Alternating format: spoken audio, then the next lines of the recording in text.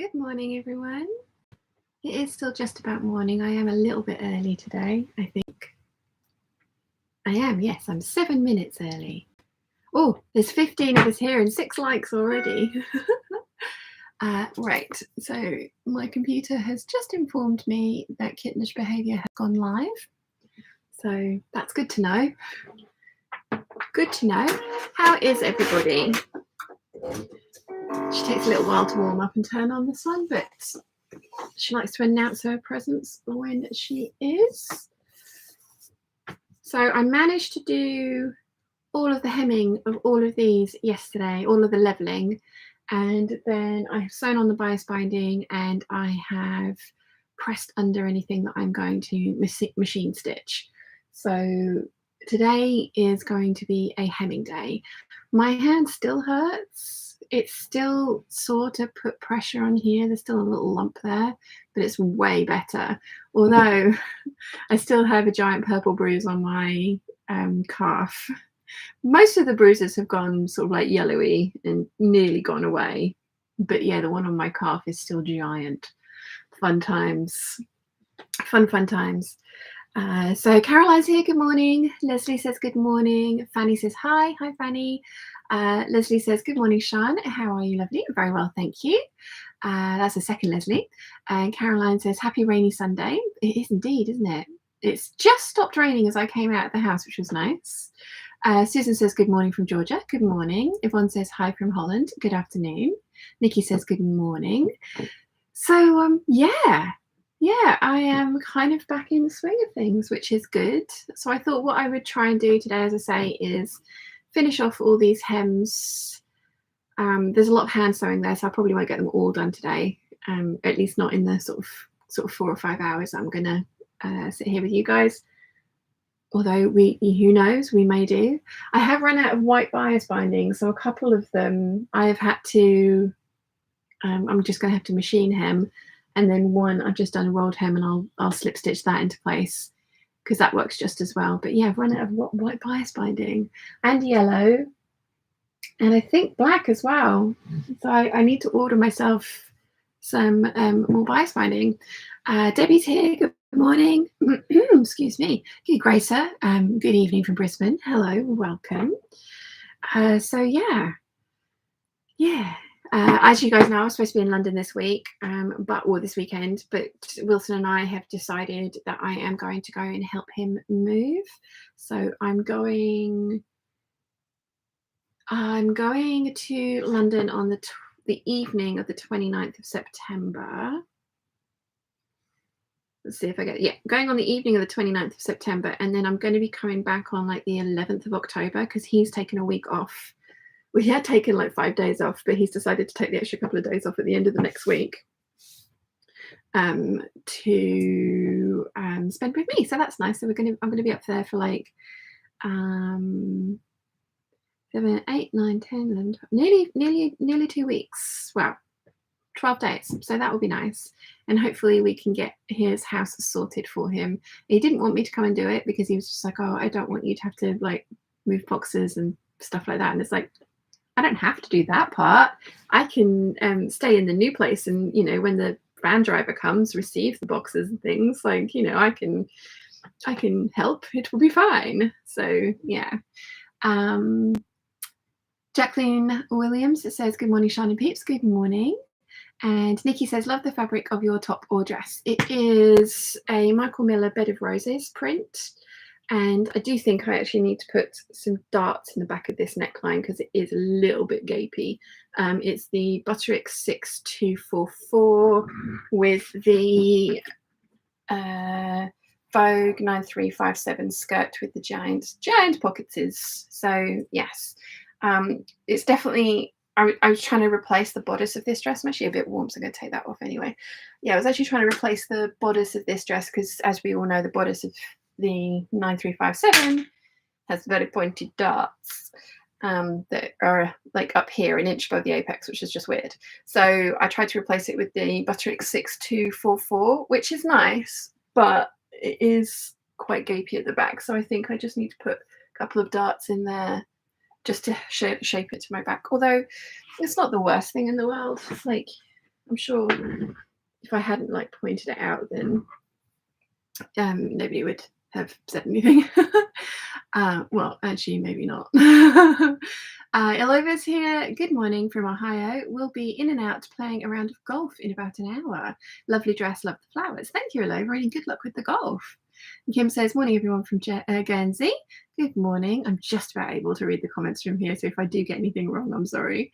And Kathleen says, blurry, good morning from Illinois. Good morning. It's very early there. I have an itchy eyeball. Oh, scratchy, scratchy. Right, so I need to change the thread in my machine over to white. I'll probably just spin you guys around and tilt you down a little bit, actually. There we go. That's better, isn't it? Right, so yes, I need to probably, actually, you know what? I'm going to change the needle and clean my machine as well, because I haven't done that. Didn't do that at all yesterday, and it probably does need it.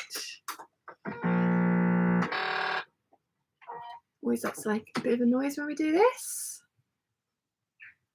So what's everyone else up to on this lovely Sunday? What are you doing? Okay, so that's my white bobbin. Take the red one out. Whoops. Try not to drop the red one. There we go. Oh, that can just get, that's nearly dead anyway. That could be a disaster. So yeah, the hemming video was hilarious. I've tried 5 different methods. I could think of a 6th, but I have tried it in the past and I absolutely hated it. It's when you lie the item of clothing out and then try and repin the pattern to it to use the pattern to level the hem. And I've tried it once and I absolutely hated it. I just found it awkward and fiddly, and that was a skirt that I hadn't even sewn the back seam up or put the waistband on or anything. And yeah, I tried doing it and it was just not the one. So I've decided to talk about that one in the video, but not actually do it, because it was just like, I know I hate it. I have tried it once. I will tell you guys about it because I know some of you, it might work for some of you, but it does not work for me. And I do not want to put myself through that, especially as all of these have fairly large skirts and I don't want to try and wrangle with any of them to try and do that. And I just think that getting that accurate would be really, really difficult. And I actually haven't finished that skirt. It's still hanging up as literally a half circle. And I think I've lost the waistband for it. And I'm hoping I can find some more fabric. If not, I'm going to try, because it needs a lining as well.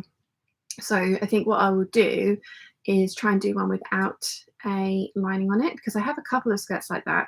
Although I find skirts without waistbands slightly more problematic to wear. But again, that's just my preference. But let's give this a clean. Lots of fluff. Lots and lots of fluff. But yeah, so I tried my usual method, which is to lay everything on the table and use my tape measure and measure, which is great if you've got a waistband. But if you don't have a waistband, that method will not work. I tried the pinchy device, which is my new favorite. I tried the chalk marker, the puffy chalk thing that came with my adjuster form, and actually that is really good. It's just really messy, really messy. And I tried a laser, which I think would work brilliantly, but you do need to have a laser that you can easily change the height of.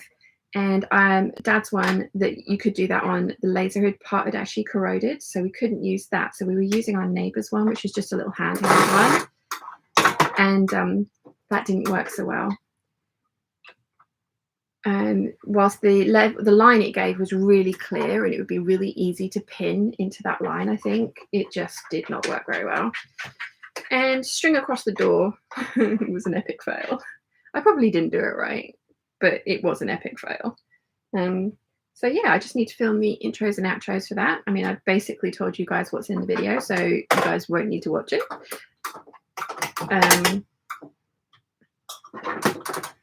Shut the bobbin door before I'd oiled it. That was silly.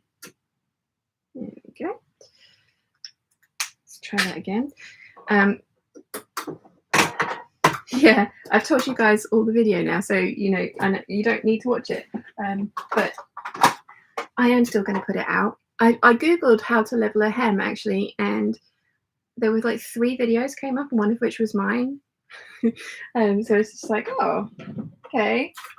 Hopefully this will be helpful. And I've tried to do it as well, so that you don't need like fancy equipment. That was the kind of idea. So you don't need like the dressmaker's dummy. Although the method that I found easiest did have a dressmaker's dummy on it. So yeah. I don't, maybe this video won't be helpful at all. We shall see. Right, where did I get to with the chat? Good looking honky says hi. Oh, okay, yep, no.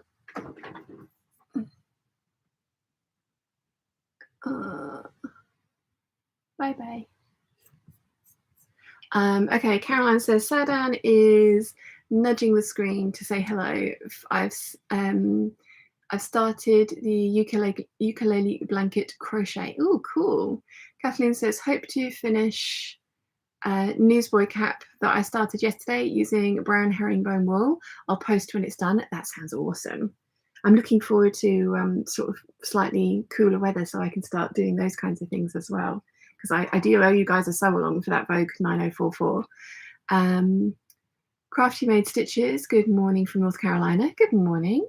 Gig Racer says, I drove down to the Gold Coast to see the sculpture by the sea, but couldn't get a peek. Had to drive to Miami Beach instead. Was still lovely. Very nice.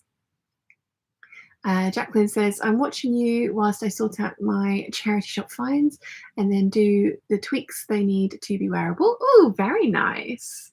Leslie says, watching you on the iPad today so that I can join in the chat. Knitting today, sitting in a comfy chair. The chair in my craft room is giving me backache, so no sewing today. Oof, ouch. Yeah, I was very aware of my middle of my back yesterday after I'd been in here sewing all day. It was just like, oh, yeah, I need to not give myself quite so long a break because in between. And Gig Racer says, I've been unwell this week, so sewing plans were on hold for a bit. Good to get out in the fresh air though. The furry overlords were not pleased at being left at home, much howling on my return. Oh, bless. And Mim says, hello everybody from Frankfurt, Germany. Wishing you all a nice hangout. Thank you and welcome. Itchy eyeball. And Alex is here. Hi, Shine and Peeps. Hi, Alex. How are you, my lovely? I still need to send you Shiana's measurements, don't I? Sorry. I have the brain retention of a sieve.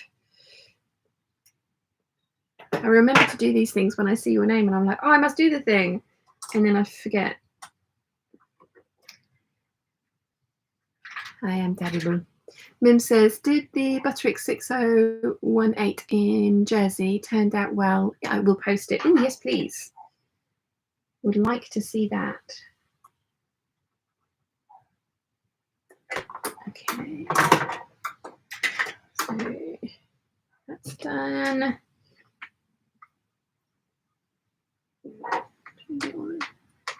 Fluff out from around here.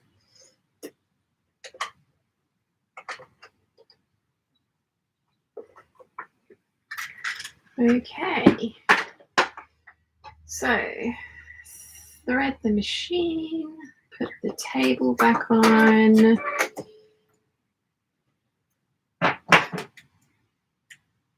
Oops. And off we go. Now my machine does have an automatic threader, which is what I'm pressing now. although I have just threaded my needle. But this only guarantees to work on a size 18 needle and above, and I'm using a size 70. Oh, lock that up. Right. And I've just got into the habit of threading the needle anyway, because I majority of the time use a size 70 needle. So pick up my bobbin thread. There it is. Okay, we are ready. So I've got my goldfish dress to do the lining. I've got the maxi dress and I've got my Doris dress, all of which need white machine stitching on at least the lining. The maxi dress I'm going to actually machine stitch the whole way around the hem because of how the hem is finished. I actually think I might change it up a little bit for the next one, although I don't think I'm going to make a button front version of this dress again. I think I am going to tweak it so that it's a zip closure at the back, because it's very much like the Trashy Diva Hollywood dress, which I think I've told you guys about before, so I'm sorry if I am repeating myself. But this is a dress that I have been obsessing over for a very long time, and I love Trashy Diva. Again, their aesthetics, their owners' work practices, not so much. But I also know that they're. I used to own a giant collection of Trashy Diva, and I've sold it all because it's all too short-waisted for me, and I can make my own stuff now. But yeah, the Hollywood dress is like that. So it does have a waistband in it, which this spotty dress doesn't. This is this McCall's 6740. But the bodice and the strap situation are pretty much the same as this, and it's really easy to add a waist seam into this one if I wanted to. I don't have to. And then I can just make the ruffle that goes around the top, which is then elasticated. So you can either wear it off the shoulder like this, or you can put it up and put it over the straps. So I think I'm glad that I have made this McCall's 6740. But I think I'm going to tweak it so that it works better for me as a zip back dress rather than a button front dress. But the way that they finish the front facing, there isn't actually a facing piece for the front. It's just you cut the front bodice piece twice, which, because this fabric was so sheer and see-through, I didn't want to do. And then the way they want you to finish the hem is a bit weird. I don't like it. So yeah, I'm going to finish the hem the way that I want to do it, and then going forward, if I do make it again, I will either draft a proper facing piece for this, which I still probably in this one would have still cut out of the white lining fabric, or use a slightly less sheer fabric, although this is a very nice dress. Let's see. Dee says, I've been waiting for this. Hello from Colorado. Hi, Dee. Alex says, yes, that would help for Chiana's measurements. I've asked Alex, I've commissioned Alex, and I'm going to pay Alex to make a pretty cat harness for Chiana, because when James and Nia were down here, actually, we were sat out in the garden and she could see us, and so she sat in the window and screamed out at us. This was before she'd savaged me. It was the morning or the day before she savaged me that night. She screamed at us, literally was screaming at us out the window. So I went and put her old harness on, which does fit. It's just I could still get 2 fingers under it, so it wasn't too tight, and brought her down into the garden with the lead on. And Susie's blind now, so Susie wasn't immediately like, there's a cat, must kill it. So Chi came and sat on my lap, and then she sort of like had an explore around the garden. She ate a whole bunch of grass. She then threw that up, because that's the only reason cats eat grass, is to make them sick. So yeah, she really enjoyed it, and I would like to be able to take her out into the back garden more often, just for a little bit of variety for her. And I had somebody ask me why she's an indoor cat, and we live in a much busier town now than we did beforehand, and there's like a little we're all kind of on a cul-de-sac, but there's a big main road next to that cul-de-sac. So there's a little road which only serves our houses, and then there's a main road behind a verge there. And she's never, ever had to deal with that kind of traffic before. And I'm sure she'd be fine. I'm sure she probably wouldn't actually leave the garden, but I don't want to risk it. I've lost 2 cats to car accidents, and I do not want to lose Gianna to a car accident. So she's an indoor cat. But it would be nice to be able to take her out for walks, which is why I asked Alex, commissioned Alex, to make me a kitty harness, because Alex makes the most amazing ones. Although she did say that she can't make it fancy for the cat because it needs to be fairly plain. But I might actually get you to make. I'm going to commission you to make one for Susie for Christmas, because Mum really wants one. She was like, "Oh," when I was mentioning it to her, she was like, "Oh, would she make one for Susie?" And I was just like, no, that's just never going to happen. It's like, I want to do that. And I can say this because Mum's in the back garden, so she's not watching this part of the vlog. So, haha. Yes, I need to give you Susie's measurements as well. And again, obviously, I will pay for that. Alex has just said, don't worry, I don't want money. It'll be my present. She'll hate me for it, but hey ho. Yeah, can you imagine? Actually, she really doesn't mind wearing her harness. Since I had her from 8 weeks old, and the day that I got her, I put her in a harness so that she could get used to it. I did the whole kind of like putting it on her but not tightening it thing, letting her smell it, that kind of stuff. And I've got the cutest photo of her. So 8 years ago. So when did I get Gianna? 2013. Wow, is it that long ago? My little baby girl. Oh, she's so cute. Where is the picture? But yeah, basically the day I got Chi, I had her in a harness because I wanted to be able to get her used to it and not worry about it, and it worked really, really well. So can't find the picture now though, can I? Of course not. It is the cutest photo as well. But this is her first traveling down to the island, and that's on the London Underground, or a train I think that was on, and she was in her little cat carrier, fast asleep in her harness, and the harness attaches to the cat carrier. And yes, there she is exploring the back garden in her little harness. But I do have a cuter picture. I do. I have so many pictures in this camera roll. Sorry, it's my curiosity. I want to see my cat in her harness because it's cute. Where is the picture? Where is the picture? There we go. Look at the little fluffy one. She was so tiny.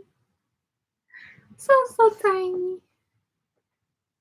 But yeah, she's been used to wearing her harness all the time. It was it was something that she used to wear around the house quite frequently. Never alone, ever alone. She was always in my company, and I would always take it off if I was ever going to leave. But yes, let's see. Where did I get to with the chats? Caroline says, how is Chi? She is much, much, much better. The infection seems to have gone. She is absolutely loving her new food, although she's not liking the amount that she's actually allowed, and we're having some arguments about that. Yeah, that's fun, because she's clearly massively been overfeeding her, because I've started measuring out the amount that she's allowed, and it's like, oh, it's quite a lot less. So yeah, she's not impressed with that, but yeah, she's much, much better, which is great. Nicole says, hello everyone from Reykjavik in the Netherlands, and I'm very sorry, I definitely pronounced that incorrectly. Johanna says, hello from North Carolina, USA. What are you working on today? I'm going to finish hemming these. Alex says, don't worry, I forget stuff all the time too. Glad it's not just me, Alex. Olivia says, good morning everyone, 6 in the morning here in Iowa. Oh, good morning, Olivia. Nikki says, think I might start my dragon later. Don't have any fleece, so may go rogue and do a floral one. Lol, yes. Now I'm thinking floral. I need to find out what the girls' favourite colours are, if they have favourite colours as yet. Actually, I need to ask that. Yeah. Well done for reminding me, because we do need to get that dragon done, don't we? Sky is here. Hello, everyone. Hi. Kenzie says hello from southeast Iowa. I beg your pardon. Susan says good evening from hello from Adelaide. Sky says I use a cat harness from Supper Kit. Can definitely recommend it. Viv E says hello from sunny Coventry. It's actually very sunny. Oh, nice. We had lots of rain today. Ange says hi from Melbourne, peeps, and good evening. Good evening. The Crazy Real Vintage Thrifter says hello from Wisconsin. Karen says good morning from Long Island, New York. It's a much safer keeping cats inside. Besides getting hit by cars, they can also contract feline AIDS, leukemia from other infected cats. Yes, this is very true. So yeah, there's many reasons to keep cats inside. I did used to let Chi out in St. Lawrence during the summer months until that Siamese started beating her up.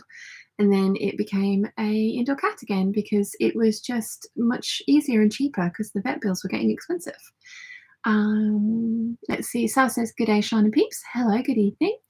Gin and Pin says, hey Peeps, Ptolemy wears a harness when he walks with me. Calpurnia doesn't like going outside, so only wears hers in the carrier. Oh, so cute.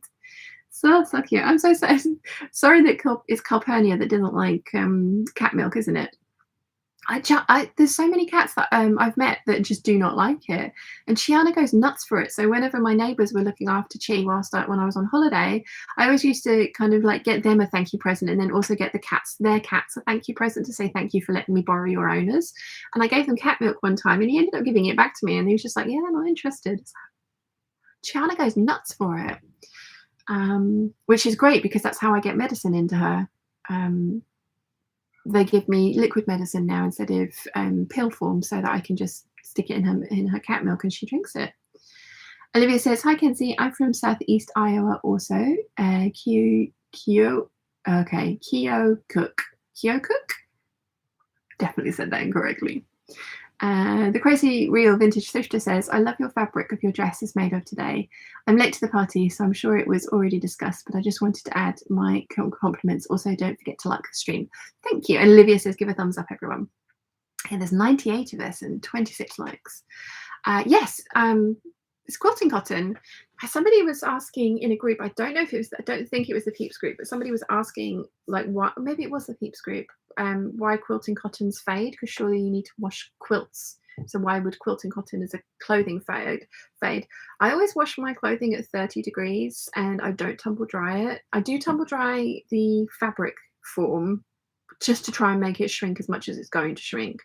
But once I've made the dress up, I only ever wash my clothes at 30 degrees and I then line dry them, or I've got a clothes area, so I put them on that. So yeah, I haven't.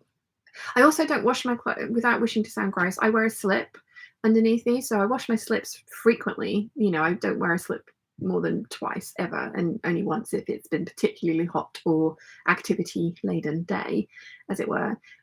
But I also use Febreze to freshen up underarms if I need to, and I tend to wash my clothing as infrequently as possible. It's better for the environment and it's also better for the clothing. So I spot clean, and as I say, Febreze is my friend. And also just airing things out, putting it in the bathroom with you when you're having a shower so that it can steam, kind of, you know, that also helps. So I haven't actually found that any of my quilting cotton dresses have faded at all. But I'm guessing that different fabrics are created differently, and I don't know which one that the person was using, because maybe it was a different. I don't know. What's your thoughts? Oh, and apparently I said Keokuk correctly. Olivia says, amazing. Caroline says, I kept my cats as indoors only for more. I've kept my cats as indoor cats only for more than 30 years now, as we live on a bus route. Yeah, I wouldn't forgive myself if anything happened to her. Dad was willing to cat-proof the back garden until one of Wilson's friends has done that as well in London and just said it didn't work. And we'd actually need to do quite a lot of cat-proofing for in here, because there's places that she'd be able to get up, like on top of our on top of the sheds then to get out. So there'd be quite a lot of cat proofing that would need to happen. So I'll just take her out on a lead. It'll be fine.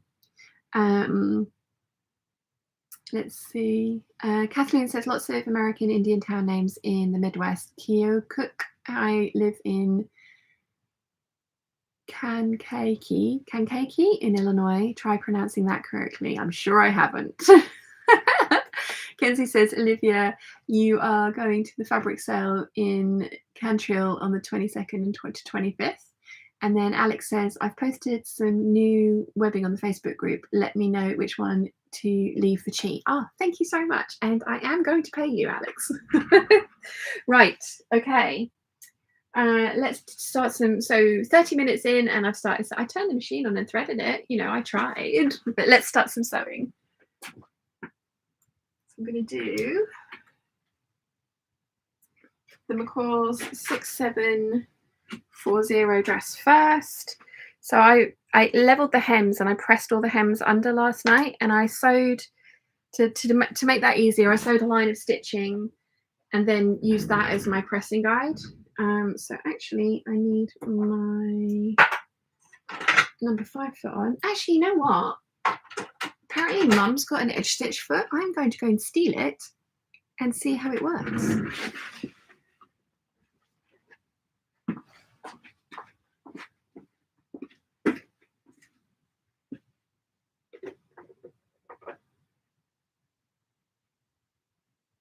$10D, here we go.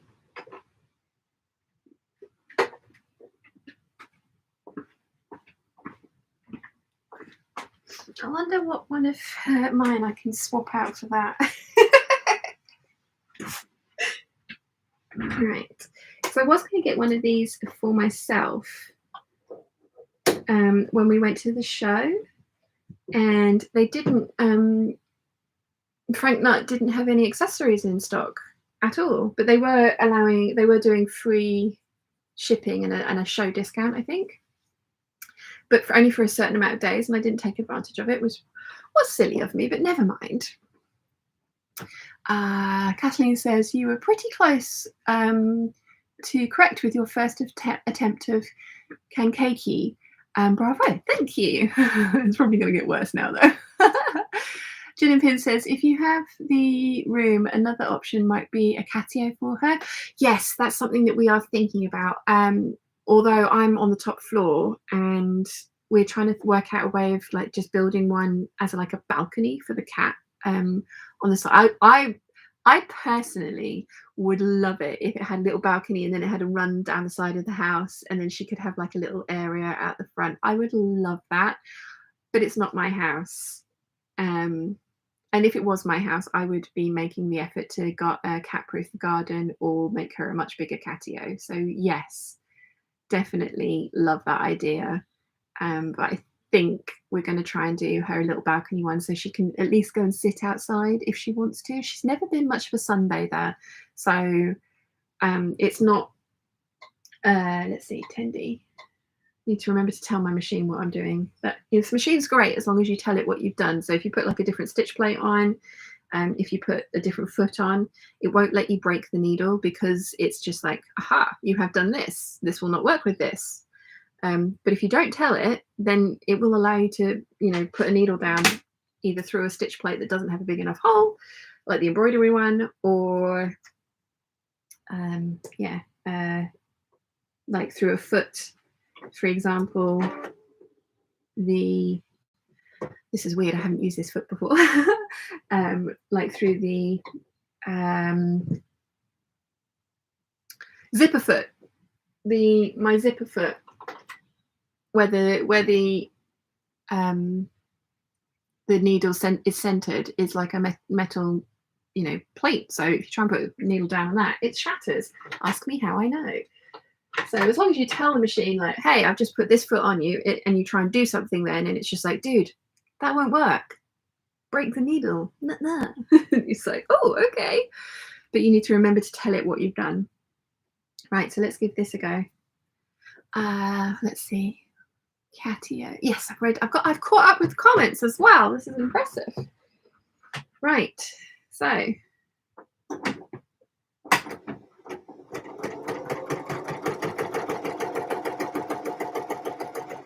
So up until now, I've always been using my blind hem foot for this, which has been great. But because of the type of foot, it meant that the needle needed to be over to the left, which meant that all the work usually had to be under the machine, which for me is fine because this space here is 12 inches, which is usually twice the size of a usual machine.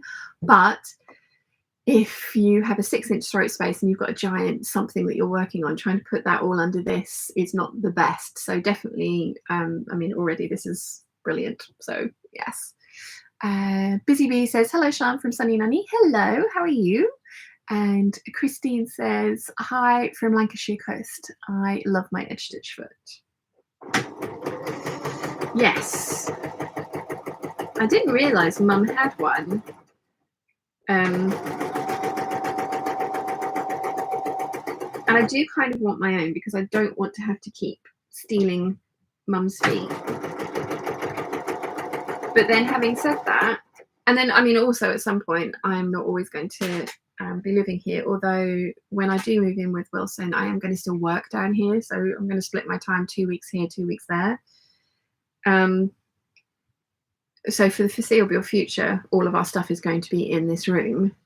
But there will come a point at some point in the future where I will move everything out, probably when Wilson and I end up buying a house together a couple of years down the line. So it would be nice not to have to rely on like amalgamated stuff that we both have our own. But for now, I can get up and go and borrow Mum's.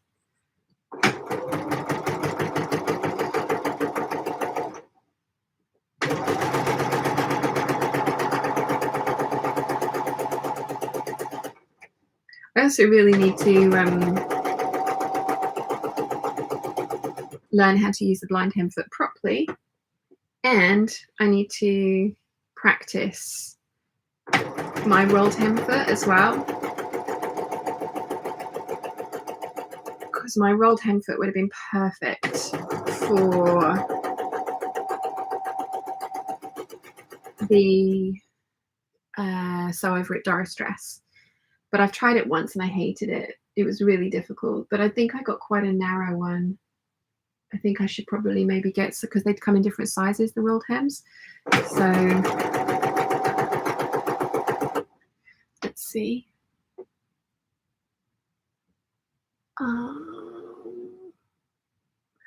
Let's see. Olivia says, Kenzie, sadly no, I'm packing to go to Wisconsin, Del, so I won't be in town. I wish the Dutchman would have had the sale the following week. Janet says, hi Sean, loving your dress. Thank you, Janet. And Busy Bee says, I've missed something. Wilson and you? I've been with Wilson for 2 years now.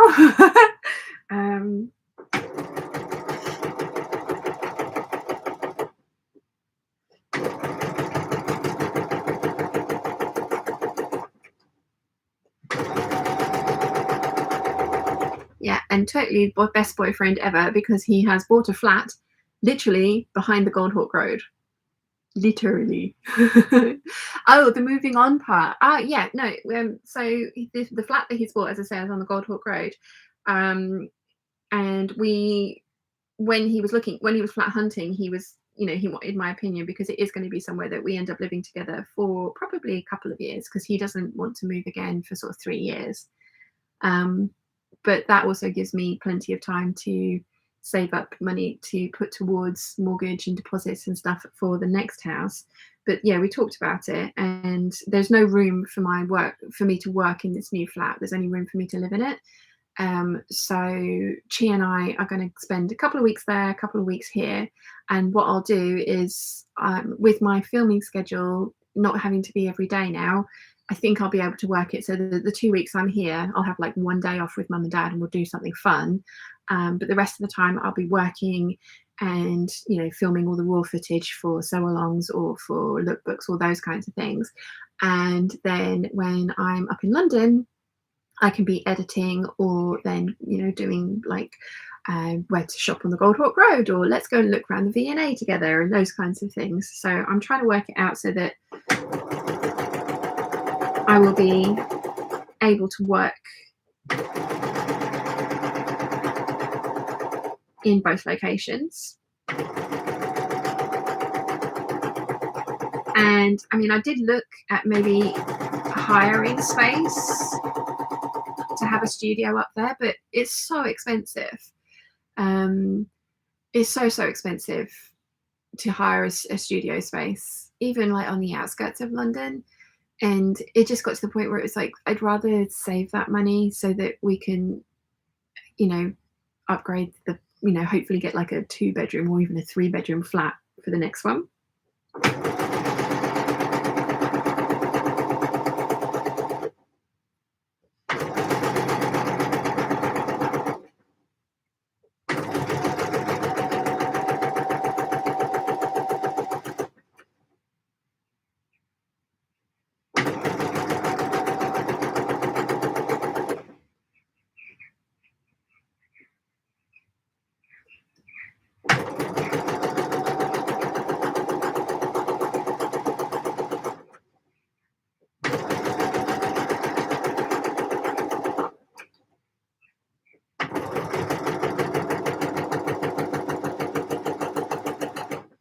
Properly concentration face going on here.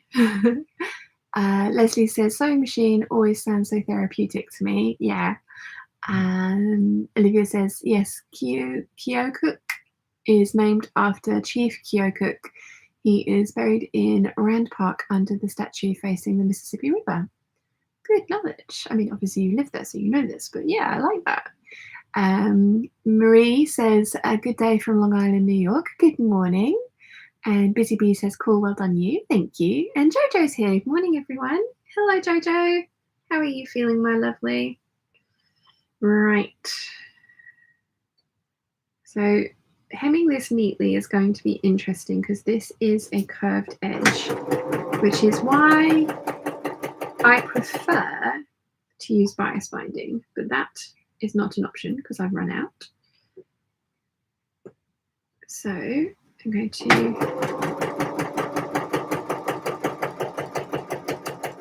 try and neatly, this is not like a full circle skirt. These panels only have a slight curve to them.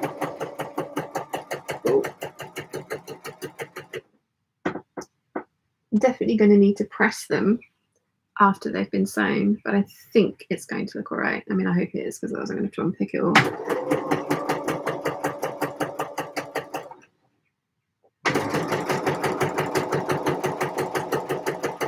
But yes, I have run out of a lot of colours of bias binding. When I was making my lemon dress, I've hemmed it with yellow bias binding, and I was that short, so I had to patch in some green.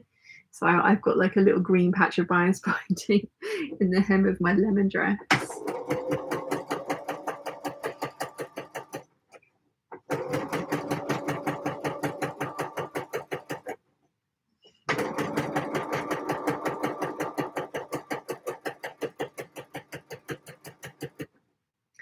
Right, I have got my lunch down with me. My tummy's rumbling. Oh. Should actually drink it, shouldn't I? Dee says, what size bias binding do you use for hems? A variety, but it's usually, let's see, 20 millimeters thick. I get it from a specific seller. I buy it on 25-meter rolls. I have quite a lot of it. I clearly still need to start using some other colors. I'm going to need a lot of cream for the Savannah collection, and I'm running out of that as well, so I need to remember to order some of that. So I need yellow, cream, white and black so far. There's a little chaffinch on the bird feeder outside. His little red face. Oh, Dad's put bird feeders all outside the sewing room. It's lovely.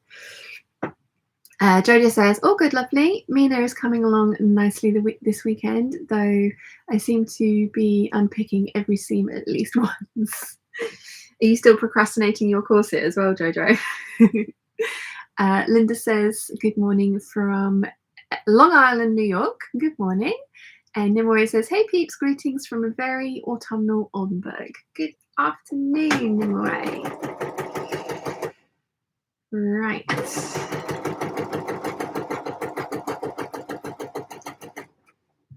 Okay.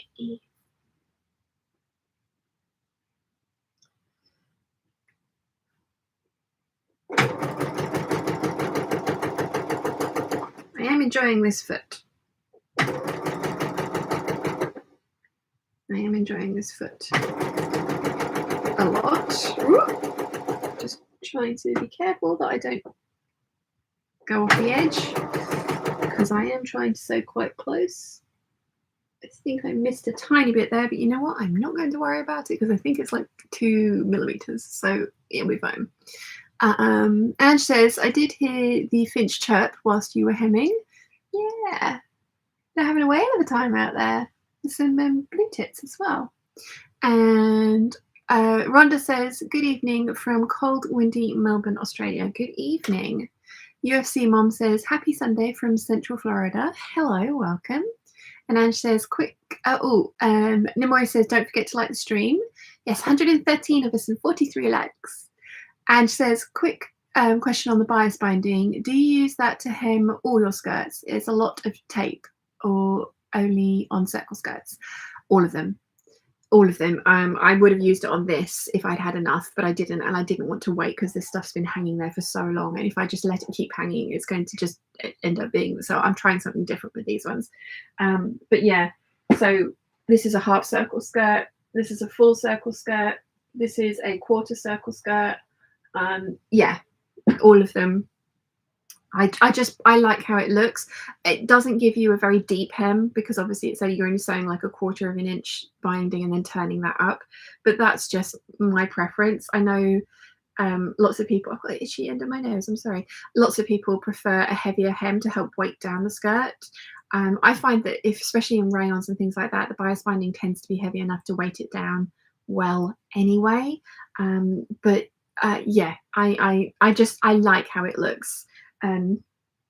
I have some amazing rainbow bias binding that's actually in a cupboard that I can't quite get to easily, so otherwise I'd show you, that Karen sent me from Germany, and she sent me 67 meters of it. It's on a giant, like what looks like a thread spool, and yeah, it's just, I use it like on everything. So I even use it in coats as like flat piping to make the lining stand out. So yeah, I use it for everything.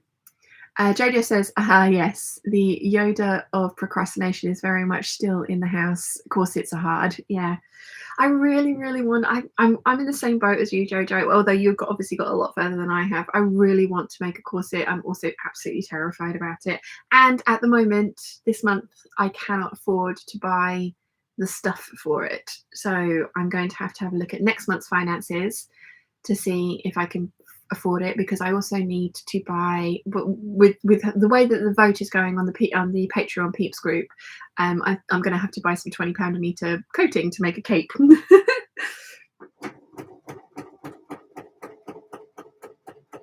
And that's because all the coating that I have in my stash is allocated specifically for something. So I'm not being you know, all of that has plans. Everything in my stash pretty much has a plan behind it. There is a couple of fabrics that I'm not 100% sure I'm going to do with them, but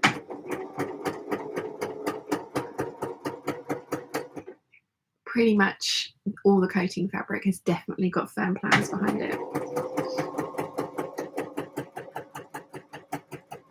I'm quite excited about having a camel coloured coat in my stash though, or my wardrobe, because as we have been discussing, I really like big sleeves, and also all the coats at the moment, I mean, I seem to, I've said this before, I put weight on proportionally, but my arms have got quite a lot bigger, and some of the coats that I've been making are fairly tight in the arm area, which means I can't wear cardigans underneath them, which is not ideal. It's not the end of the world, but it's not ideal. But just, I'm thinking with a cape, it doesn't matter, because, you know, I can wear my long gloves, I can wear my cardigans, I will be very happy, I'll be nice and toasty warm, and I shall look very chic as well. At least that's how I look in my head.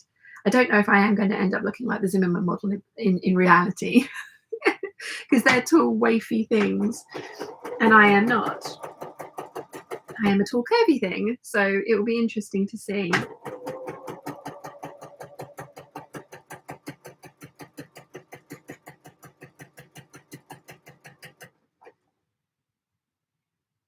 Right.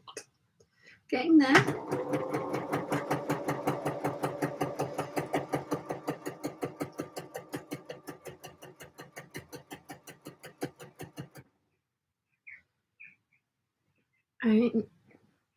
This is a fairly full skirt, thinking about it. So, you know, this is always going to take me some time, but I am getting there.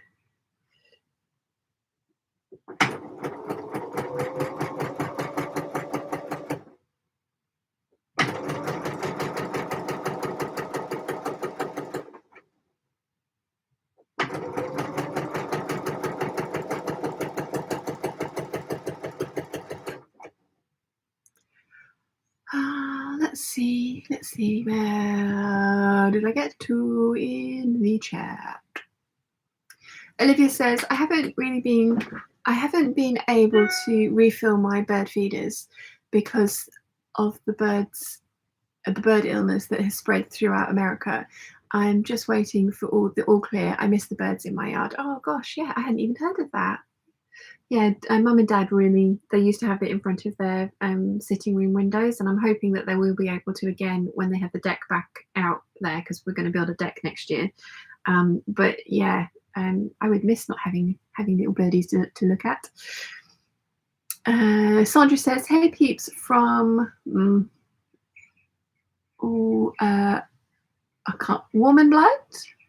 Ball. I'm so blind. Dee says, where do you get your binding? I get it from a shop on eBay. I have got a frequently asked question section on my website, and I have got the links to the 2 eBay shops that I use. I need to check them because every now and again they do become invalid when the shop kind of rejigs things. But yeah, I get mine from eBay. Or from the very lovely Karin in Germany.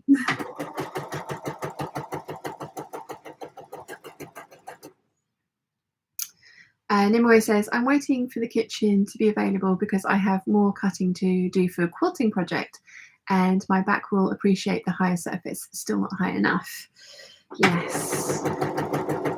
The lino has arrived for the cutting table in here, finally. The first one I picked just never came back into stock, so I had to go back and pick another one. And of course I picked one that was slightly more expensive. It still has a rough texture on the top, and I'm a bit worried about that, but Dad says that we can probably smooth it out with maybe contact paper over the top or something if we need to. But it's a light color as well, because it had to be felt backed for the adhesive. It had to be light in color for filming, and it had to be as smooth as possible. But obviously it's a floor surface, so they don't make them completely smooth, because then they end up getting slick if they got wet and you'd fall over. So they usually have a little bit of texture to them to help people grip to them. So I'm hoping that I've picked the right one. Mum and I went in and picked the first one, and I do think it was better. It was smoother, but like I say, it never came back into stock. So we had to do that. We had to go with what we could get. Anne says, I have been too cheap to buy that much bias binding, only after to build up my stash by cutting up my remnants. I have to say that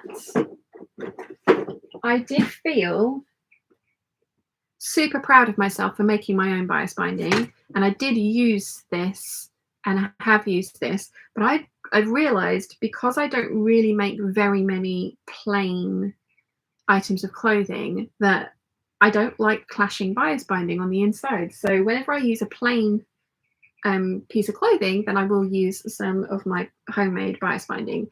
And like, I got 10 meters of this Rifle Paper Company one out of quite a few small scraps. So I was, you know, it was not something that I want to do all the time, because it wasn't that enjoyable, but when I was in the mood, it was quite satisfying to do those.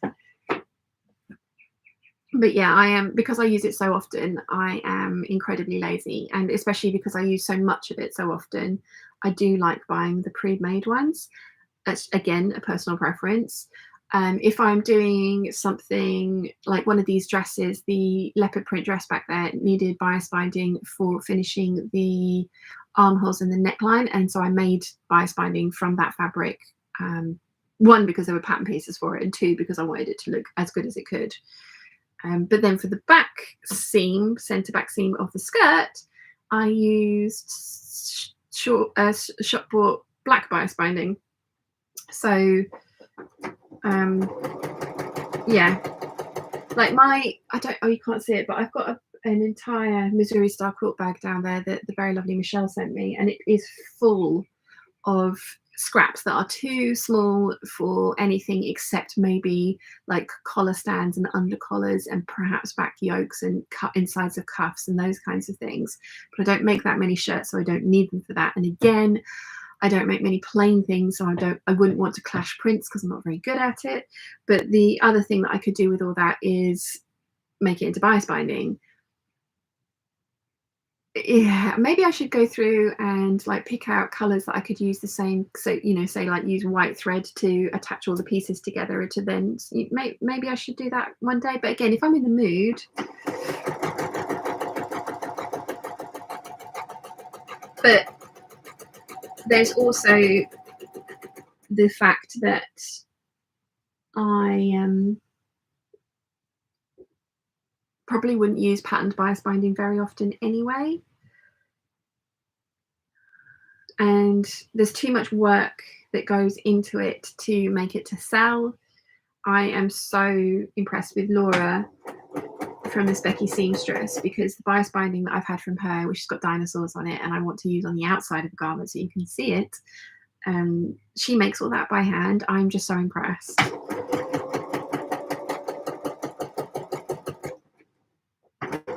But I know I'm a lazy little so-and-so, and that I won't, you know, it's not, I don't want to make it to sell. I don't want to make it as, I don't know, maybe gifts for sewing people that might be nice, you know, sort of like 10 meters of pretty printed bias binding. If we do the pattern swap this Christmas, that could be like a nice little thing to put in. So actually doesn't cost you any money because you're making it from scraps from your stash, but it is something that is pretty useful. But again, I just don't use pattern bias binding very often. I did use it when I made my jeans, my Decades of Style trousers. I used it for those.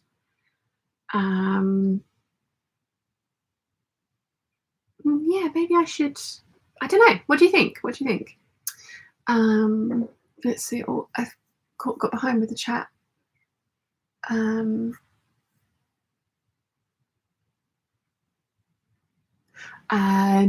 Diana says, morning Sean, hello peeps from Ohio. UCF mum says, I love capes. This is going to be my first proper cape. I'm looking forward to it. Nimue says, binding on the roll is often a lot cheaper than buying just what you need for project. Sadly, I haven't found a good source here in Germany yet. Did Nimue, was it you that had some sent to me and I sent it on to you? I think it was. I know I did that for fabric, but I think I did that for binding as well, but I'm not sure. Olivia says, I think you will look fabulous in a cape. Oh, thank you. Caroline says, I want a cape for when I venture out on my monthly scooter to keep me toasty warm. I have some wool blend from Pound a Meter to try out. And Imore says, many moons ago when we refurbished the kitchen, Hubs raised the work surfaces by 4 centimetres to ease my back. Oh, that was lovely of him. Olivia says to Ange, nothing wrong with making your own binding. You're saving that fabric from going into landfill. Oh yeah, I mean, I am not going to get rid of those scraps. I haven't worked out what I'm going to do with them yet. I think another thing for me to do would be go through and make a whole bunch of masks and scrunchies. That would be something else that I could do with all of those. And, you know, masks aren't going anywhere, and it would be nice to have matching masks for some of my dresses and outfits and stuff. I have matching scrunchies for them all, but I'm refusing to get rid of those scraps because they are big enough to do something with. I need to make one of those videos, don't I, like 5 things to do with your scraps, because they always just go viral on YouTube, and then hopefully bring in some new subscribers to listen to me waffle. But yeah, I refuse to send that to landfill because I don't want to add to the problem. Caroline says there is stuff called Diamond Bright that is used on floors to give a smoother surface. We'll check the actual name with Mark. Oh, interesting. Thank you. Jacqueline says, hooray, Sunday night live. I am here now. Hello, Jacqueline. Jacquelina, sorry. I am so blind. Olivia says to Ange, didn't realise my autocorrect changed your name to Angel. Sorry. Gotta love a bit of autocorrect. Autocorrect changes my name to Asian, which is actually mine and Wilson's ship name as well, which he finds hilarious. Jenny says, hi Peeps, making warm wool trousers in Eastbourne. Ooh, nice. Ange says, oh, no worries, love, lol. Jacquelina says, wow, I love the thought bubble of making your own bias binding and popping it on cards for fabric haberdashery palette. Yeah. And my Project Life cards are becoming really useful. I've stopped doing Project Life. I really ought to start again because I enjoyed it so much. I need to try and work out a good setup in here for packing the sewing room away and getting the paper crafting room out, because I've got an entire wall of paper crafting stuff that I am just not using. Where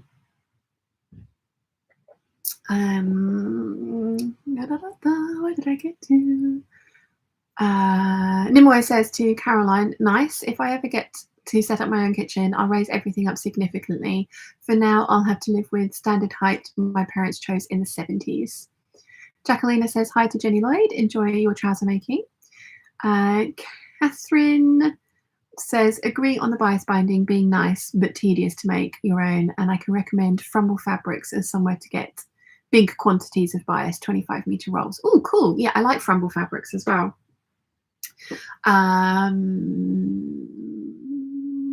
Gillian Pin says, busy day today, catching up with cleaning and shopping, but need to do some sewing later as I'm going out for a friend's 60th meal on Thursday and have nothing to wear. Don't you hate it when that happens? Isn't it nice that you have a whole selection of fabric to make yourself a new dress? Catherine says, good afternoon all. Good afternoon. Nimue says, I still need the perfect project for my bias binding from Laura. I've got the planets and dinos. I've got the dinos as well. Yeah, I'm waiting for the perfect project. Like the Deer and Doe Belladon dress with the dinos around it would be so cool. But I don't know how often I would wear that. So I want something like a top that I can put the dinos on. I mean, I could just put it on the inside, couldn't I? And then it would be something I'd wear way more often. But they're so pretty. I love those dinosaurs. Jojo says, ooh, I have my eye on big dramatic swooshy cape for this winter. I've got a 1970s pattern recently and it's perfect. Nice. So do Emma says, hello. Hello, welcome. And Ange says, I'm selective about what fabric I make the effort to turn into binding. Usually silk lining or very precious silk charmeuse or light silk crepe de chine, usually unpatterned. And you have the patience of a saint, because cutting out that kind of fabric on the bias straight, yeah, mine is usually viscose. I have made some cotton bias binding, which I do like, but I prefer the satin acetate bias binding that I buy. The cotton bias binding that I bought was a polycotton blend, and it's actually more like horsehair. So I do use it occasionally to actually, when I want to add stiffness to a hem of something, but I also find it's really itchy to wear, so it needs to be something that's got a lining in it as well. It's taken me half an hour to get halfway around this skirt.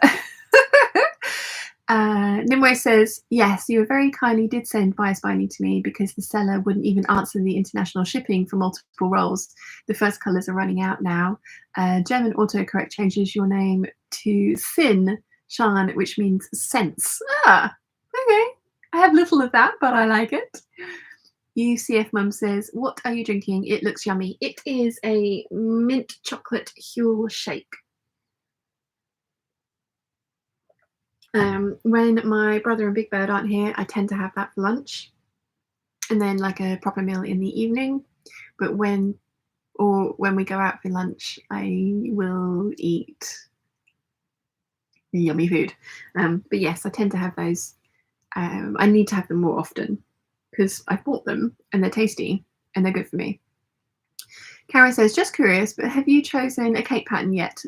Are capes easier to sew than regular coats? I would think so, and it's going to be a sew along. It's a McCall's pattern. 2 secs.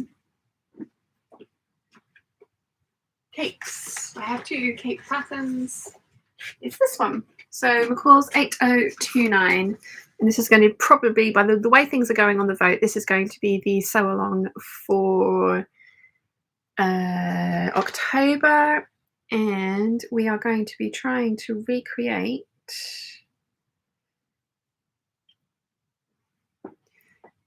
this Zimmerman cape, because I don't have like 1,300 quid to spend on it.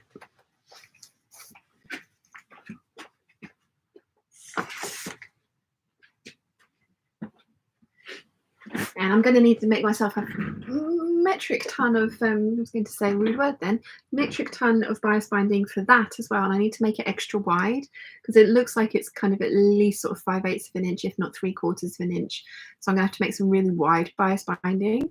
And I'm thinking, I don't have the scraps out, but the kind of rayon cotton blend suiting that I made the Vogue 8997 dress, the waistcoat and skirt out of, I've got some decent sized scraps left that I was thinking I might try and make a cap out of. But that binding on the cape, on the Zimmerman cape, has some texture to it, as does that cotton suiting. So I'm thinking I will, if I've got enough, I'm gonna have to get the scraps out and have a look, but I can make my own bias binding with that, because it has texture. I really wish they'd make some more of that. It was called Bisou, and it was a rayon cotton blend suiting fabric from Lady McElroy, and I really want them to make some more because I really want to make a pair of trousers out of it, and perhaps even a jacket to go with the waistcoat, because I really like the skirt and the waistcoat together, but I do think it would look really cool with the waistcoat and trousers as well.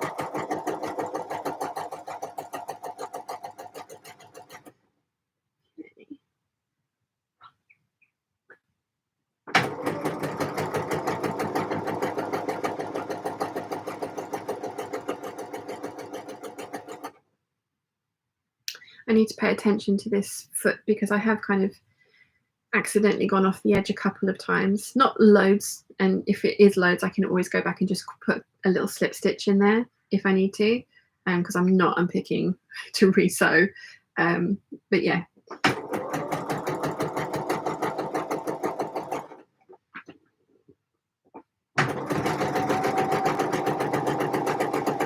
Probably ought to be paying more attention than I actually am.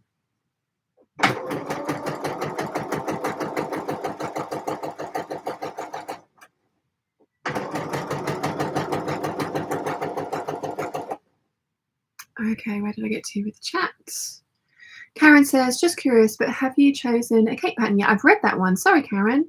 Nicola says, sadly, Laura has closed her shop for the time being. Loved her bias binding. Oh, and hello from Inverness. Just finished a mountain of ironing.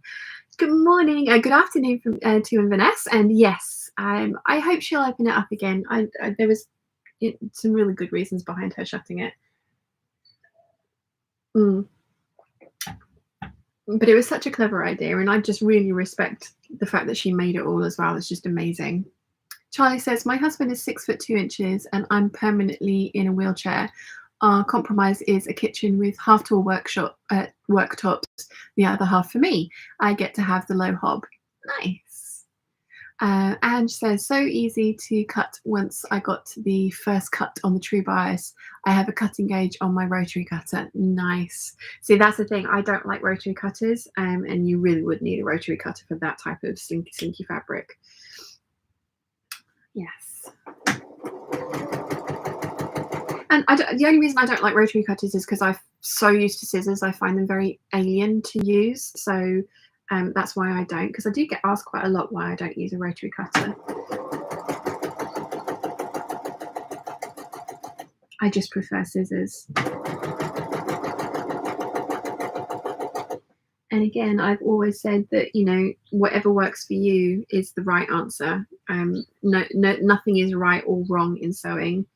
There are rules to learn for sure, And when you're starting to learn to sew, it definitely helps to follow the rules. But once you've learnt the rules, you can then decide whether you want to apply them or not. And if you end up with a finished result that you like, you do it however you want to do it. Like, this is why I always say, like, I am no expert. I have had no formal training in this. I am completely self-taught, and I have ways of doing things that are probably totally incorrect, but they work for me, which is why I share them with you, which is why I was using my blind hem foot for edge stitching until we got this foot. So, you know, like, whatever works for you is the right way because it works for you. Hope that makes sense. So do it, Emma says, currently making sugar paste sweet peas. Normally listen to your hangouts while sewing. Oh, fancy. What are they for? Jenny says, what do you think about using washable ribbon for binding? I've got lots left over.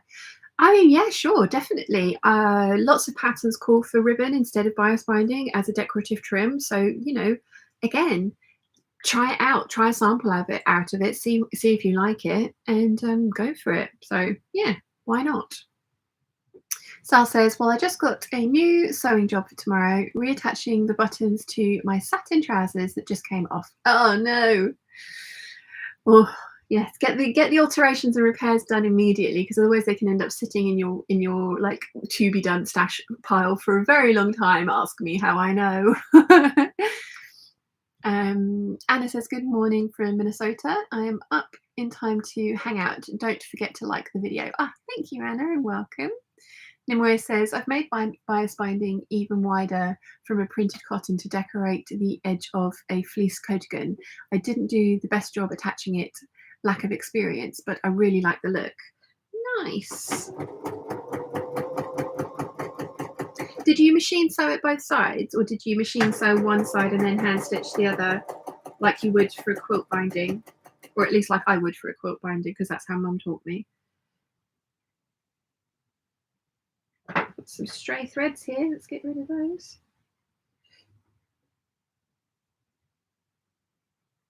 Okay.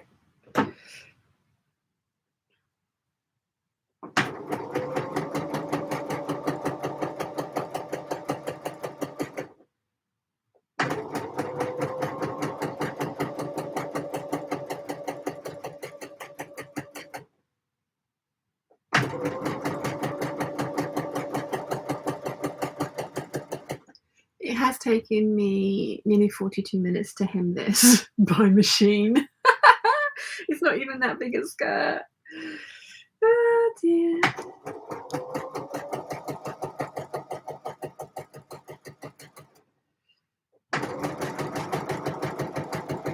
I'm talking as if it's finished. It's not. I'm nowhere near finished. Still got half the lining to do.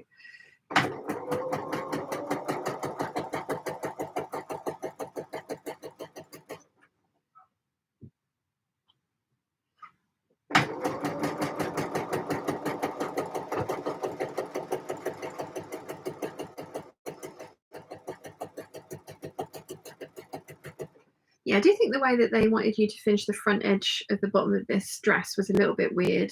I would totally have done it differently, and will do it differently when I make this again.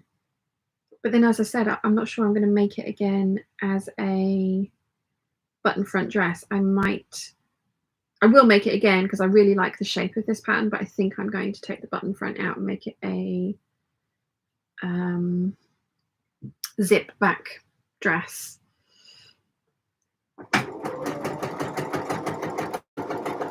It would also look really nice as the bodice for a jumpsuit as well, thinking about it. Suzanne says, just made the Ellen Mac Duchess jacket. I'm in love with it. Would look fantastic on you. I haven't seen that one. I shall have to have a look.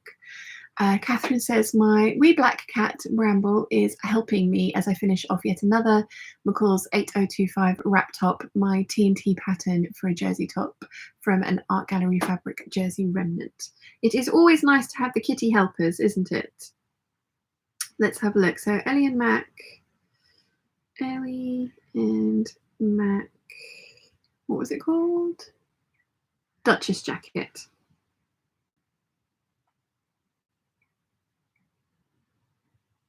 No images. Oh, that is pretty.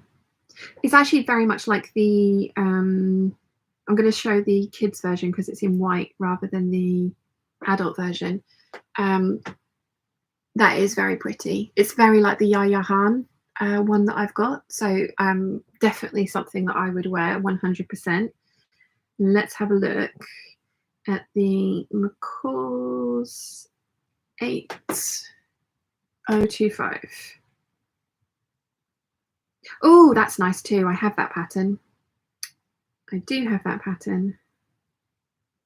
Come here. I don't want that. Okay. It's that one. Very nice. Very, very nice.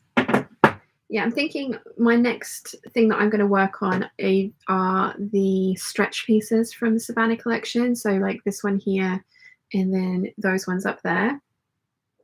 And it would be so easy, so easy to like just make the kind of cowl neck t-shirt or the gable t-shirt or the wanted t-shirt, because I really like those ones and I enjoy wearing them. But I do have lots of other t-shirt patterns, like the drape top from Deep Pea Studios that Teresa got me for Christmas last year as the heavy pattern swap. And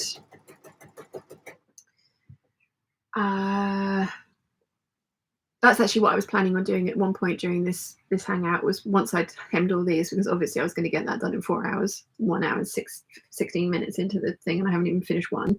I was going to get some knit top patterns out to have a look through with you guys and see what we think.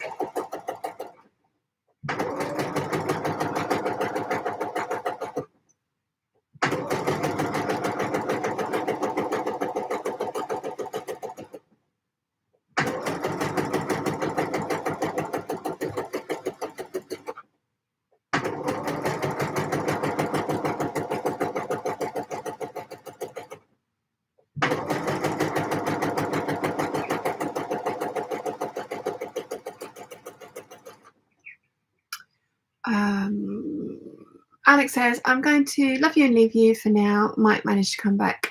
Thank you for the company. I have sewn my waistband with you. Awesome, Alex. Thank you for joining us, and maybe see you later. Dee says, it looks like Frumble doesn't ship to the US. It's so sad. Oh, no. So do it. Emma says, wedding cake for my dad and his new partner. Wedding on Tuesday. Outfit all sewn up. One thing finished. Oh, how lovely. How very lovely. That's going to be a very pretty cake.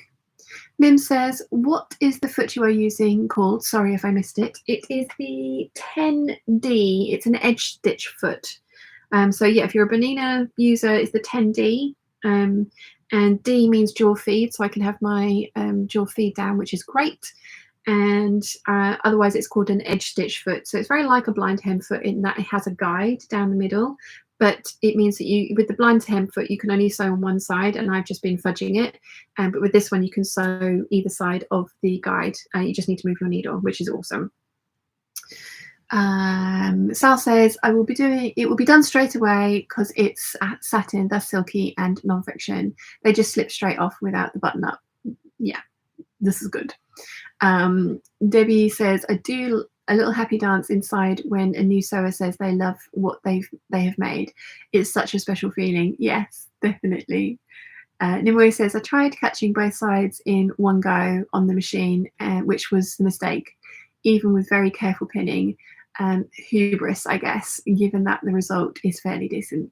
Yeah, that's how I first tried to do bias binding, and it's doable, but it's really difficult to do, as you have found out. But yeah, it's in my opinion, it's worth sewing it by machine for one side and then turning it around and slip stitching it into place if it's going to be one of those ones that's visible on both sides.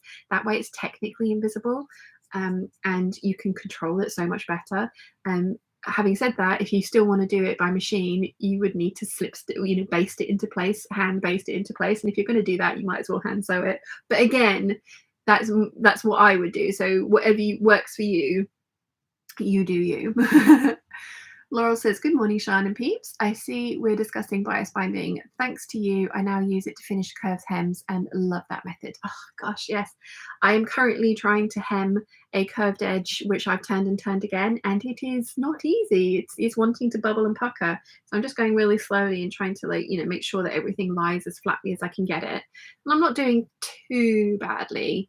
I'm going to press it afterwards. I think it will work. But yeah, I much prefer bias binding, but I ran out. And I didn't want to wait any longer. Because if I don't finish these dresses now, especially this one, I will never get to wear it this year.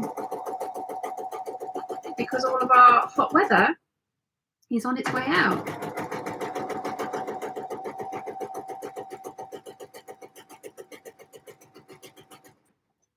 Okay.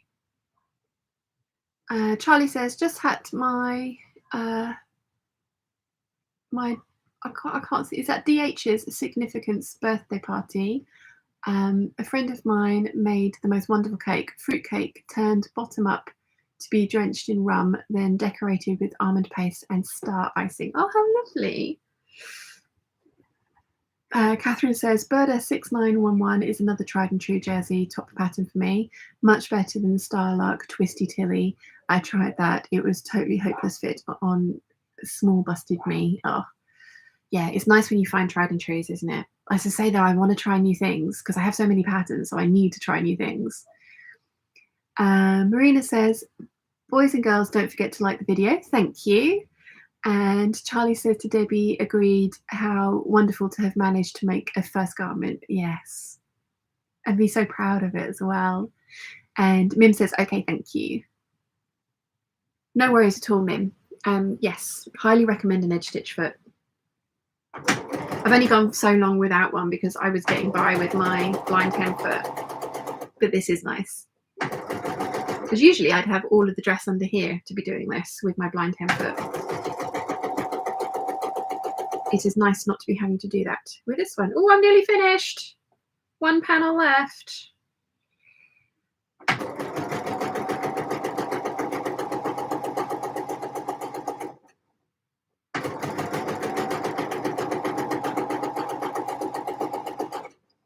Now, this dress,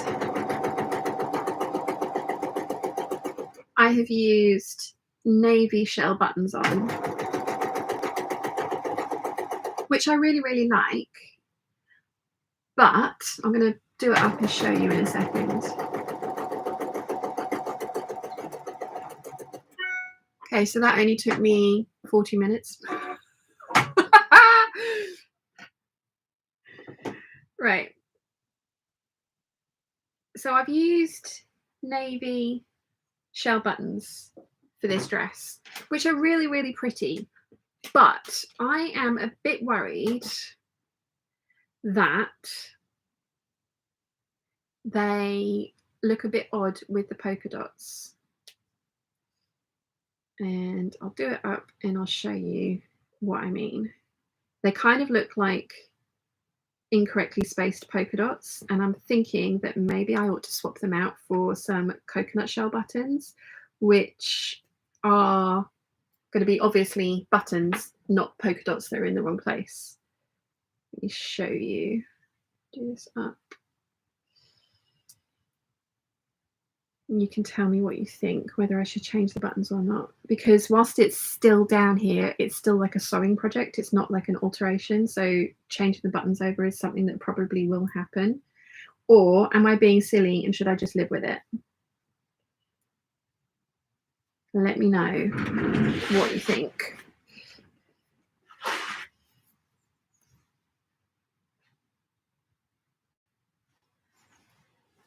Do you see what I mean? It's like these two are the worst offenders. That one, and those ones are okay, but these two kind of make me think that maybe I ought to put brown wood buttons on, so it's just really obvious that they're buttons and not polka dots that are just in the wrong place. Yeah, let me know what you think. Right, so that needs to be ironed, which I will do in a minute,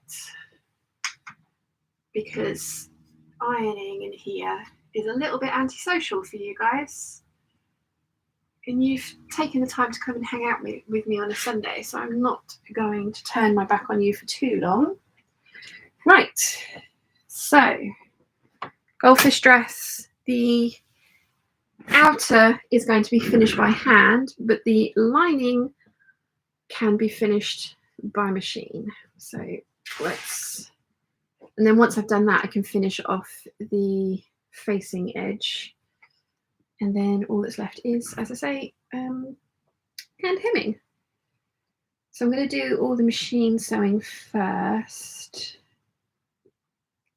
I really thought I was going to get like most of this done today. I might still.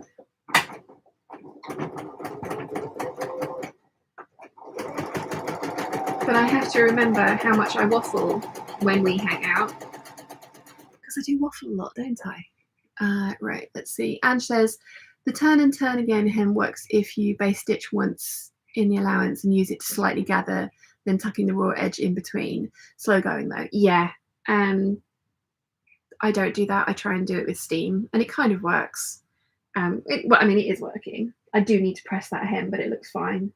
But yeah, I'd much rather sew bias binding on.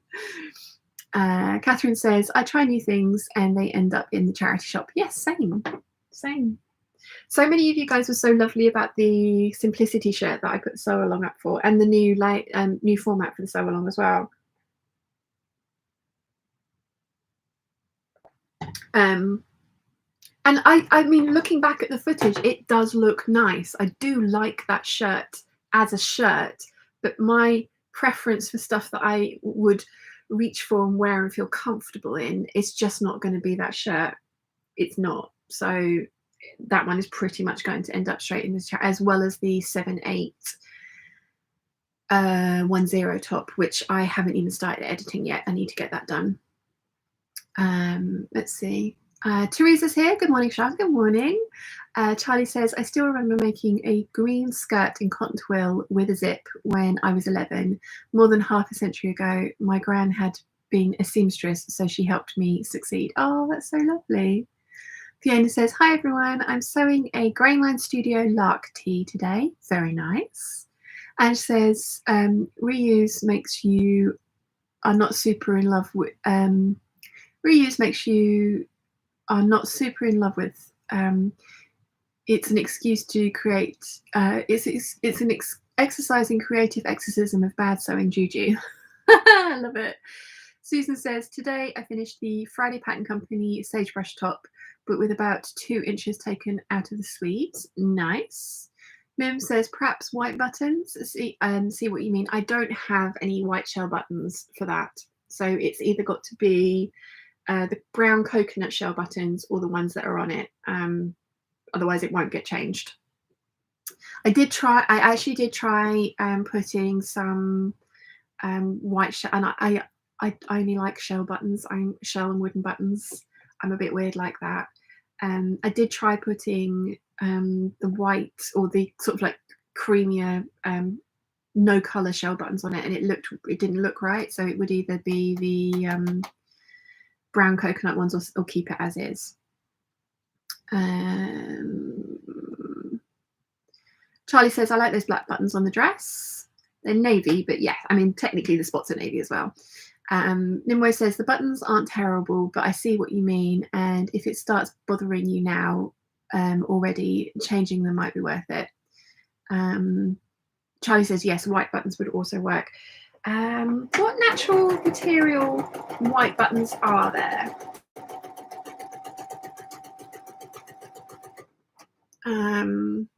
Ange says, oh, don't worry about being antisocial. I'm hardly looking at the screen. Just having you read out the chat is great. I'm cutting out a vintage Donna Karan Vogue and really need to pay attention. Oh, yes.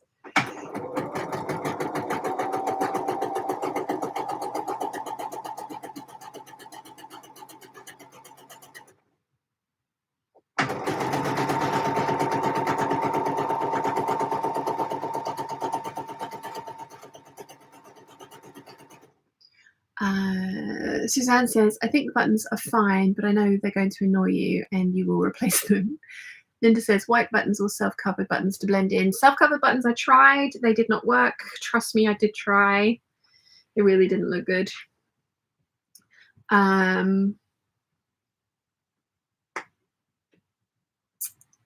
Sal says, the waffle is why we are here for good percentage of reasoning.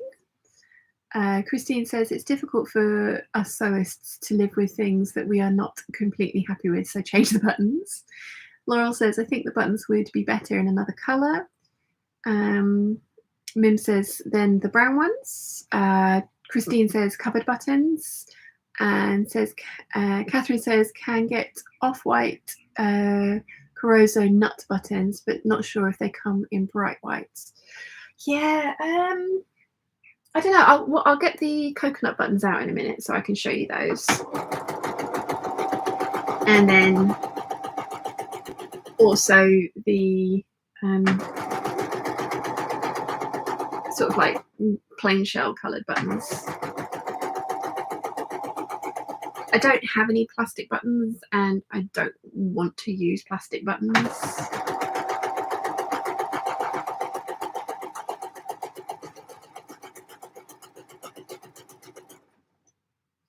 I really want to get some of the abalone shell buttons, but they're like £3.20 each button. So I need to pick something that I won't need a million buttons for.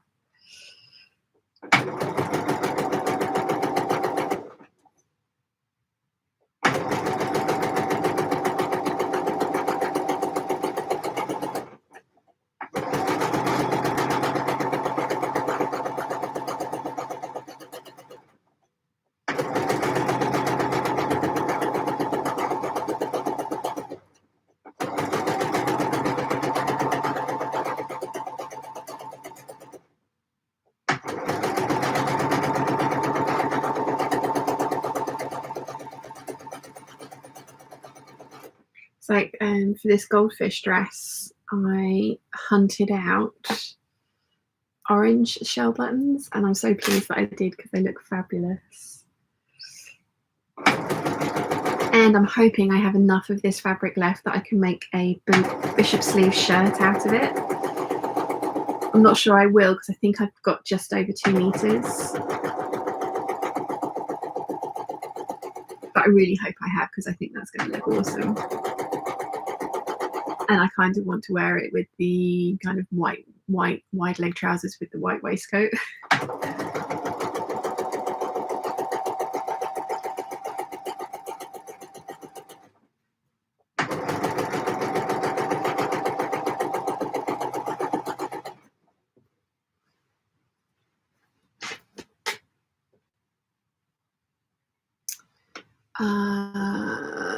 Jacqueline says, I used to make many Vogue Donna Karan patterns as I could in the 90s. Oh, I love them. And Claude Montana. Ooh, nice. I don't think I've had Claude Montana. I do have a couple of Donna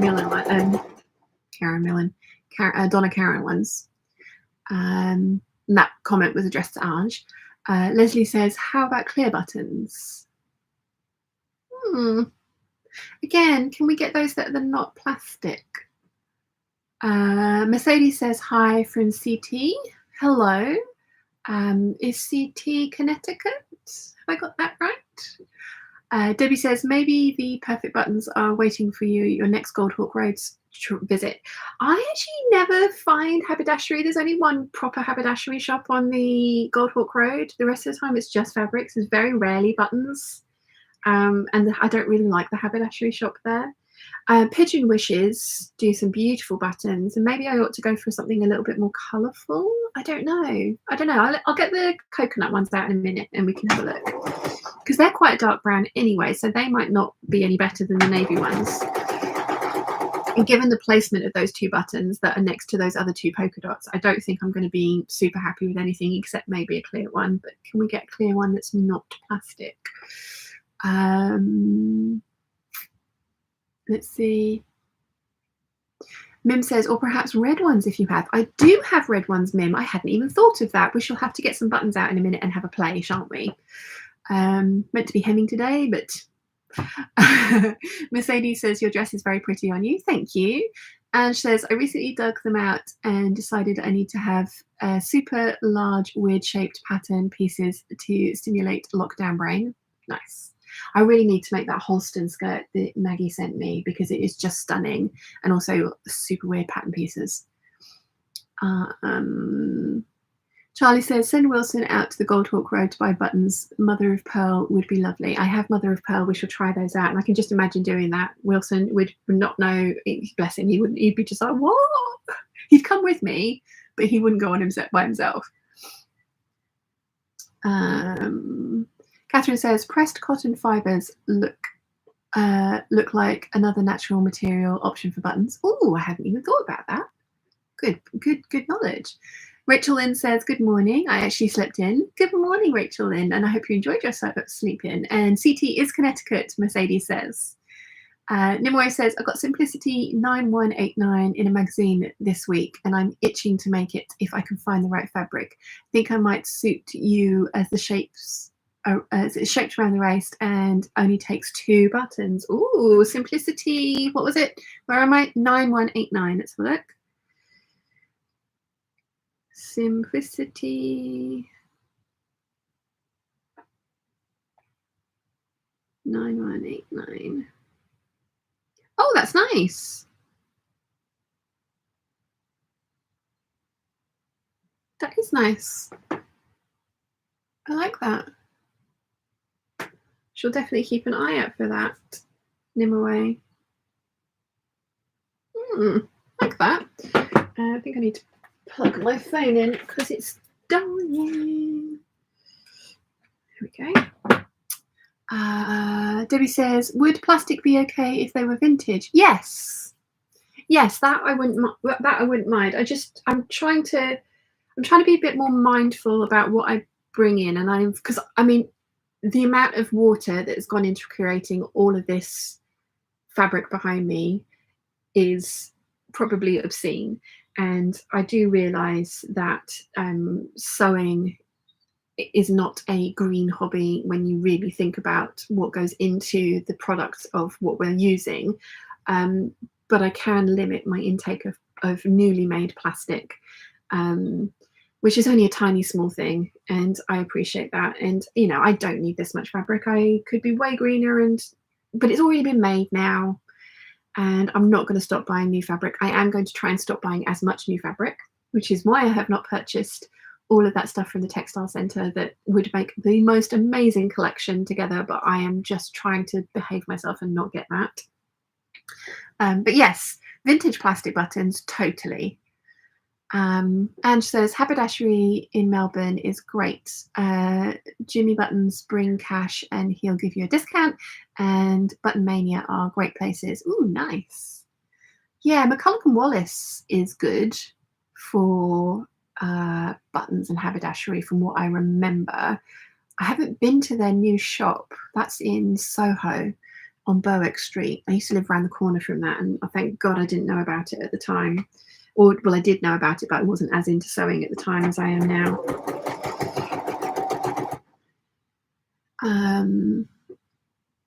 Nimue says, I might have to take you on a FaceTime shopping trip to the wall of buttons at my local fabric shop. It's difficult not to find the right thing there. Oh, yeah. I remember our little fabric shop in Ventnor, Rainbow Fabrics, used to have a wall of buttons as well, which was great. And he was really willing to kind of buy in anything that you wanted as well, which was lovely of him.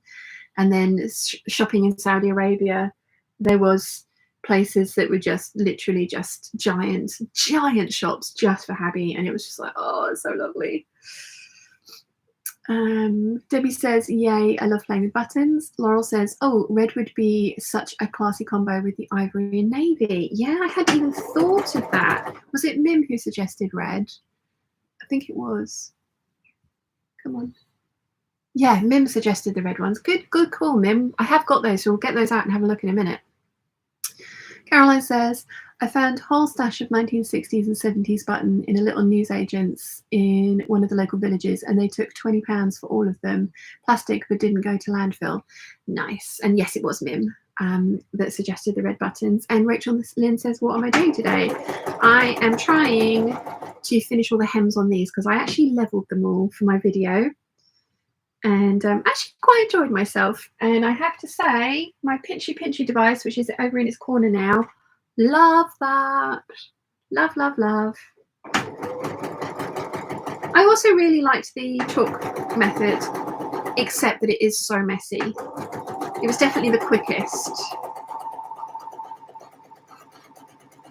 Hopefully the actual skirt that I've leveled with the chalk method actually is level. I think it's still a little bit high at the sides because I got the shortest point wrong, but it's only a tiny bit, and because it's such a full skirt I decided to just wing it because I didn't want to do it all again. Piano Room says hello. Is this live? It is live indeed. Hello, welcome. Veronica says, what machine are you sewing on, if you don't mind me asking? I have a Bernina 830 and I love it. It is my favourite. You definitely don't need all the bells and whistles that this thing has. It's nice to have them, and I do use them occasionally, like the fancy stitches and stuff. I think it's got something 1200 different stitches in it. You don't need that, but this is my baby and I love her. Debbie says, I sometimes buy tins of vintage buttons that I find on eBay or other vintage sites. Love vintage buttons. Well, anything vintage really. Yeah, my problem with those is that I never ever have enough of the type of button that I want for a thing, because I tend to make the things that I make tend to have a million buttons on them, you know. So yeah, I went through my nana's button box because she used to clip, you know how you with shirts and stuff you get the spare buttons, so they were always clipped in there, and I went through and tried to make up sets of them, but there were so many random ones in there that I ended up donating them to a charity shop for somebody to come along and buy them just like that. I found the chaos of it a little bit too much to deal with. I prefer the system that I've got now, which I'll show you in a minute. Let's get this hemmed and sewn, and then I will show you what I'm dealing with now.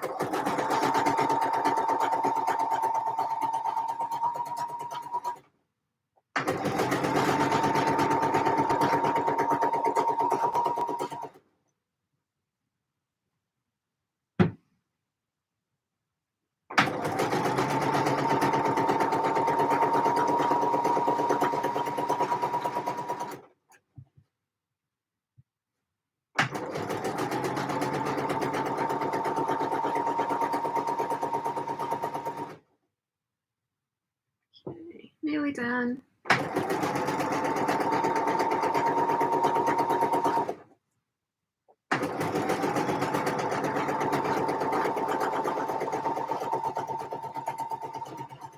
Okay, so that's the lining hem hemmed. So now I need to attach the bottom of the facing just to finish that off, and then I will be able to hand finish this dress. So how am I doing this? I'm doing it like this from the other side.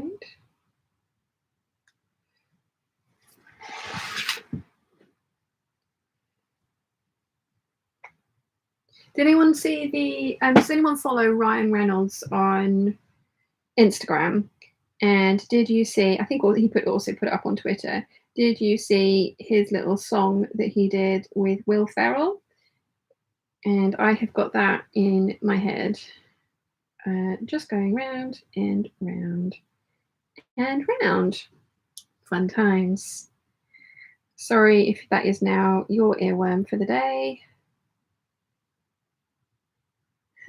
That can be purple, that can be...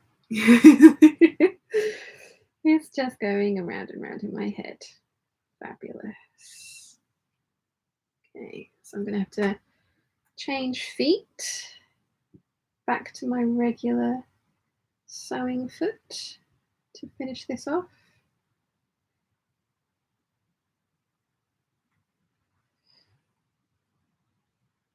There we go. Right, so back to my 1D, which I shall tell my machine I've done. Move my needle back to the center. Where did we get to with the chat?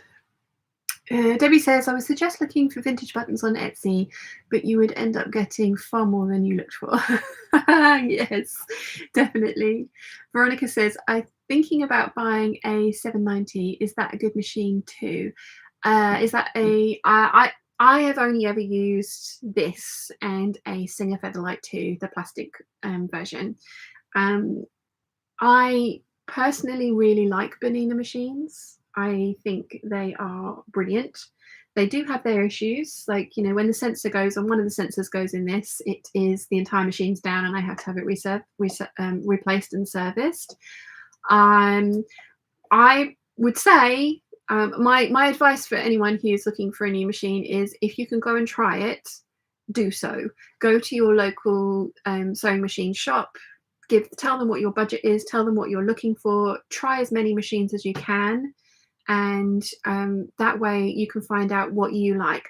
I personally love Berninas. I really love these things. As I say, I've only ever used these things, so that is why I'm a Bernina fangirl. I've never tried a 790, so I can't comment on the actual machine itself, but as a brand, I think they're brilliant. Hopefully that's helpful. Me and Carl Sagan, hello from Melbourne, Australia, frequent watcher, but first time commenter. Hope everything is well today. Very well, thank you very much for joining us and good evening. Laurel says, oh, glad to hear the pinchy device was a good purchase. I'm hoping it's so foolproof that my DH can pin mark the hem level for me. Bless him, he can't properly insert a pin on his own. It's really simple. It should be fine. You might need to show him once with you not wearing the thing, but yeah, totally, he should be able to do it. Catherine says, sleeve head pinned in. Now, do I put them in by machine or sew them in by hand? Backstitch and stretch jersey are really good match. I mean, I always put everything in my machine. That's because I'm lazy. I only ever do hand sewing when I have to. CR says, I like your elbows. Someone do unspecified things to me. Okay. Random. Rachel Lynn says, I haven't seen it. Now I need to. Oh, what we were talking about. Veronica says, that was helpful. Thank you. Oh, I'm glad it was helpful. Jacqueline says, the lady the other day was selling a Bernina for $10 on Facebook Marketplace. I was so excited I wrote old instead of sold. Nevertheless, it was lucky. I was the lucky buyer. I can't believe it. Oh, wow. Jacqueline says, good morning from MN. I think CR needs to go. CR has been ejected from the building. Oh, Rachel Lynn says the Ryan Reynolds things. Yeah. Oh, I don't know if I'm allowed to feature a Ryan Reynolds. I don't know if he still has it up because it was a story. I think he might. He does. Hang on. I could be brown, I could be blue, I could be violet sky, I could be hurtful, I could be purple, I could be anything you like. I could be brown, I could be blue, I could be violet sky, I could be hurtful, I could be purple, I could be anything you like. I could be brown, I could be blue, I could be violet sky, I could be hurtful, I could be purple, I could be anything you like. I could be brown, I could be blue, I could be violet sky, I could be hurtful, I could be purple, I could be anything you like. I could be brown, I could be blue, I could be violet sky, I could be hurtful, I could be purple, I could be anything you like.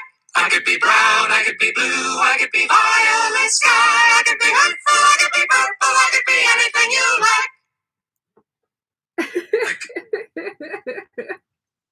I have that going around in my head now, and probably now all of you do too. There's your earworm for the day. Let's see. Nikki says, block button is your friend. Totally. 2 today so far. Rhonda says, oh, thanks for that. It's bedtime here and I have that in my head now. Haha, sorry. Nimora is laughing. Rachel Lynn says, oh my, I'm sitting here giggling. Definitely an earworm. Charlie says that song was astounding. Love it. And Kathleen says, oh gee, thanks. Mim says, okay, now at least 20 people have an earworm. Thank you, Sean. I'm sorry, it's in my head, so I'm sharing it with all of you.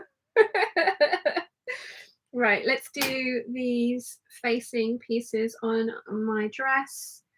Then I can get my buttons out. We can play with some buttons. I'm going to curse all of you if you do talk me into if you do talk me into replacing the buttons on this dress. You realise that, don't you? That could be purple, I could be purple, I could be anything you like.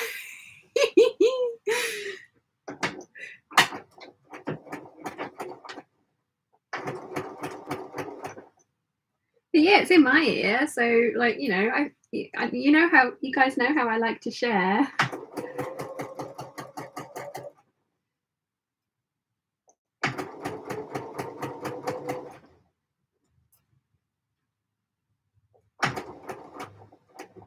Okay. Oh no, one more stitch.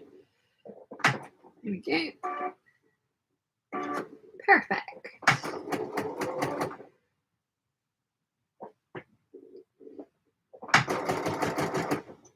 I mean, I watched, there was a compilation of funny bits from Ryan Reynolds' interviews over the years, and he's got a wonderful sense of humour.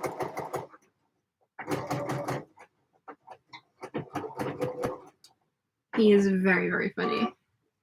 And I mean, him and Blake Lively together, could there be a more attractive couple? I wonder what their kids are going to turn out like, because they could be absolutely beautiful, or they could, you know, like, could be one of those ones where two beautiful people do not make super attractive children. But I'm joking, you know what I mean. I don't mean that seriously. Right, so that got caught. Is that going to matter? No, it's not. I'm going to be lazy and I'm not going to change that.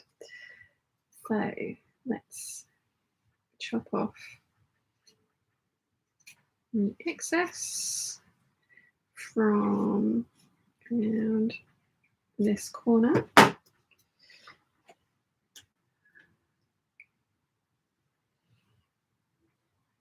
Turn that through.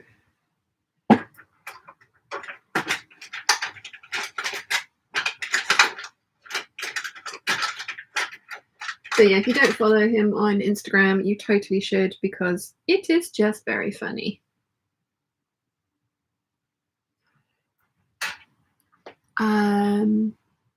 Nikki says, brilliant earworm, thanks. Sorry. And says, what was that so squeaky at the end? That was Will Farrell. Sal says, if that gets stuck in my head, there will be consequences. Marta says, haha, I used to obsess over the Grace Kelly song when Mika released it back in the day. Now I need to listen to it and blame you, sorry. Rachel Lynn says, sharing is caring. Definitely, see? Right, okay, so there's one side done. Just needs pressing. So now I can do the other side. Then I've got a little bit of understitching to do. Then we can get the button box out to play.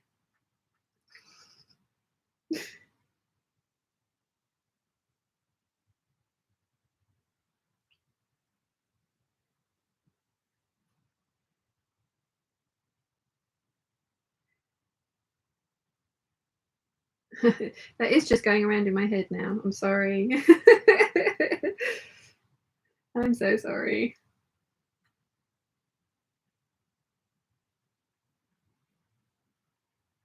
Okay.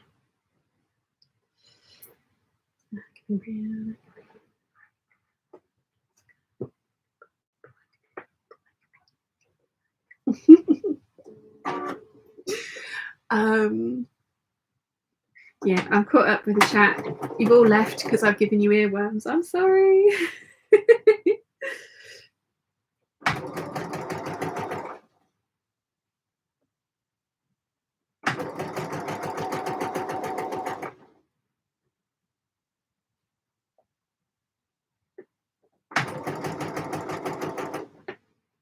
See, this is the way that I think that spotty dress should have finished its hem and facing.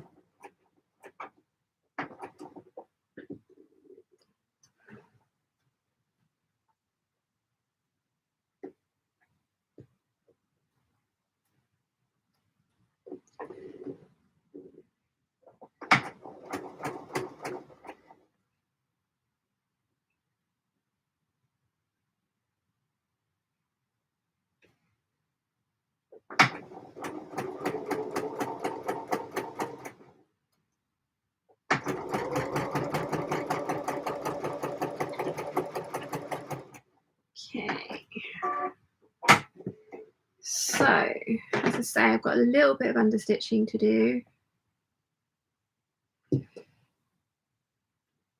I'm just going to check before I trim, because otherwise I'll end up with a giant hole in the bottom of my skirt. But I've got that all right. Yeah, that's fine.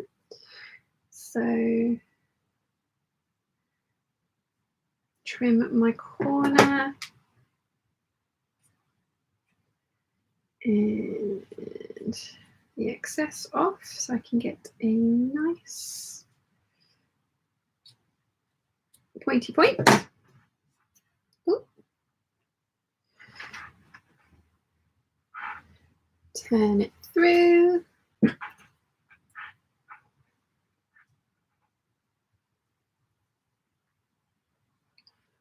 we go.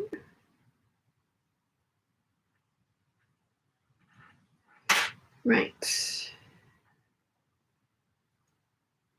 As I say, I've got a little bit of understitching to do. Do you know what? I'm not going to. Yes, I am. I was going to say I'm not going to bother, but I am.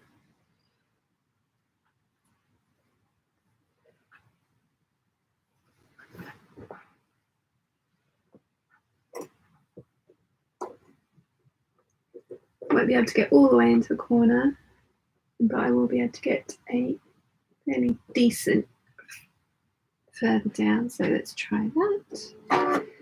Because I stopped the understitching early so that I could do this and get it all in nicely and then finish the understitching at this point. So make sure everything's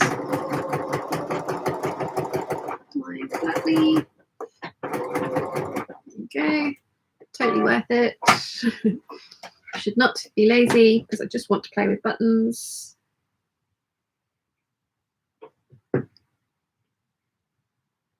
So that needs pressing, and then I need to hand stitch the bias binding down to, or I need to hand stitch the bias binding to the hem to finish that off. And I had to pick, I had enough bias binding for one piece to finish. So I picked this dress because I really want this dress to be as perfectly finished as I possibly can get it, because this fabric is, for some reason, really precious to me, and I think it's only because I can't get more of it, and I love the print so much. I bought this myself from fabric.com. I think I'd seen Liz from Liz Sews make an Ogden cami out of it, and I was just obsessed. So I bought myself, I think, 6 yards. I definitely had more than 5 yards. And I've made a 9345 Vogue shirt dress with it, which is this one here. And like I say, I have enough that I'm hoping I can make a big billowy sleeved shirt from the rest, because I was going to make the Butterick 6554 wrap dress with big ruffles, and that would have looked lovely. But that would have been the only thing I could have made with my 6 yards. And then I was going to make the beach pajamas and a top. But the beach pajamas are lovely, and I do love them, and I want to make more. But they're also, I want a dress out. I wanted a dress out of this. I did really want a dress. So that is why I went for this 9345 shirt dress without sleeves for this one, which again is very summery. So why I wanted to try and get this finished sooner rather than later so that I could hopefully wear it soon, because it is just so beautiful. Right, so let's get this one down for button choosing purposes and put that one back up. That one does need ironing as well around the hem and then hands finishing, but we're going to play with some buttons because you guys are giving me all the ideas. So let's tip you down a bit. Let's lay this out. That's fairly good, isn't it? Because I can't tip you, I can tip you down a little bit more. There we go. And get the button box. See, I'm not lacking in buttons in any way, shape or form. Now, obviously, I've also made the buttonholes in this. So these buttons are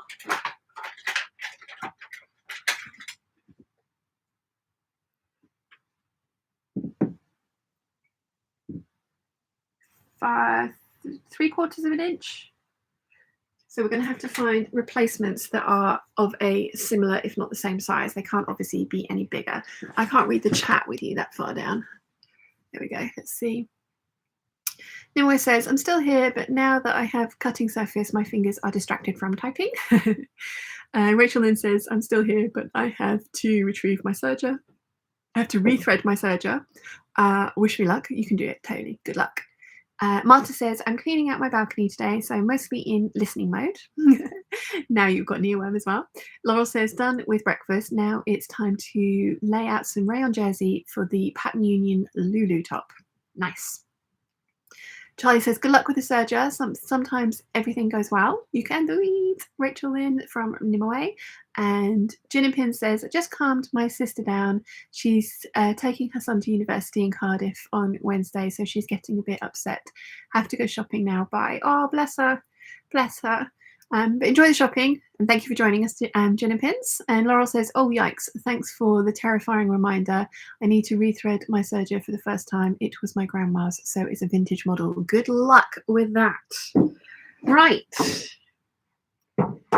Okay. So I actually bought these buttons that are on there now specifically for this dress. But I'm thinking that it's this area here that's bugging me. So these are still quite dark, but they're obviously different to the polka dots. They're obviously buttons, whereas the other ones I think kind of read like they are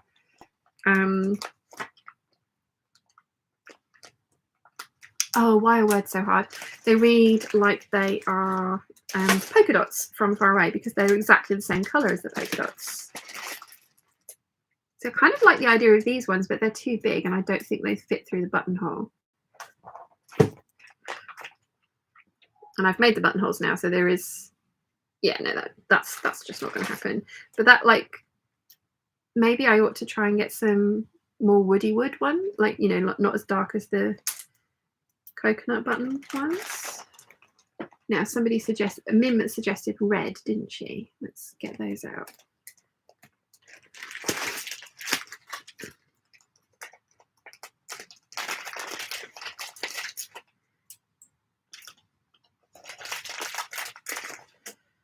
Again, these are slightly too big, so I need to try and get smaller ones.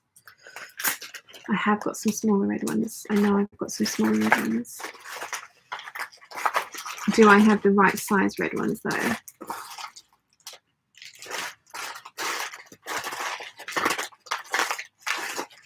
There we go. I also have these.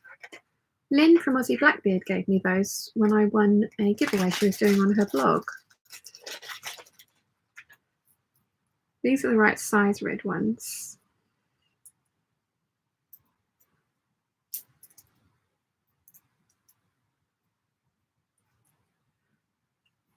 Oh, what do we think? What do we think? Need to take those off the card to really have a look at them, don't I?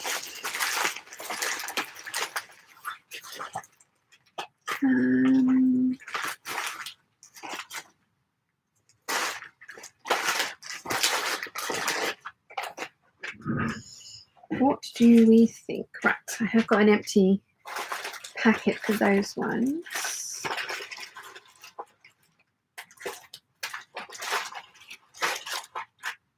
Like, I kept some buttons from my Nana's button box.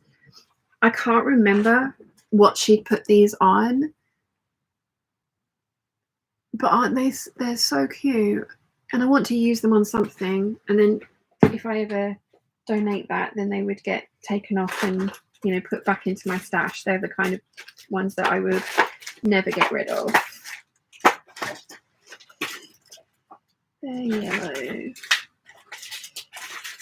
See, I've got these ones from Wim Wham. They're ceramic. They're flowers.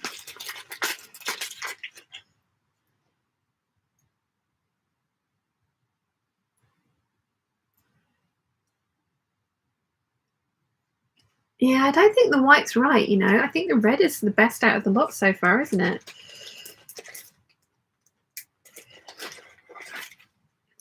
Okay, stickers.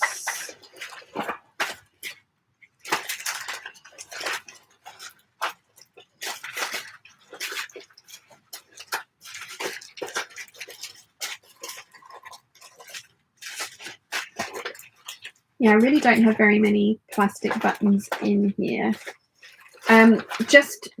These are obviously the wrong size, but the mother of pearl ones that I have, I didn't really like. They looked dirty, and I've got some sort of creamier ones. I didn't think that they ended up looking really dirty next to the white, so I didn't like those.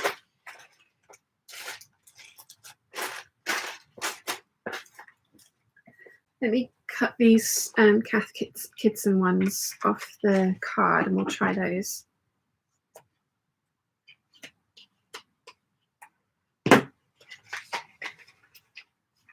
So these are plastic, but as I say, I won a giveaway from Lynn from Aussie Blackbeard. I have 6 of them though. I don't think I've got enough of these. I've only got 6. I need more than 6.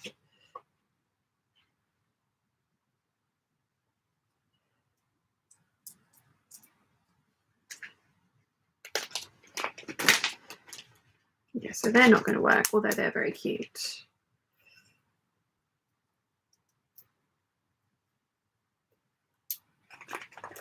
Or do I just leave it as is?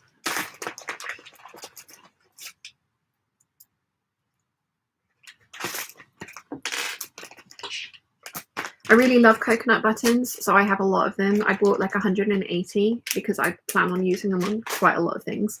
Right, so I'm going to tip you back up and let's read the chats and see what we go with. Let's see. I think I'm going to be switching them over to red, aren't I? Let's see. Let's see where we go. Charlie says, in my opinion, your mileage may vary. The wooden buttons are just too different. The dress is sort of ethereal. The wooden buttons are not. And says she likes the red better. Suzanne says the red pops beautiful. Anne says, yes, like the red. Prefer the red from Laurel. Nimue says, I like the red. They don't jump out from the background too much. Rachel Lynn says, I like the red. The blue looks like you have oddly placed polka dots. Yeah. Jojo says, love the red. Caroline says, I like the red. Charlie says, yes to red. Emily says, the red. Kin Cully says, like the red too. Leslie says, red's popping out. Christine says, red ones. Dawn. Oh, gosh. We've got another rude person today, but that one got blocked. You guys didn't have to read that. I did. Ha ha. Dawn says, hi, why not just try white ones? Then they won't throw the polka dots out. I don't have any white ones, unfortunately. And I want natural material white buttons, which somebody suggested a type earlier and I've already forgotten. Gosh, put it in the Peeps group. Susan says, I like the red ones too. Caroline says, I had a dressing gown with black cut cat buttons as a kiddie. Oh, that might have been what it was from the pajamas. Marta says, I personally like the red. Leslie says, have you got green ones? I don't, no, actually. No, I don't. I've only got lime green ones, which would look terrible. Ange says no to the mother of pearl ones. Laurel says the white doesn't work so well. I think the contrast is the way to go. Caroline says, wouldn't ceramic be too heavy? Oh, possibly actually, yes, they are quite a heavy button. And User Space says, hello, Miss Pleasant and Wholesome. Hi. Yeah, I think the red is the way to go, isn't it? Right, so let's take the coconut ones and put those back. And then we'll need to keep out the baggie for the red and the baggie for the navy. Let's put those over there. And I need 1, 2, 3, 4, 5, 6, 7, 8. I have that. Yes, I do have that. Yeah, I think the red is the way to go, isn't it? I think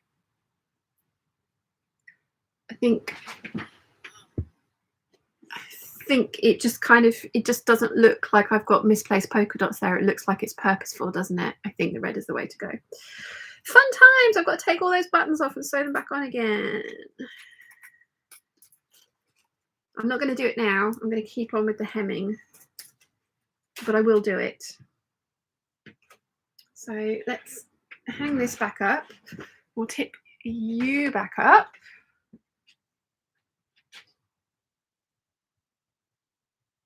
That song is still in my head. I'm so sorry. Okay. So let's put that on there. Okay, so now we need to machine finish the hem on the lining of this one, and then everything else is all hand sewing. So we'll get the lining of this one done. That's the Doris dress, and then all of the hand sewing. Okay. Let's put my edge stitch foot back on. That's in the right place. This is a giant hem on this one. Actually, Mum tried this dress on the other day, and she really likes it. And we do need to go up just one size for her. But the alterations that I've made to it actually worked really well for Mum. So like adding 4 inches to the hem and an inch of length to the bodice has worked really well for Mum. So she's going to trace out the bigger size pattern for the Doris dress, because she's got to try mine on. So it means that I'm not making her make a muslin, so she's allowed to cut into one of her fabrics, her more expensive fabrics for it. So that's good. Right, where did I get to? Caroline says, with a skinny red belt. Ooh, possibly, yes. Also could wear my red shoes and a red cardigan with that as well. I've got my I've also got a navy cardigan that I can wear with that dress too. Caroline says, good morning, sweet peeps. Good morning. And then Nikki says, keep it there, Shan, lol. Right, okay, so more hemming. We can do this.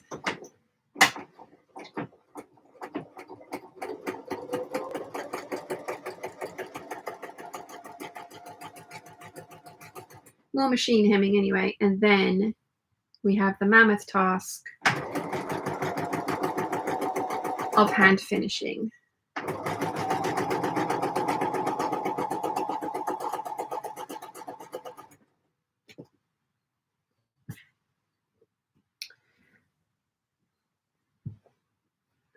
So this is another one that I wish I could have done with bias binding.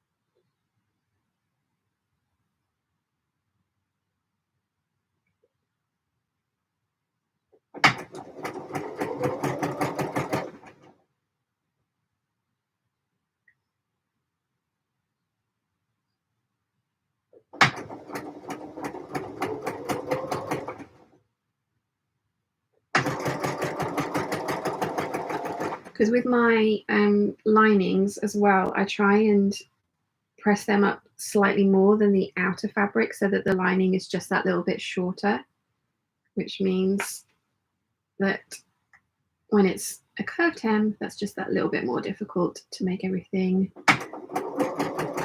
lie flatly, but we'll get there. These are definitely not going to be the most beautiful hems that I've ever done, but you know what? Again, it'll be nice that they are done, because again, this is a fairly summery dress.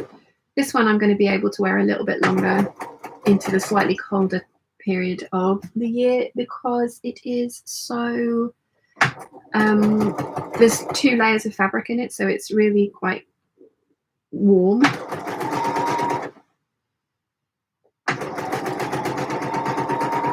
Okay, that really was not beautiful whatsoever, but you know what? It's on the inside and nobody else is going to be seeing my hems.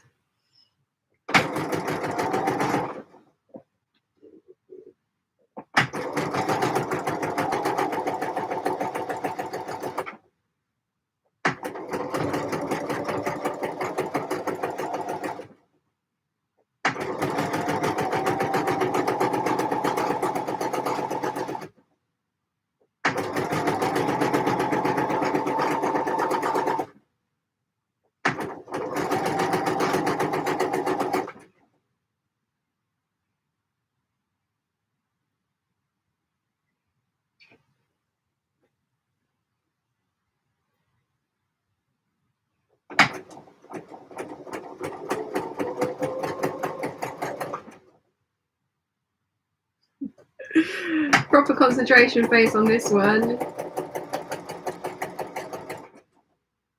Oh, itchy nose. Right, where did we get to?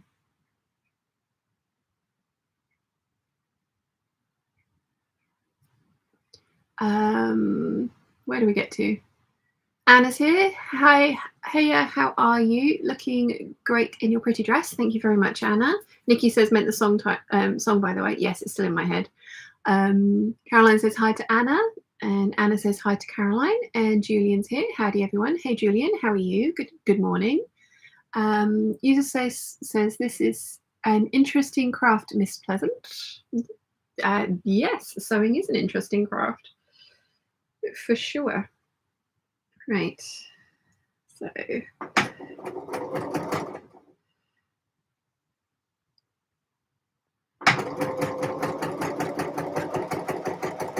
trying to ease in the fullness of this hem.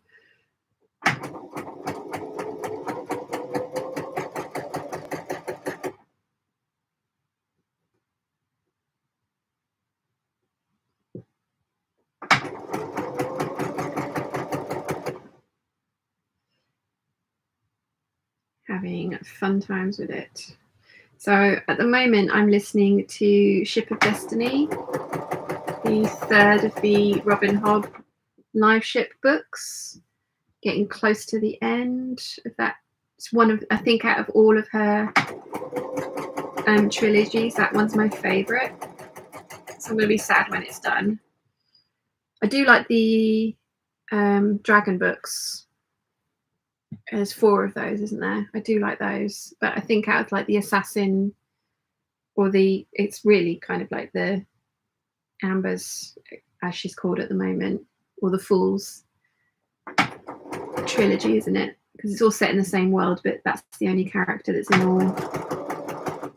all 3 of the trilogies.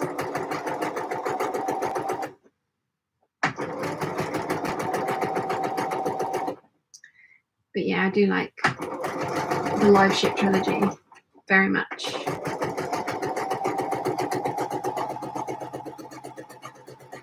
This is going to need a lot of pressing once I'm done to make it look remotely kind of semi-decent.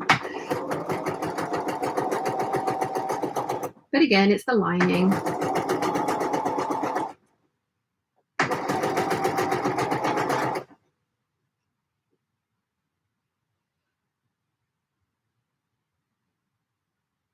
probably should have done like a narrow rolled hem on this. But never mind.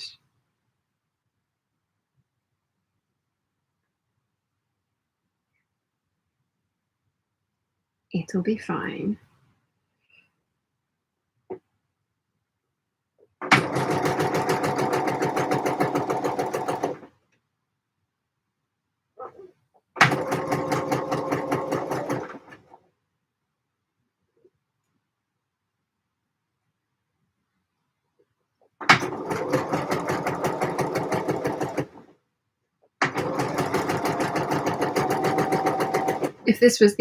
If I was machining the outer of this skirt, I would definitely have stitched a line of stitching, pressed it, stitched that down again, trimmed to that line, and then turned it over. It would be a lot neater than this.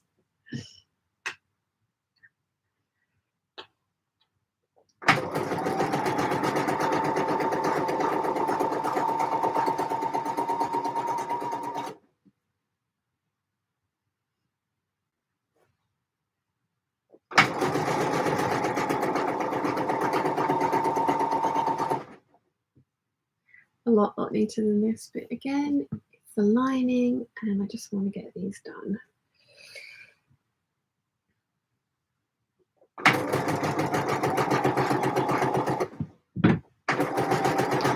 We've got pigeons on the roof. If you can hear that banging, that is very large pigeons.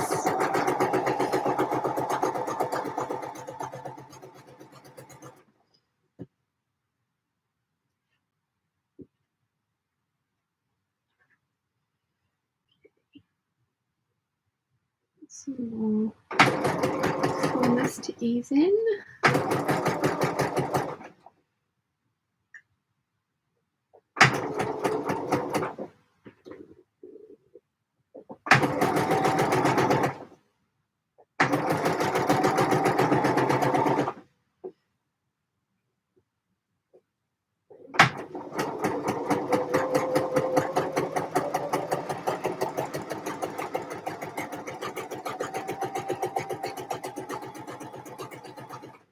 Where did I get to with the chat?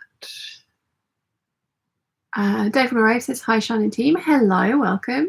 Caroline says to Anna, I'm good, trying to avoid work type work at the weekends at the moment, so I can just craft. I have just started a Yuletide blanket, thanks to Claire at BTHQ. Very nice.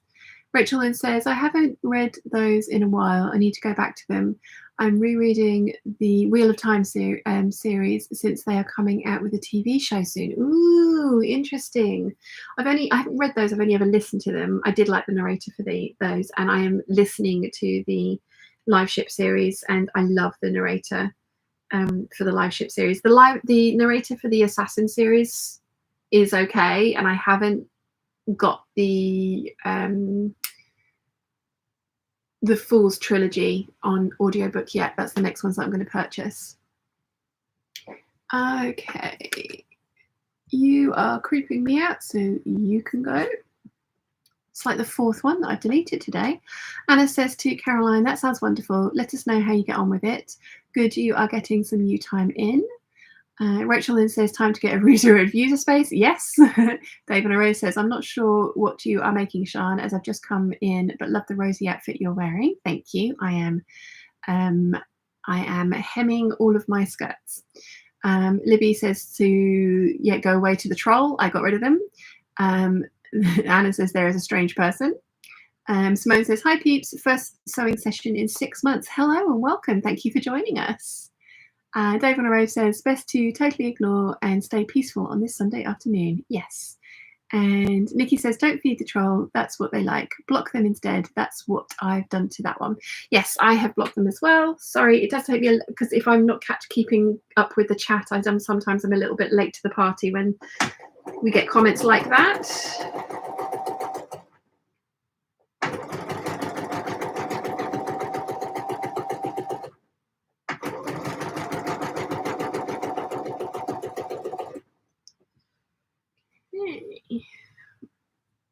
Yeah, this is definitely not the most beautiful hem I've ever done in my life.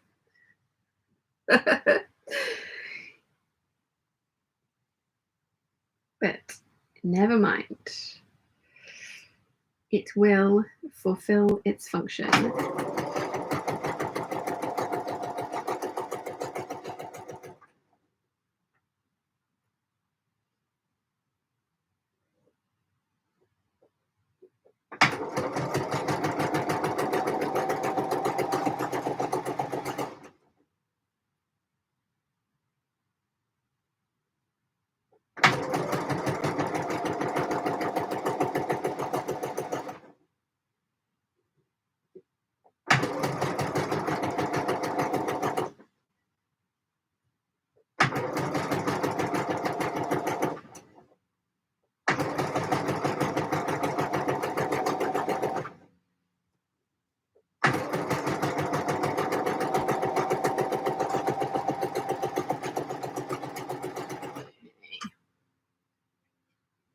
I am still caught up with the chat. That never happens.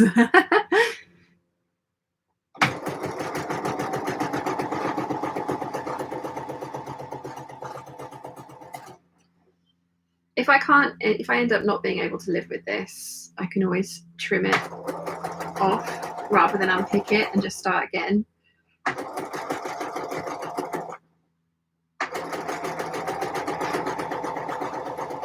And as I say, just do like a proper narrow rolled hem.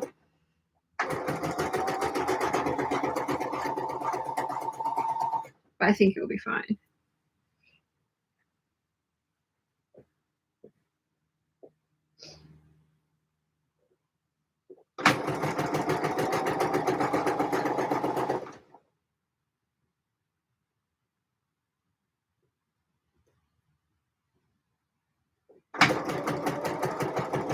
I've still got Ryan Reynolds and Will Ferrell singing in my head.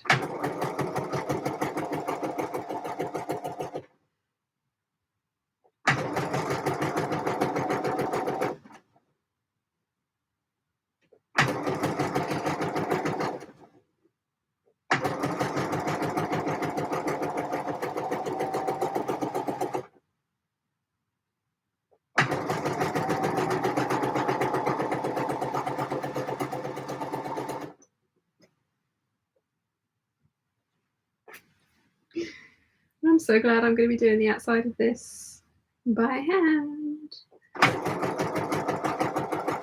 And the outside of this I've turned up by a lot less as well. This one I tried to turn up by like 1/2 inch and 1/2 inch.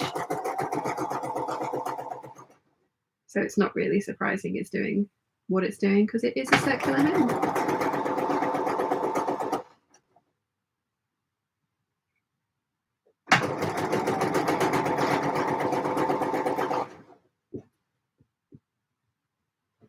Nearly done.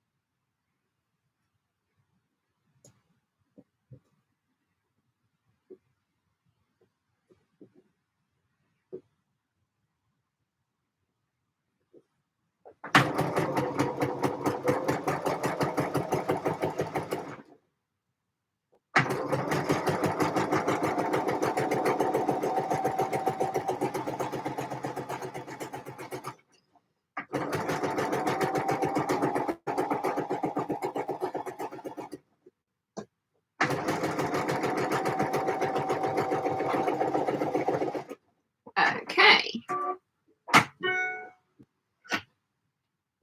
Yeah, it's really not good, very good. Never mind.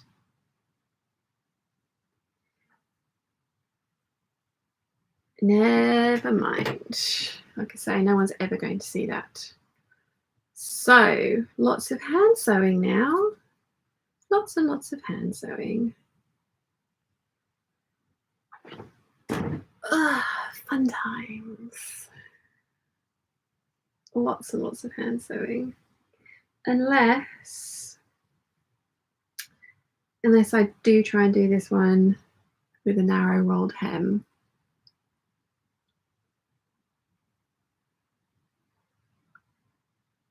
probably be just as long. And no, I don't want machine stitching visible on the outside.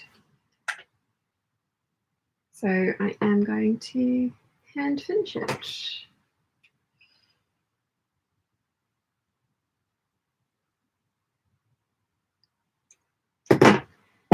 Okay.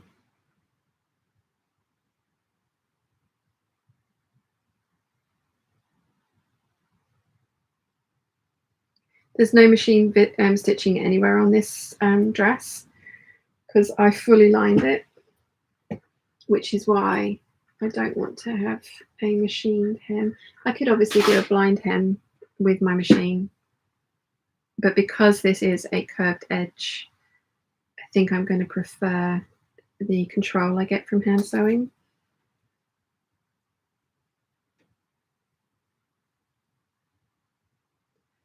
So where did we get to with the chat? David Rave says, great work hemming. It's quite a long process. Do you pin, chalk, or just guesstimate? Sorry, I was on, if I was on time, I'd probably know.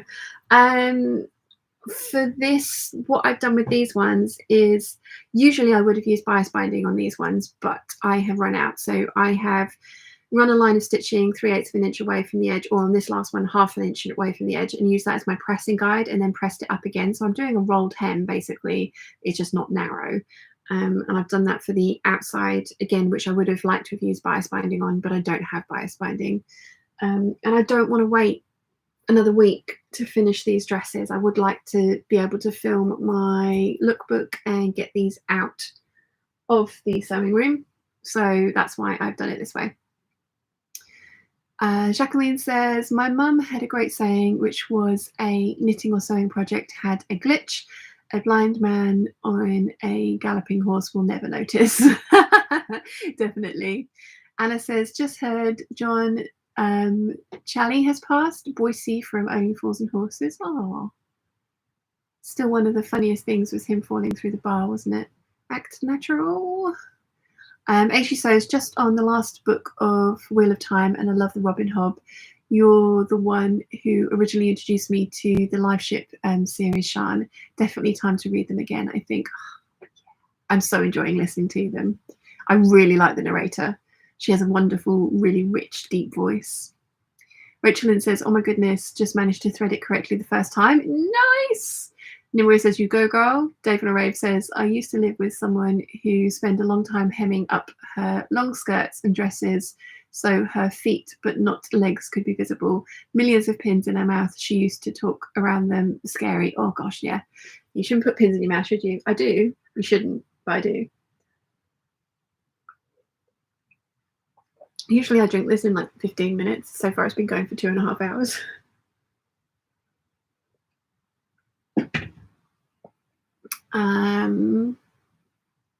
David Arrow says, who was I talking to on here about pins in the mouth last week? Anna, I think. I had to go suddenly last week. And Anna says it was me. Dave says yes. Marta says to Rachel Lynn, whoop whoop, congratulations. Yes, that is an achievement. And Rachel Lynn, well done. This is quite floofy. I can probably control this better with, no, I can, yeah, it's going to be fine. It's going to be fine. And I know my thread is probably too long, but I always get slightly too long thread when I'm doing these things before anyone says anything. Okay.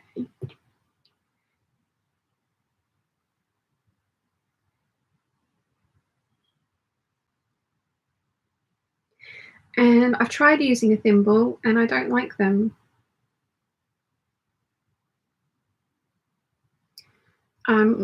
Probably ought to just try and persevere and get used to them because my fingers would prefer it, I'm sure.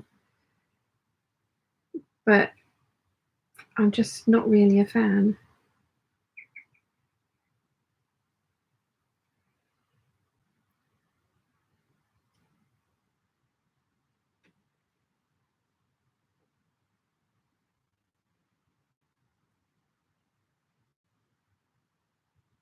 I've got some new to me stories on Audible as well, but like I say, I would like to get the trilogy. Well, there's 4 books in the into overall series, isn't there now? Because we go back to the Six Duchies with the next trilogy, and back to the Fool, and Fitz, and more dragons. And then we come back to Kelsingra and the serpent and their trip up the Rainwild River to get to the Dragon City, don't we? So yeah, I would like to kind of go through all of those books first, but I have got some new ones to listen to as well. The Peabody series, I've got as far as like book 16, and there's no more of them on Audible. The last one that was written is on Audible, but for some reason there's like 4 missing, and I don't want to. So I kind of paused on that, but I will finish that series when those books come out, because they will come out, I think. And I really enjoyed the Amelia Peabody series. Caroline recommended those to me. Thank you. The narrator of those is just brilliant as well.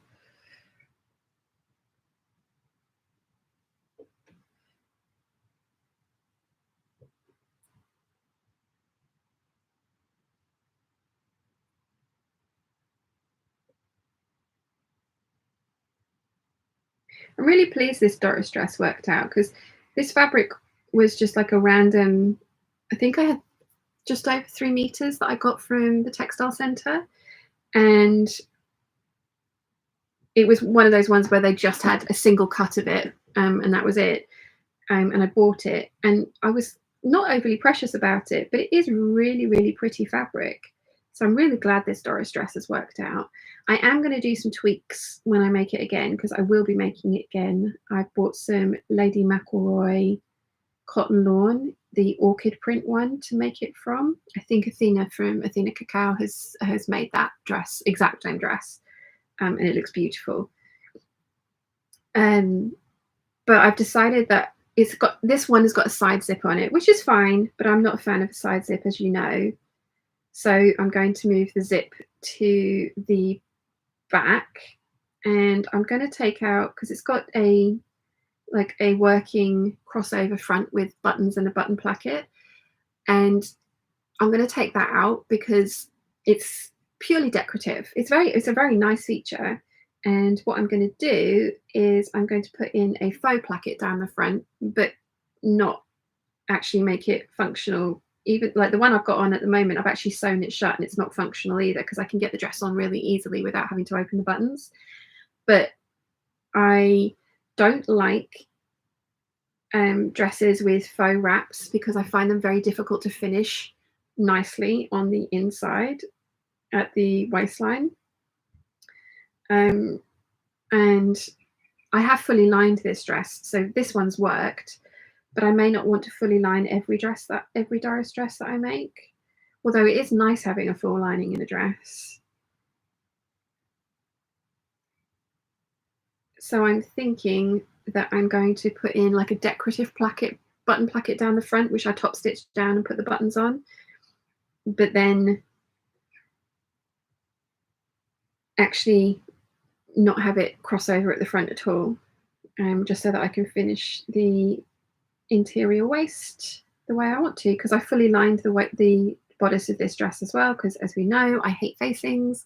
And I mean, technically this fabric had to be fully lined because it was sheer otherwise, which is why the skirt's got a full lining as well, which is not what the pattern calls for, but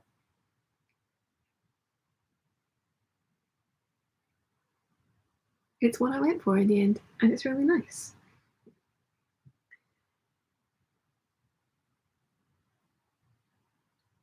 It is a very large skirt. There are 7 panels in this skirt, and the fullness comes from below the hips, so it's kind of fitted, not fitted, it skims over the hips and then it sort of trumpets out from there, so it's like a mermaid trumpet skirt, which is a new silhouette for me, but I very much like. But not, I've got also the 9077 that I am doing a sew along for, and that will be coming soon because we're getting back into the time of year where I want to wear those kind of autumnal colours, and the fabric that was voted for is a sagey green Lady McElroy viscose called Woodland Harmony, and it's beautiful, but it's definitely very autumnal. So that one, 9077 sew along, will be coming soon. I've done the video of like choosing your size and altering the pattern because I've done a lot of alterations to that pattern, and I've done all that, so that's going to be coming fairly soon. And whilst it doesn't quite work with the Savannah print, it doesn't look bad with it either, so yeah. Let's see, I'm very behind on the chat. Dave Moray says something very relaxing about watching somebody hand stitch, but find it stressful to do. Needle and thread can easily come loose. I'm glad you're enjoying watching it because that's all we've got left to do today. Renske says, almost finished my unicorn, by the way, for my little nephew. I used a pattern from Burda in the end. Oh, lovely.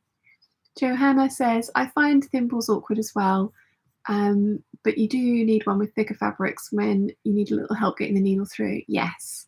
Dave Honoré says to Renske, so cute. And Renske says, I hope you will like it. I'm sure he will. Dave Honoré says to Johanna and me, I think I like cup and saucer thimbles are more collector's items these days than something used. Zips and Families is here. Hey Peeps. Hello, lovely. How are you? Dave Honoré says, I know they're still used. How old is he, Renske? And Renske says he's just turned 6. He's going to love the unicorn. Johanna says, last year I read the Amelia Peabody books. They are fun but somewhat disturbing with attitudes towards the natives. Yes, they were started getting written in the 80s, I think, and the last one was written fairly recently. So yes, definitely.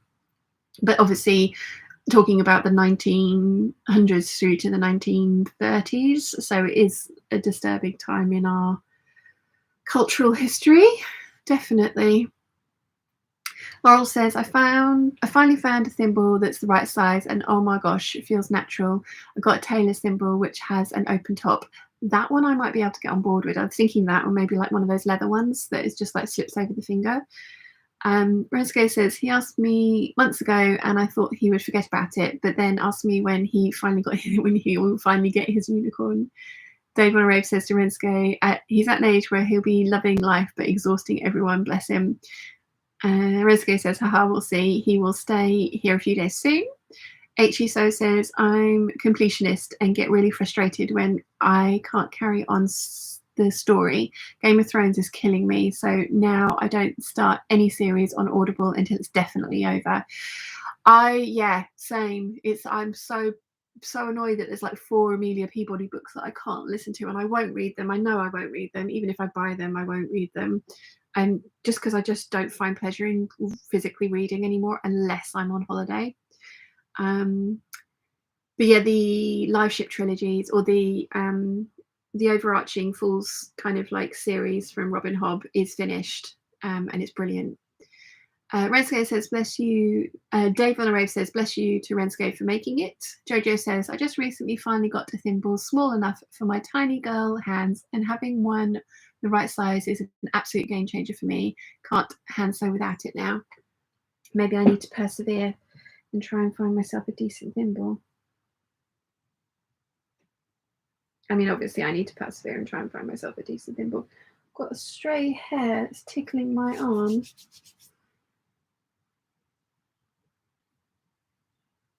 And yeah, I have a feeling when I make my cape with all that bias binding around the edges, I am going to want a thimble for the hand finishing on that for sure. Definitely. Yeah, I do think one of those like leather ones with an open top might be the way forward.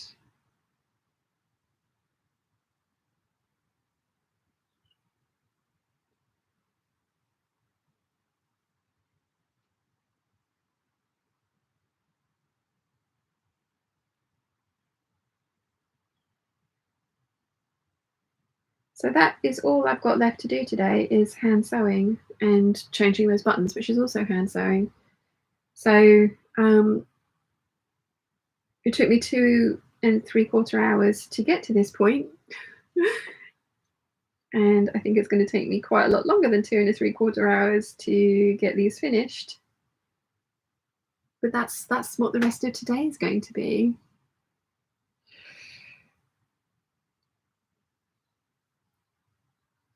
Rensko says to Dave and Array, thank you. Laurel says, look for numerical sized thimbles, not just small, medium, etc. Size 7 did the trick for me. I shall. I wonder if I go somewhere like, and I know this is extra, but like Liberties, whether they would have different ones that I could try on, and also like somewhere like McCulloch and Wallace. Dave and Array says, do you sew and listen to Audible books at the same time? Yes. That's the only way I read now. I mean, I know it's not technically reading, but it is the only way that I get through books now. And I think it's because sewing is quite a sort of like concentrated kind of thing that you have to do. And then I also have to edit. And I just don't find the pleasure that I used to in sitting down with a book in my hand and reading it. I mean, I bought myself a Kindle to go on holiday with, because when I went to Croatia the last time, I ended up taking 9 books with me, or wanting to take 9 books with me. Sorry, no, when I went to Croatia the first time, we were going for 10 days and I wanted to take 9 books with me. And that would have just been so heavy in my suitcase. So I bought myself a Kindle. And I've tried taking my Kindle on the train with me when I go up to see Wilson, and I just prefer listening to audiobooks. I do find, however, that I can sometimes zone out, especially if I'm like scrolling through Pinterest or something and then I have to read something on there. I can zone out of what I'm listening to, which is not great. But I do read by the pool with my Kindle. I enjoy that very much.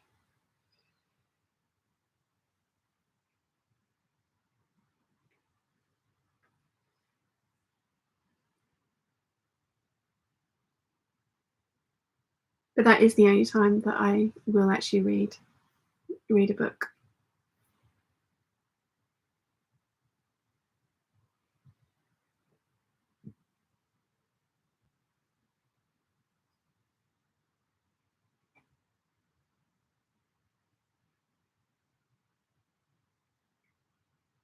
But I do listen to an awful lot of audiobooks, because if I don't have an audiobook on, then I'll have the TV on in here. But more often than not, I tend to have audiobooks on whilst I'm sewing. I do enjoy that as a form of entertainment. I used to read all the time as well, so it's kind of weird that I just don't enjoy it anymore. But yeah. Jojo says, I mean, it took me years to find the right one for me, and I've tried every commercial brand or type of thimble available. It was an antique one in the end. I'm a size 3, very ickle. And David Arave says, do you ever sew on the train or on holiday by pool at the beach? On the train, yes, a couple of times. When I've been trying to desperately finish something that I should have probably just budgeted my time better and finished it way before I left. But by the pool and stuff like that, no. I did, when we went to Saudi Arabia, I did take sewing with me. I did just take fabric and patterns with me and then sew whilst I was out there, because I was going for longer periods of time. Also, like the first time we went, I was trying to fit Nia's wedding dress. I made a mock-up for her out there, and then she informed me once I'd finished it that it was going to look great with the corset on, and that was going to make the waist like 4 inches smaller. So the mock-up was completely redundant. I mean, it wasn't completely redundant because I knew that it fit her, upper torso. But yeah, she hadn't even bought the corset by that point. So it was, yeah. But I remember taking out like, I think 4 lengths of quilting cottons at the time to make grace dresses whilst I was out there. Because Mum had a sewing machine out there. And so I I went out for quite a bit longer than James and Nia did because I could, and Mum had taken some time off work. But when James and Nia went home, she went back to work, so it was Dad and I at the villa, kind of like having to entertain ourselves. And I am, sewing, because there's only so much time that you can lie by a pool and suntan, especially in 45-degree heat. Although it was a dry heat and there was a swimming pool to fall into, which I very much appreciated. That was definitely my kind of like ideal kind of holiday. Sort of, there was a sewing room, there was good food, there was a swimming pool. So, I had like all the choices of anything I wanted to do. I did enjoy that.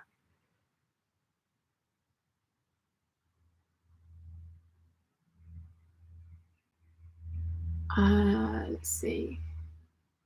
Olivia says, the positive side of digital books is the space-saving part. Yes, this is true. I haven't got any room for any more books either.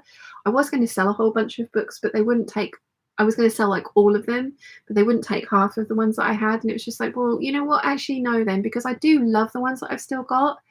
And they're all stories that none of them are new and none of them are sort of like redundant or stuff that I've never read again. They're all stuff that I would totally listen to and read again. So it's like, if you're not going to take all of them, then I don't want you to take some of them. So I'll keep them, and they're just in boxes now. But I have no room for boxes, new books anymore. David Arave says, classic corset. Johanna says, have you seen the video of the guy using a sewing machine on a plane? Yes. Nimue says, I prefer reading for the speed control. Sometimes a sentence requires some lingering for me. Might be the writer in me. I enjoy podcasts while sewing. Yeah, I think maybe that's something as well that I miss about actually reading books, is the ability to kind of like just digest something and take a minute to be like, did that just happen?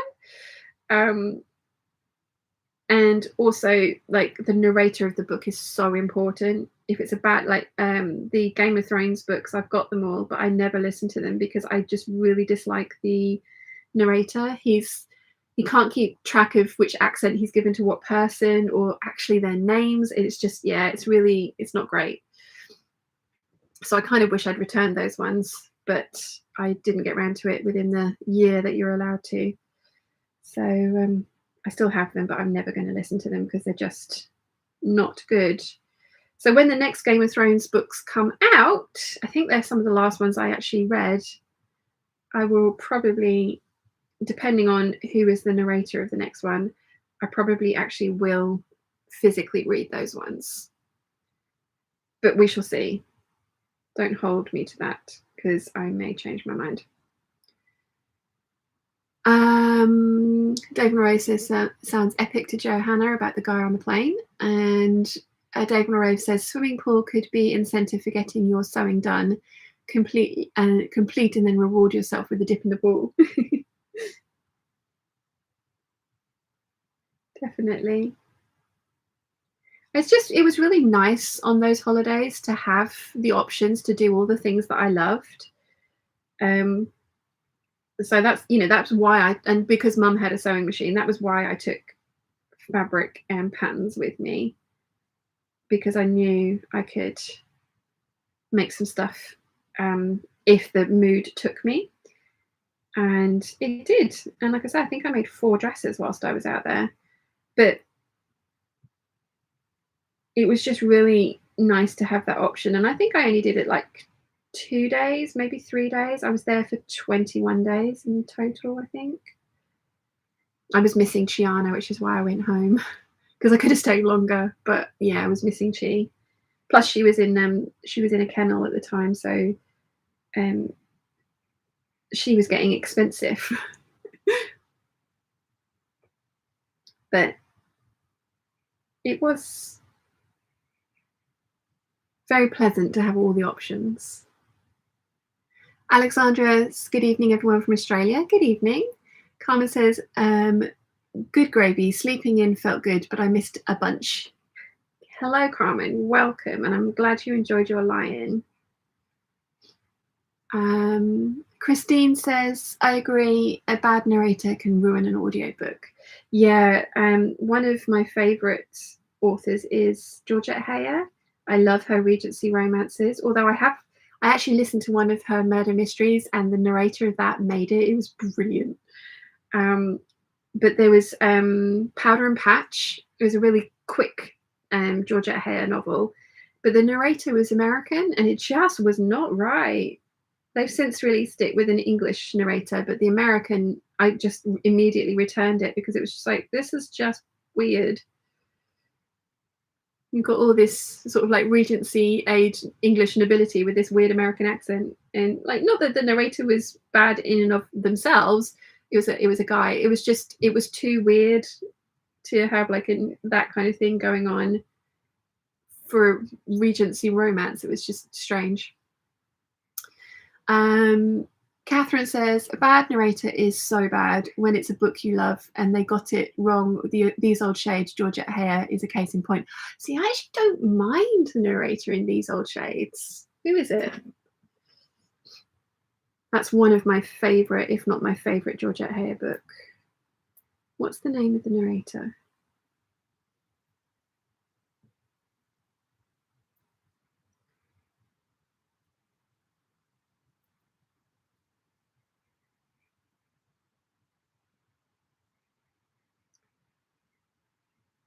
This audio program is brought to you courtesy of Audible.com. Audible. Audio that speaks to you. Cornelius Garrett. These Old Shades. See, I don't mind this voice. I don't mind his voice at all. But the American reading it was oh, Catherine says he just sounded wrong for Avon for me, the earlier one, not the new one. Yeah. I think as well, like when you've got a character like Avon in your head and he should sound a certain way, like the Temeraire books, when I first listened to those, the way that the narrator was portraying the dragon, it was just like, this is wrong. This is so wrong.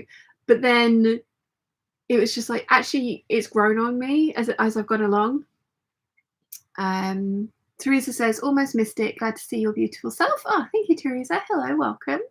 Carolyn says, Peeps, don't forget to hit the like for our sweet Shan. Oh, thank you. There's 114 of us and 107 likes. So that's pretty good.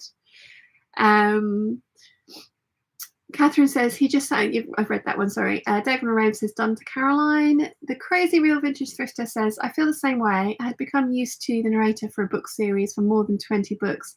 And on the 21st, a new narrator came in and it's that all the voices are wrong. Oh, no, that's bad. Oh, no. Caroline says, I love the Alastair trilogy. The Spanish Bride is the only one I really adore. So it's so is the Unknown Ajax. The Alastair trilogy? I know I thought These Old Shades and Devil's Cup was the only time she repeated characters. What is the third one? What have I missed? I love Devil's Cup.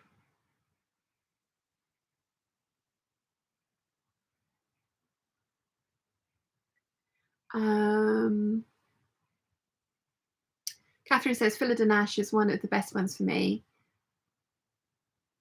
And the Shoehorn and Infamous Army. Phila de Nash is brilliant. I love her voice.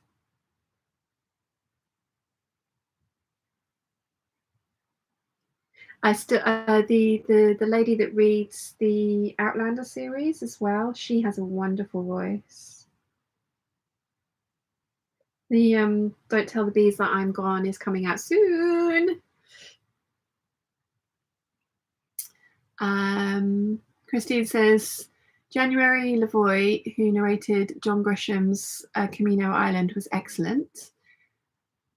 I haven't read that. I haven't listened to that. Carmen says, lol, Benedict Cumberbatch, Morgan Freeman, maybe Samuel L. Jackson, and I'm not sure about females, but they should narrate almost all audiobooks. Stephen Fry as well. Stephen Fry narrated the English Harry Potter books. I think you have somebody else who's done the American ones.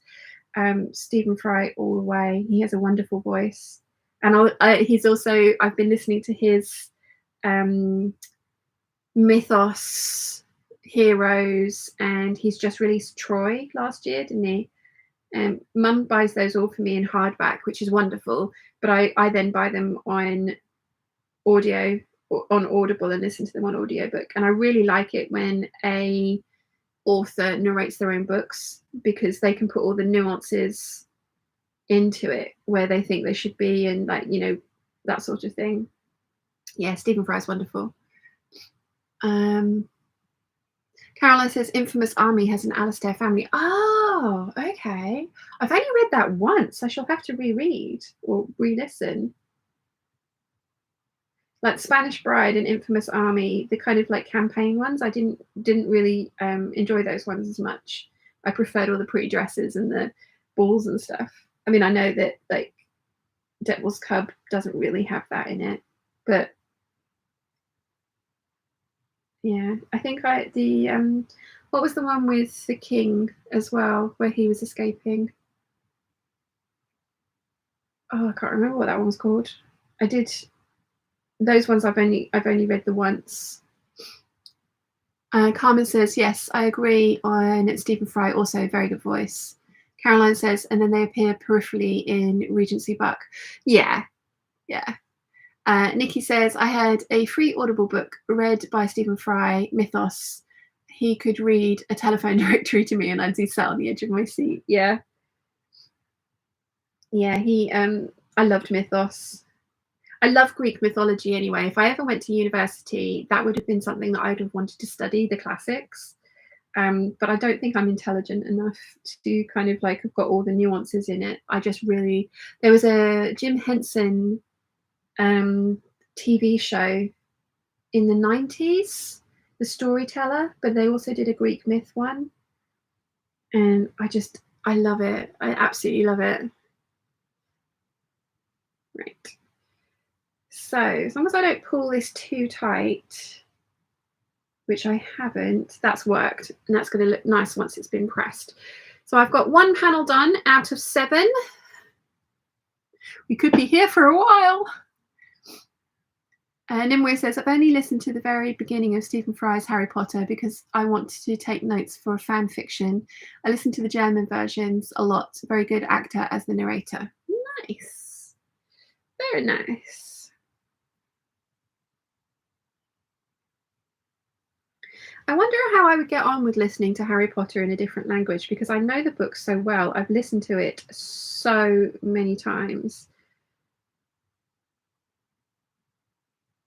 Because I hear all these stories about people who taught themselves English by watching TV, and I'm just like, I wonder if I could do that.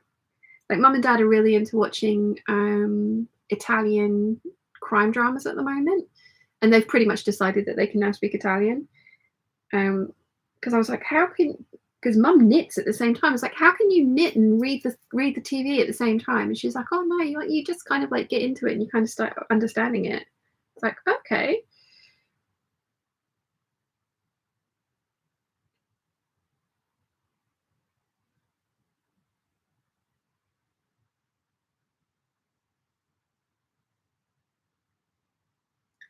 Kathy says beautiful fabric. David O'Rave says Stephen Fry, legend. Yes.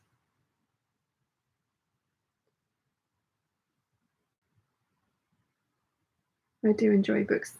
Oh, Ileana Kadushin, who narrates all the Twilight books, she has a wonderful voice.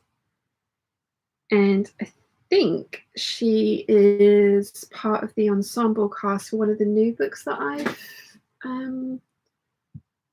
downloaded that I haven't started listening to yet.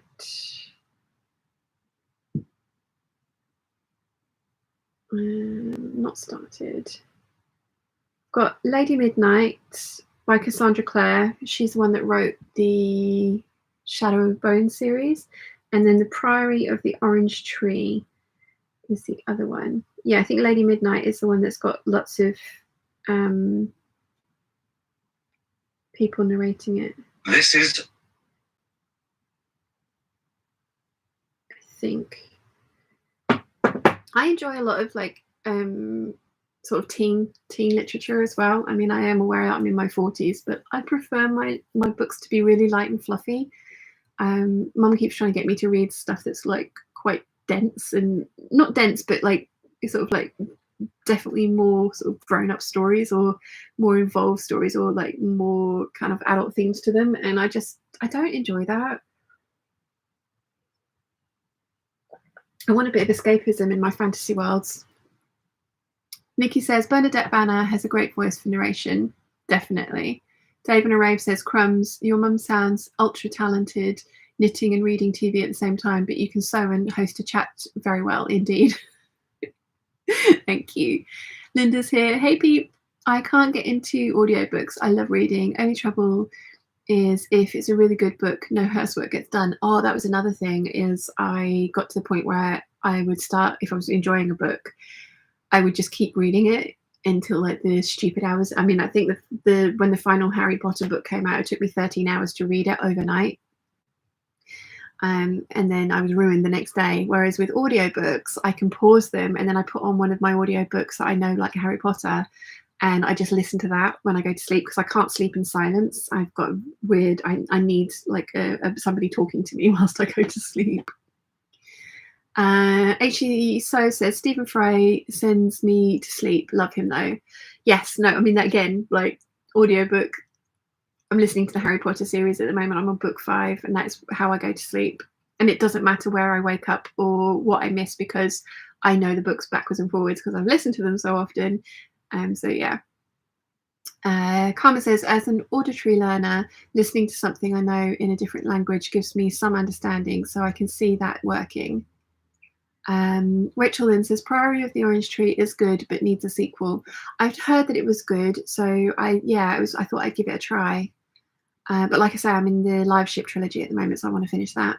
Teresa says, I have a machine question, if you don't mind. I'm having a difficult time when starting on thick fabrics.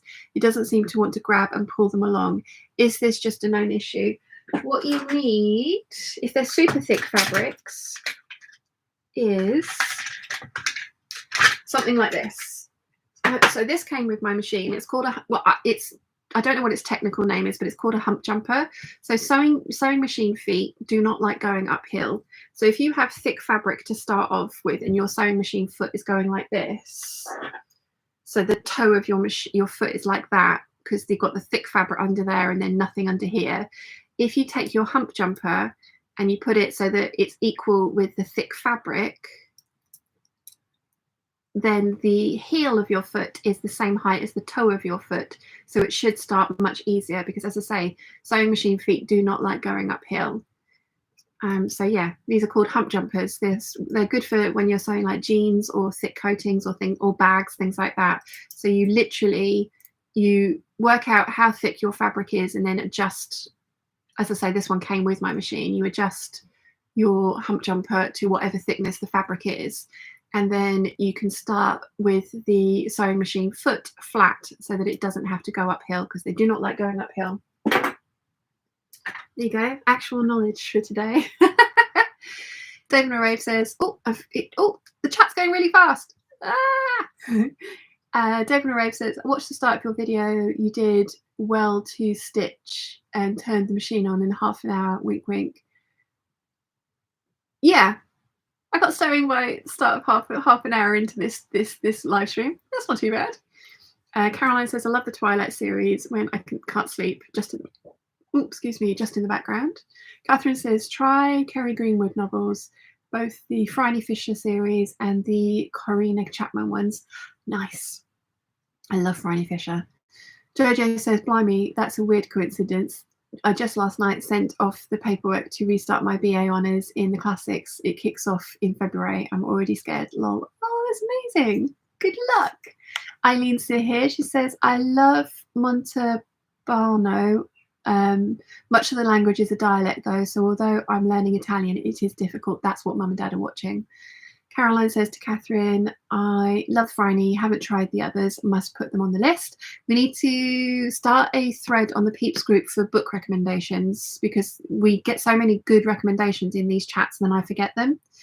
Last time Caroline actually emailed me with the Amelia Peabody series, and I'm so grateful that you did. Dave Rave says, your dress looks superb on your hourglass figure. I noticed when you stood up to get your mum's sewing machine foot. Reminds me of afternoon tea at Vintage Cafe for some reason, your dress. It is yes, it's a very nice print, isn't it, this one? I do have this print. I have some of it for sale, actually. I should put it up on the shop, shouldn't I? Carol says, Stephen Fry fans 2-part interview on Mini Questions with Mini Driver podcast. Oh, I like Mini.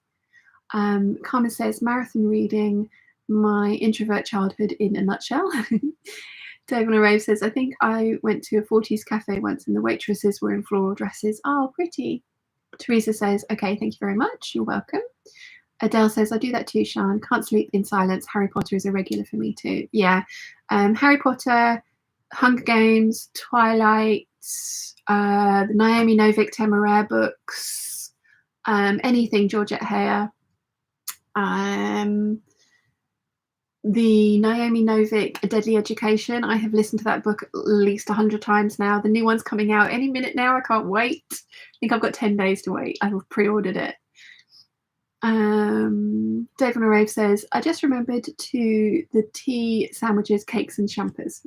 Nice.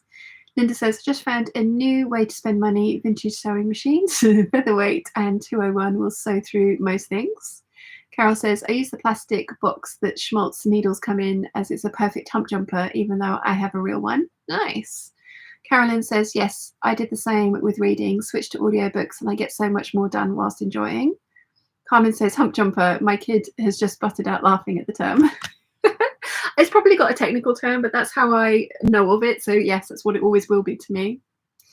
The Crazy Real Vintage Thrifter says, the Kerry Greenwood is a series that changed narrators, but the series is so good, I have made my peace with the change.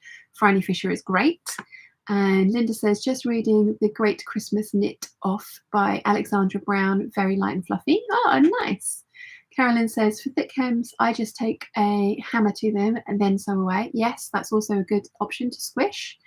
And Nikki says, I love the Monobolano. My hairdresser has been where it's filmed and has photos taken on his balcony and outside the police station. Ah, cool.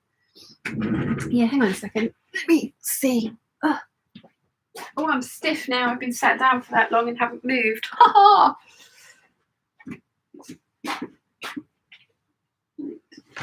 Oh, here we go.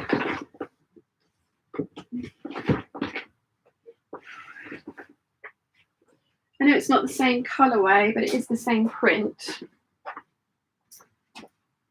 I think I've got 3 meters of it.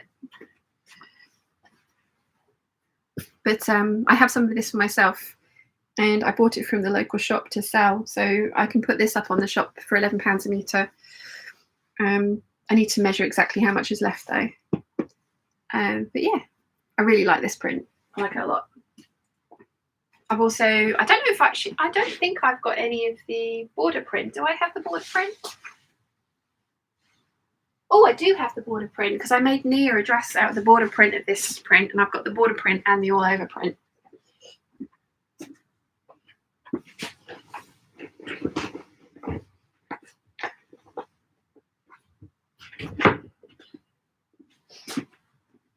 Right, I've got to stop distracting myself from my hems because otherwise they're never going to get done. I've got so many to do.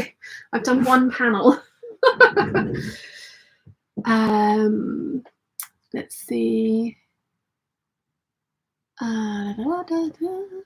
Caroline says, I made the switch to audio after eye surgery. Couldn't see for 4 weeks.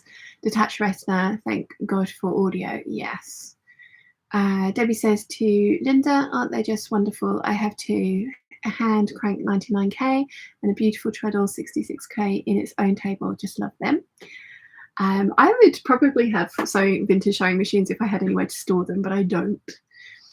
Dave on a Save says, wonderful print. Linda says, that's so pretty. Nikki says, that's pretty. Caroline says to Debbie, I really want the treadle, but need to make sure it has a home first. And Linda says, yes, Debbie, just loving them. Spent hours cleaning and oiling. Right. Let's carry on with this hem. I want to at least get one dress finished today. Although I have a feeling that I shall be going later than 4 o'clock this afternoon to actually get this one finished today. and I don't know if you guys are going to want to hang out for a little bit longer today. Teresa says, a husband's birthday, have to run. You are lovely people. Have a marvelous day. Thank you, Teresa. Happy birthday to hubby, and enjoy your afternoon or evening, wherever you are.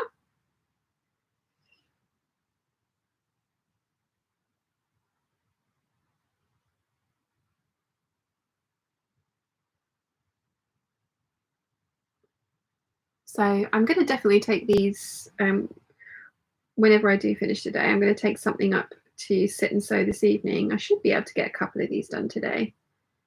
I was hoping to try and get most of them done so that I could film the lookbook tomorrow, but I think I'm going to be spending most of tomorrow hand sewing and then film the lookbook on Tuesday. Nikki says, fine for me for a little bit longer. And Linda says, oh yes, making my cold feet better. First cold feel better. First cold since lockdown, and it's a bugger. Oh, you poor thing. Yeah, I haven't had a cold since March last year either. No, so since New Year's last year, I had a cold then.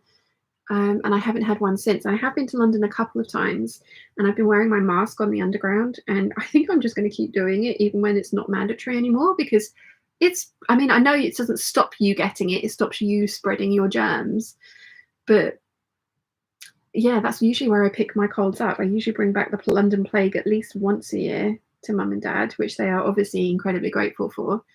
I'm not looking forward to the next one, because like you say, it's going to be a bit of a bugger, I think. Dave Narave says, Teresa is right. Lovely vibes in here. Very chilled, like Sunday. Awesome. Debbie says, I've just spent 20 minutes tidying my interfacing drawer. So satisfying to do, though, isn't it? That was one of the nice things about moving into this space, was like the excuse to like go through every single drawer and tidy and organize and get rid of stuff that is just, you know, it's just there because either it's been handed down or it's kind of just turned up from somewhere. Mum and I get so many people, like our neighbor, she's just given us a box of ribbons because she's like, oh, you sew. And see, it's usually either you sew, can you alter this for me, or hem this for me, or repair this for me, or I have some stuff, let me offload it onto you, because people like, I don't want to get rid of it, but I also don't want it myself. Carmen says, I have an old Montgomery Ward machine. It's beautiful, but I need to take it to the shop for a thorough going over, oil and grease, before I get onto my holiday sewing.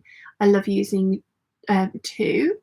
Jenny says, I went to the Fashion and Textile Museum this week, and it was about chintz. Do you think that your fabric you're wearing was made the same way, i.e. block printed?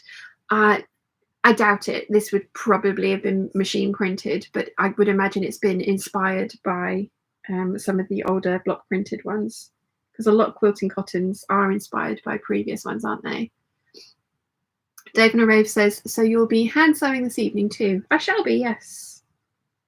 I shall be. I've got a lot of hand sewing to do. I've got 6 dresses to finish hems for. And then buttons to change on the one that I thought I had finished, but I think you guys are right. Those red buttons look so much better.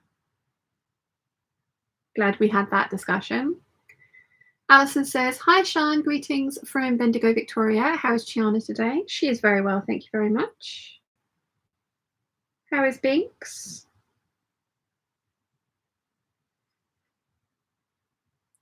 Anessa says, good morning, Sean and Peeps. Good morning, Anessa. Thank you for joining us. Linda says, I hate people asking me to do alterations, especially when they say it won't take you long, or do it yourself then, lol. Yes.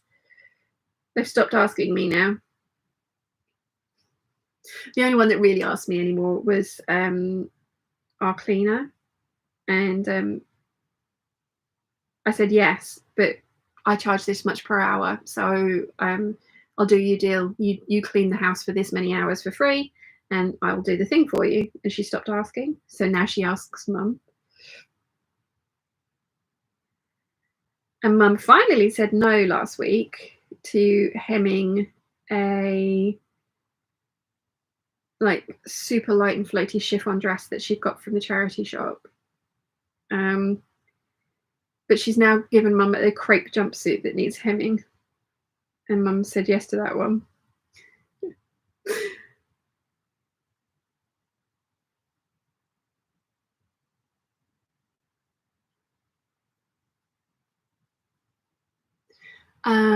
Carolyn says, Sean, are you and your family enjoying your new home? Very much. Carolyn says that's Sean, not sign. Sorry about that. It's fine. Yes, very much. Dad is very much enjoying the flat garden, although he's having issues with his legs at the moment. But yeah, he's very much enjoying the flatness of the front and back garden. And they're making plans for the house.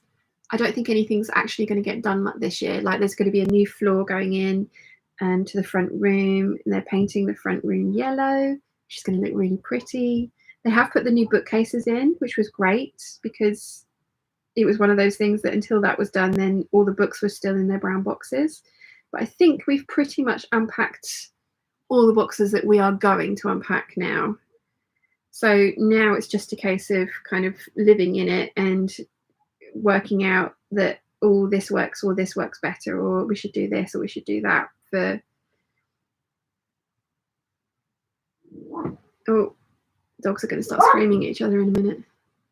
But yes, very much enjoying the new house. I think Mum misses the kitchen in the old place though because of the Aga.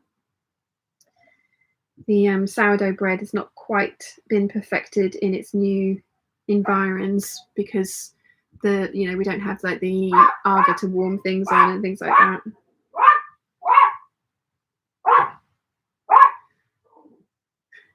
She really hates the schnauzer next door. I don't know why she's taken against it. Hang on, let me go and rescue it because that fence is a little flimsy. I'm just worried one day she's going to burrow her way through. Oi! That's unnecessary. Bit late. Should stop now.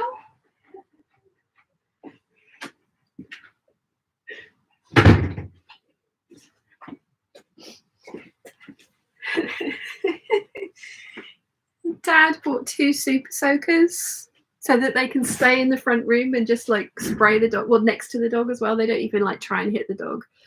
Come out there, the dog's already walking back in and Mum's there pumping up the super soaker. It's like, no.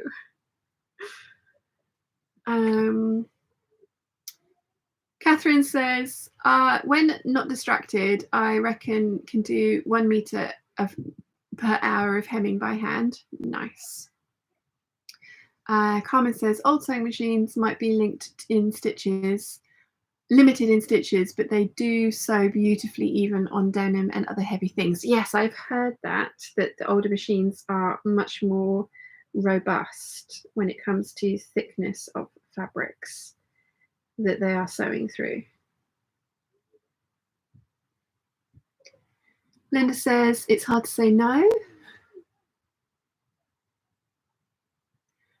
It is hard to say no, although it's when they start saying things like, oh, it won't take you very long and it'll only be a 5-minute job. It's like, well, actually, no, it's not. And then it's kind of like undervaluing the time and skill that it takes. But yeah.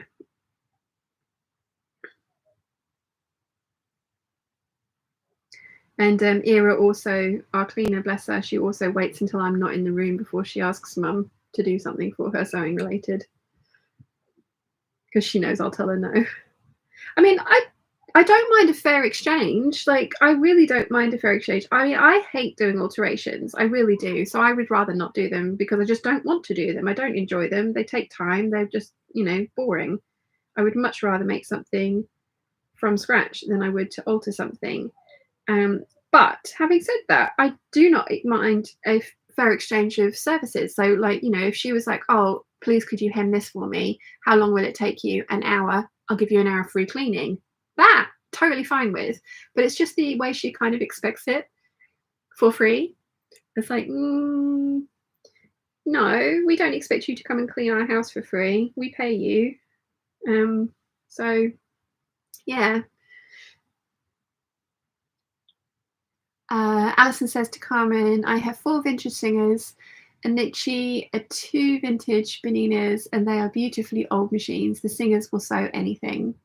Linda says, will you be doing a house tour or keeping it private?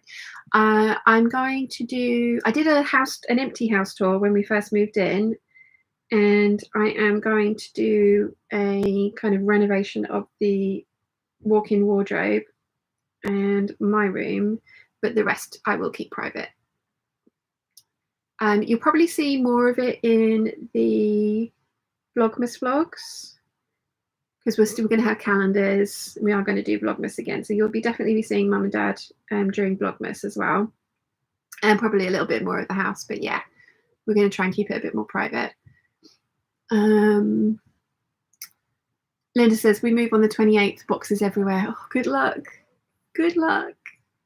Nimue says, mostly done with cutting, and I've only got cut 44 squares on the diagonal before I can start sewing, but my wrists need a break. Conveniently, Mum bought pastries home. Ooh, pastries.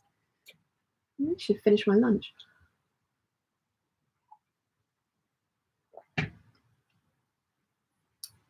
Gia says, good morning from California. Good morning.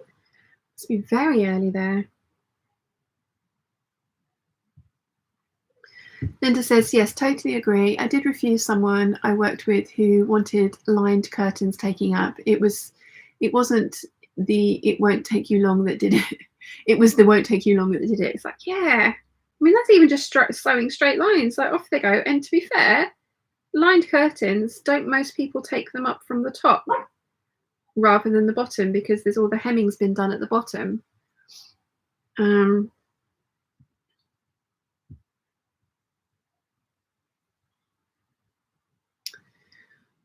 Carmen says to Alison, I want a few more. I keep scouting for local marketplace where I found my MW last spring, $20, even though it needs a good going over and a bargain in my mind.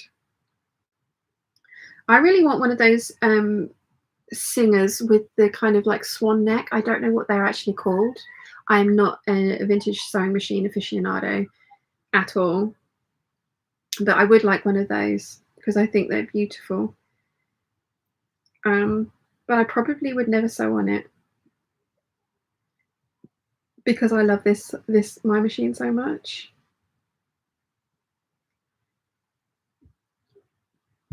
Renske says, I recently got an old Jones machine. Linda says, missing your mum and dad. They're about every now and again, but they are definitely enjoying not being on camera as much.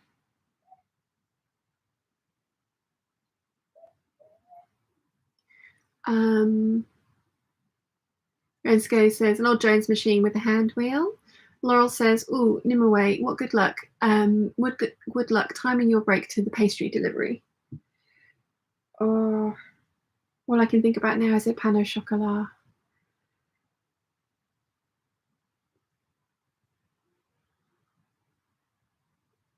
So I need ideas for Mum's advent calendar this year. Because I think I don't think I'm going to top last year, and I can't afford to do last year every year. She said she's happy with just dark chocolates. So I was thinking maybe I could get one of those panels that you use to make an advent calendar with the little pockets, and then just put the dark chocolates in.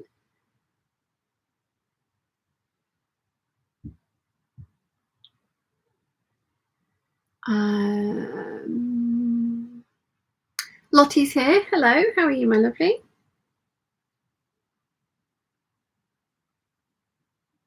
Rensko says, but also need to get it cleaned and oiled. Nimue says, looking forward to Vlogmas with your parents. We're going to get Dad another one of the kind of crunchy, nutty calendars, I think, this year, because he really enjoyed it last time. Or maybe a licorice one. Could get Mum the crunchy nutty one because she did say she liked the sound of that.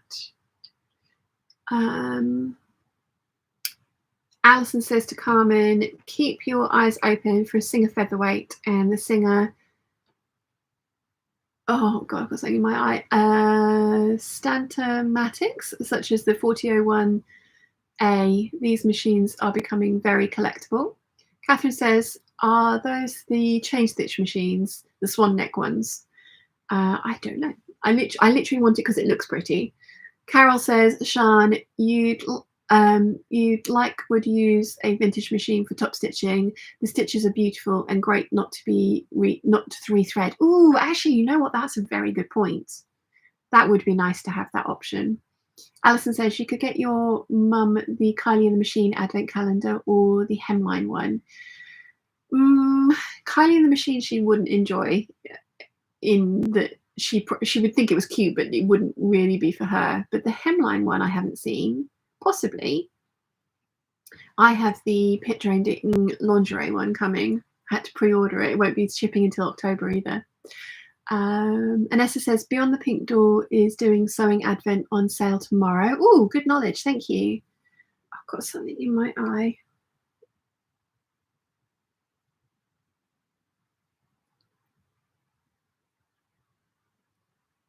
Slightly better.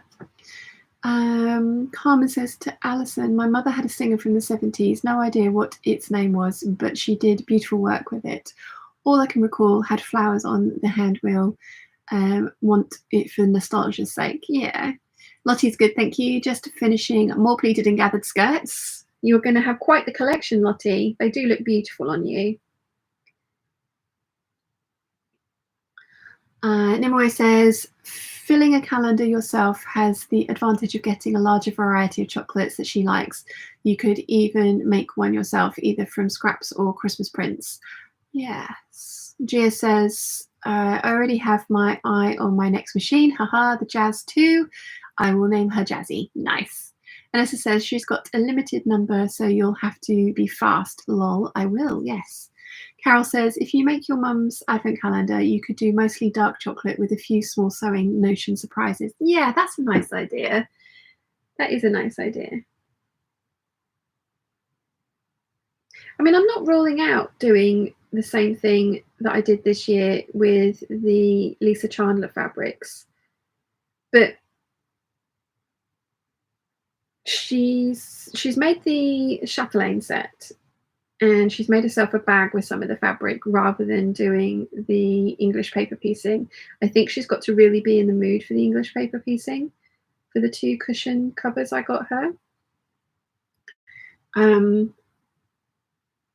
And she has everything that she likes from Lisa Chandler, and that's the only designer that I know she loves. I could get her a Judy Niemeyer quilt pattern as a Christmas present and then get the papers and stuff for it, but it would be the same kind of like papers in every single calendar, so I think that might be a bit dull. I'm thinking I'm going to make a calendar if I can't find the perfect dark chocolate one.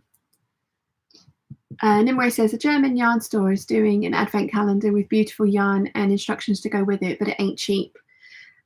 Is it yarn that, because she likes the idea of a yarn one, but most of the calendars I've seen for wool tend to be for sock yarn. Have I got that right? Because I know she wouldn't want it in that case.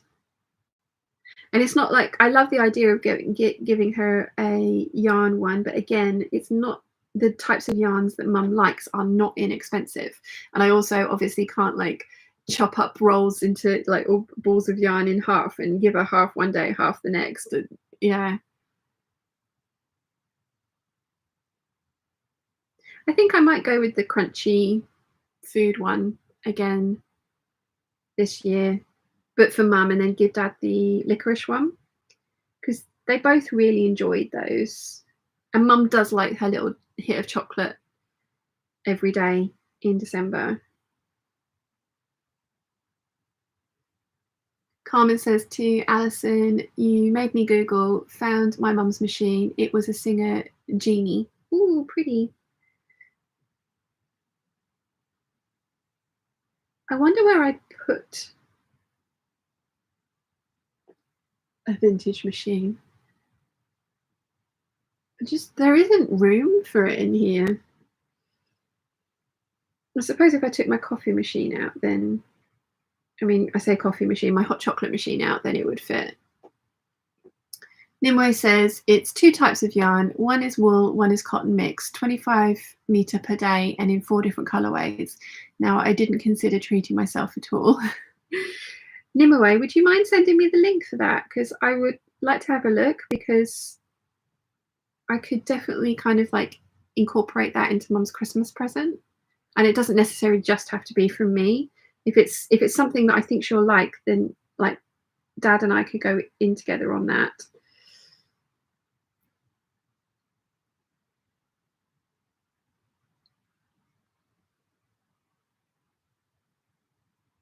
Carolyn says, with extra coconut for all the fun faces afterwards.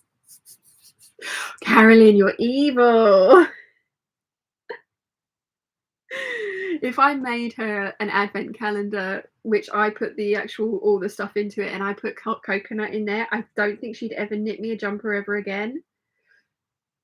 I agree, though, it is hilarious.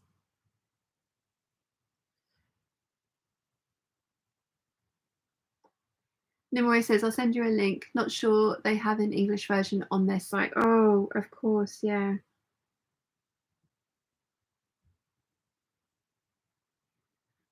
Alison says to Carmen, I love those and the retro floral design.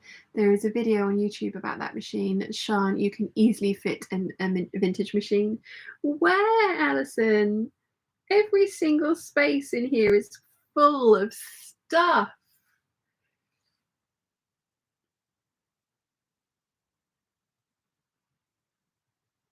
I don't know where it would go. I genuinely don't know where it would go. I'm trying to eke out this last little bit of thread to get to the next seam. I think I'm just going to do it.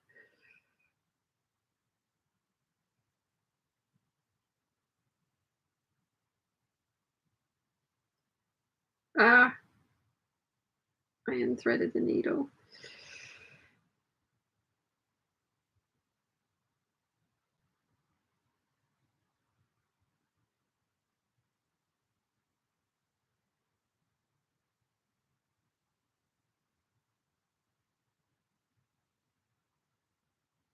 Okay.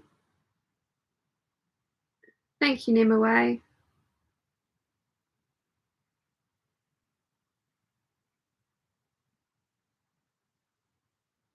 I think I'm probably going to end up getting them the kind of licorice and crunchy ones, but I will see what the coffee and tea company have come up with for this year, because they do tend to do different ones. I'd love to get Dad the spice one again, because that was fun, but he didn't really get around to using all of the spices. And Mum is getting fed up with so many things being left in her kitchen cupboards.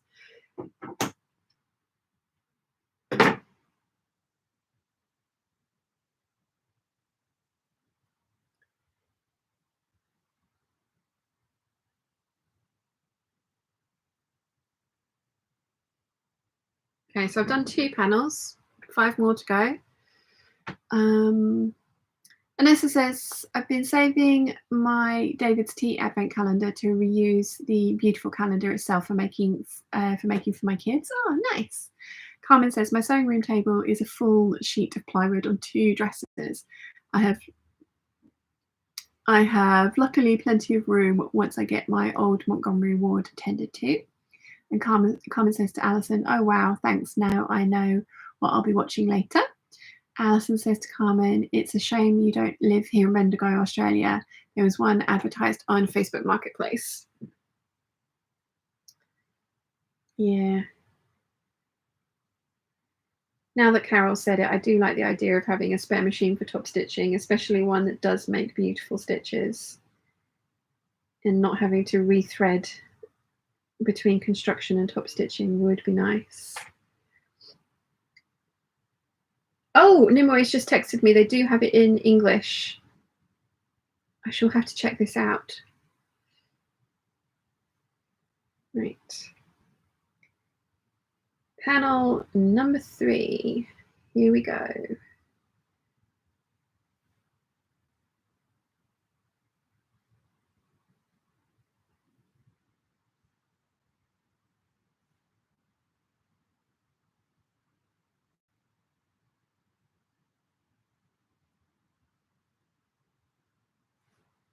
Yeah, I do like the idea of having a vintage machine.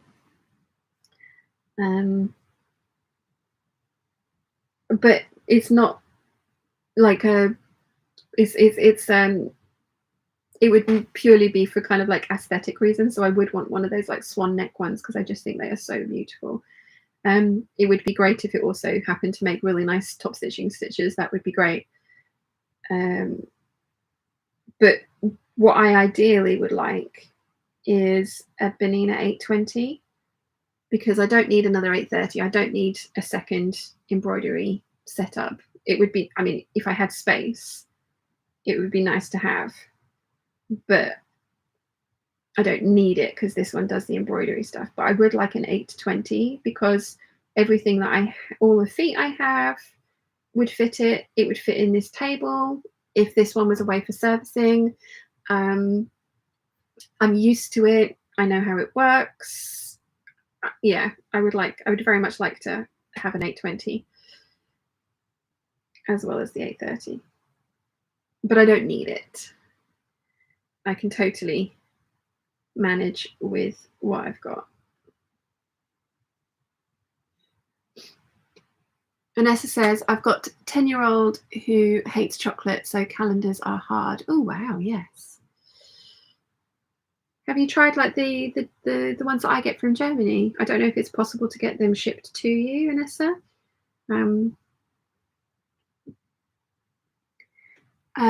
Efri says, hi from the Netherlands. Just traced the pattern for the new October magazine. Alison says, Sean, a great machine to consider if you're wanting a Benina is either the mechanical 830 or even better, the 930. Have both machines and love them. Yeah, I mean, I really don't need a second machine because we've managed to work it most times that when my machine is going in for a service, it's because we're going away on holiday or we're going to visit James and Nia and we drop it off on the way and pick it up on the way back. Our service guy's been really good about that. So it's very rare that I'm without a machine completely, unless, like I say, one of the sensors on this thing breaks because if one of those goes, it tends to be the whole thing is not usable.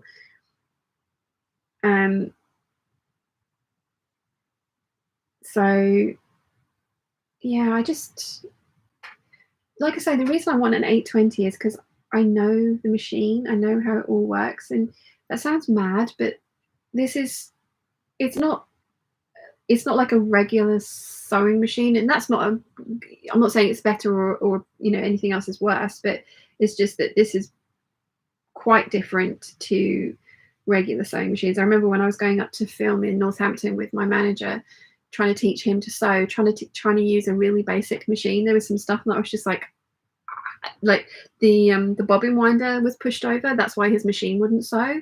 But because he didn't have a bobbin on it, and it was just like I don't really know my way around this. Like it did all come screaming back to me, but it wasn't as intuitive as this thing is.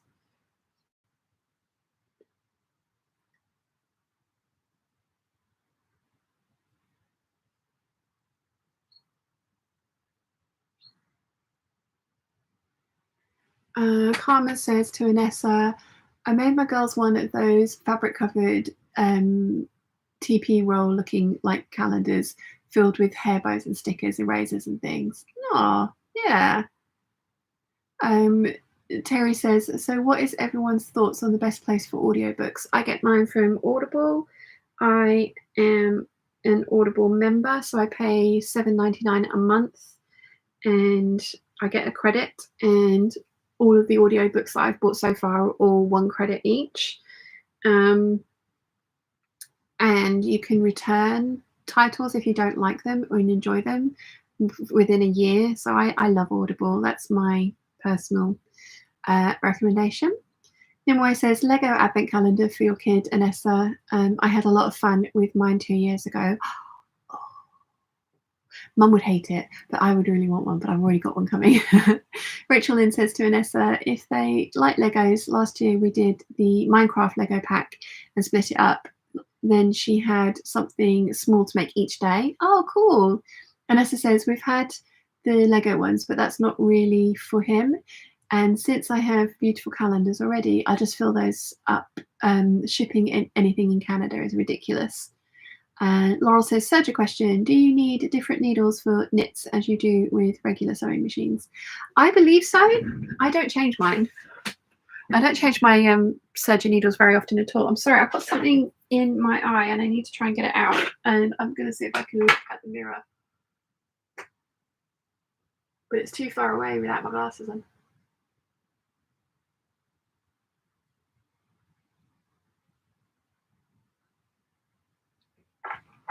I think that's better.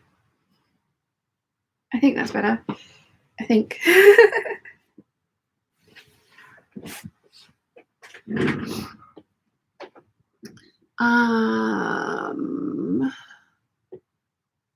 Where did I get to? Alison says, I keep saying that I am not buying any more machines, but I always do. I recently bought a Benina Nova machine, which is a smaller machine, and I bought it to take sewing guild meetings. Nice. Yes, it is an addiction. I know this. If Alex was here, we would be having this conversation.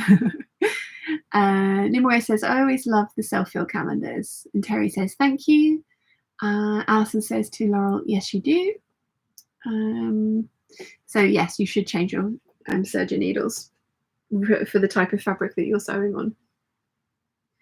I do every now and again, but this is another reason that I don't really sew with wovens on my serger. I only ever sew knits on it.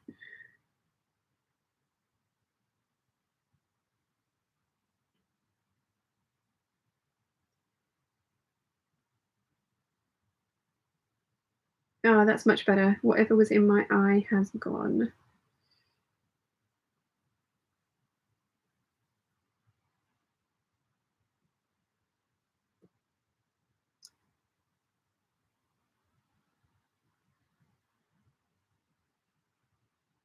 Rachel Lynn says, I have a brother 1034 and he only likes universal needles. Every time I try and change them, she freaks out. Oh.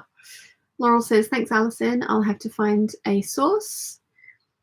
Anessa says to Nimue, I love that. I love the idea that we can do a real mixture of things, coins, gummy candy, little surprise bags, and the sort of thing. Yeah, that's lovely. And then Alison says to Laurel, what serger do you have?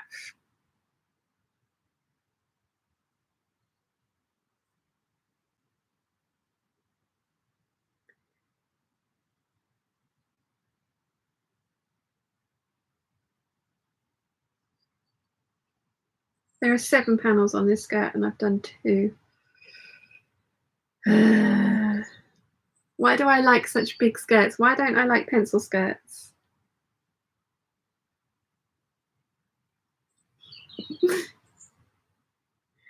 Why? Yeah, I think I'm gonna like make Mum a calendar and then get her some chocolates. And as fun as it would be to put in some coffee and coconut ones, I actually do think that she might disown me if I did that to her.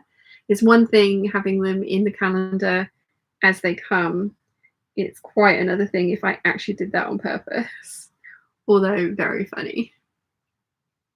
Anessa says, and if anything is too big to fit, I can have a clue and make him hunt for down for it. Yes, yes, definitely. Laurel says, it's a new home. The brand became Janome. Can't seem to find the model number.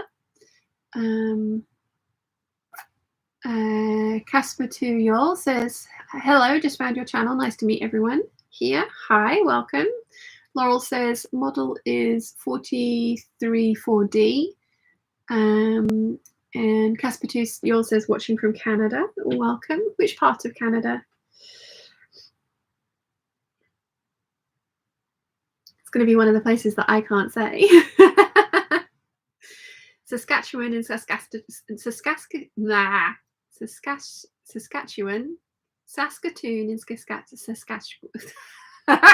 Saskatoon in Saskatchewan, Edmonton in Alberta. I can say that.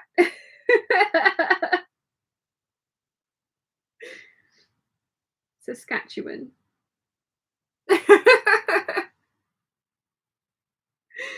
Oh dear.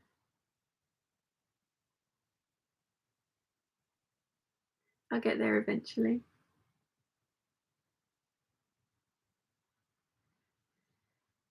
Yeah, it's weird to be talking about sort of like advent calendars and things like that, but it's less than 100 days away now, isn't it? Which is mad.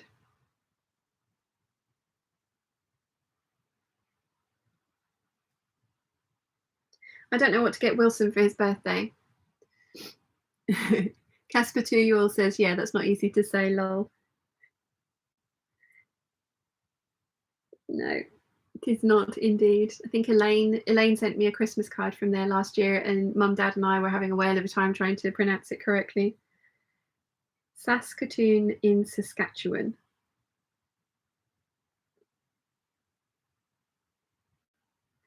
But yes, what do I get Wilson for his birthday? He's going to be 37.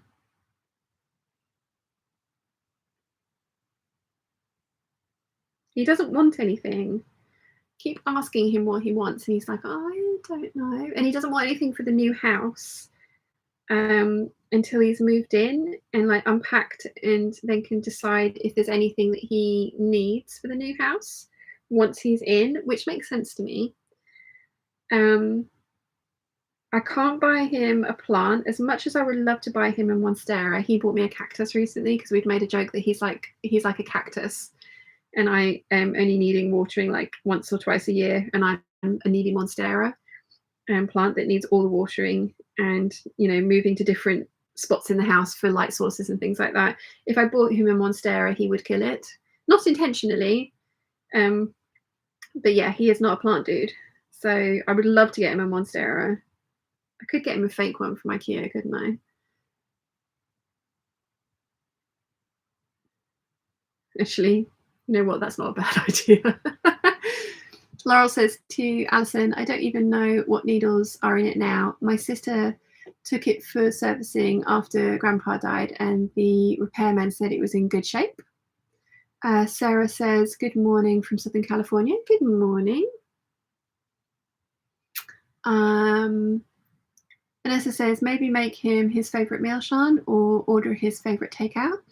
Oh, we're going to do that anyway, because his birthday is the day after he moves into his new house. So we're gonna need to order takeout for a couple of days before I can get the kitchen set up. Actually, he made the point that we're going to be close to one of our favorite sushi places, and towards the end of the evening, they tend to sell off whatever sushi they've got left over, so that nothing goes to waste. So he's like, we could go and stalk the sushi place and just like get ourselves a sushi feast, which I kind of like the idea of. There is a restaurant around the corner from his house that we went to for his birthday the first year that we were together. It's a Thai restaurant, and I really liked it, so we could go there. I'm going to get him some socks and a new head for his toothbrush, because every Christmas and birthday I buy him a new head for his toothbrush because he never gets them, and he never seems to change them either. So I'm going to do that. Probably a bottle of wine. Mim says make him a quilt. I totally would, but he would never use it. Or if I made him a quilt, it would need to be all grey and black. He is not a fan of colour or print. He is like the total opposite of me. Paula's here. Hi, everyone. Hello, Paula. How are you, my lovely? Lottie says a fake monstera. Big tick. Yeah, I'm thinking that could be quite funny, actually, because IKEA has quite a nice one. And he's already got one monstera that he needs to look after. So the fact that he wouldn't need to look after it, I think he would find quite amusing. I would definitely need to order it whilst I was up there though, because I wouldn't be able to buy one down here and travel with it. That would be difficult. Paula says, what's Wilson into? Gaming and guitars. But there aren't any games out that he wants at the moment. I have asked, because that's what I've bought him for his last birthday and Christmas. He got the Marvel game for his birthday, and he got the Cyberpunk for Christmas. It might have been, no, it was that way around. Yeah, but there's no new games out at the moment that he's like overly enthused about. I could buy a game that I want to play, but I think that might be a bit mean. And I always tend to buy him guitar picks, because you can never have too many of those. They always lose them. Somebody's already bought him the little device that you can make your own guitar picks out of credit cards and stuff. So he's already got one of those. Alison says you can make Wilson the Vogue jacket. Yes, I totally intended to. And then we had our little breakup as I was going to measure him, and I don't have time to do it now.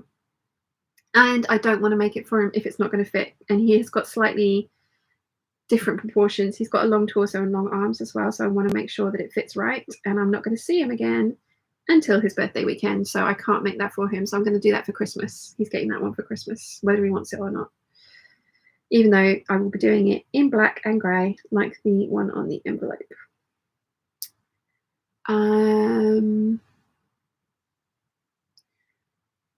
Alison says to Laurel, some sergers require specific needles, such as the Schmetz ELX 705. So check with your repair person.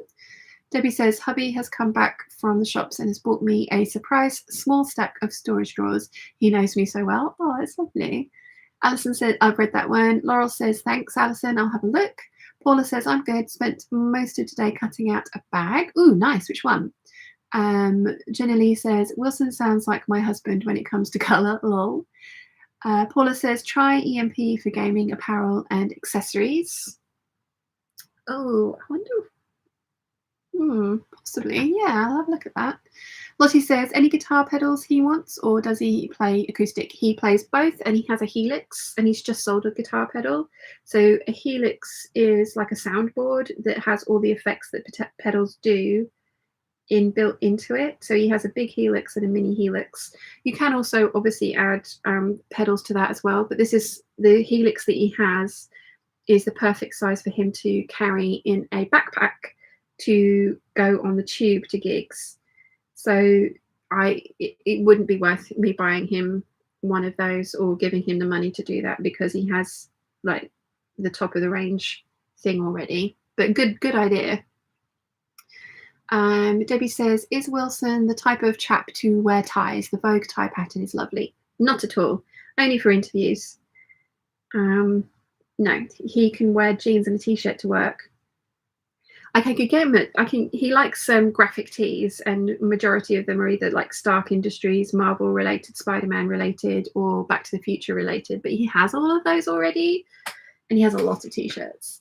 I'm definitely going to get him some socks, and the toothbrush thing, like I say. And I just don't know what else to get him. I think the Monstera is funny.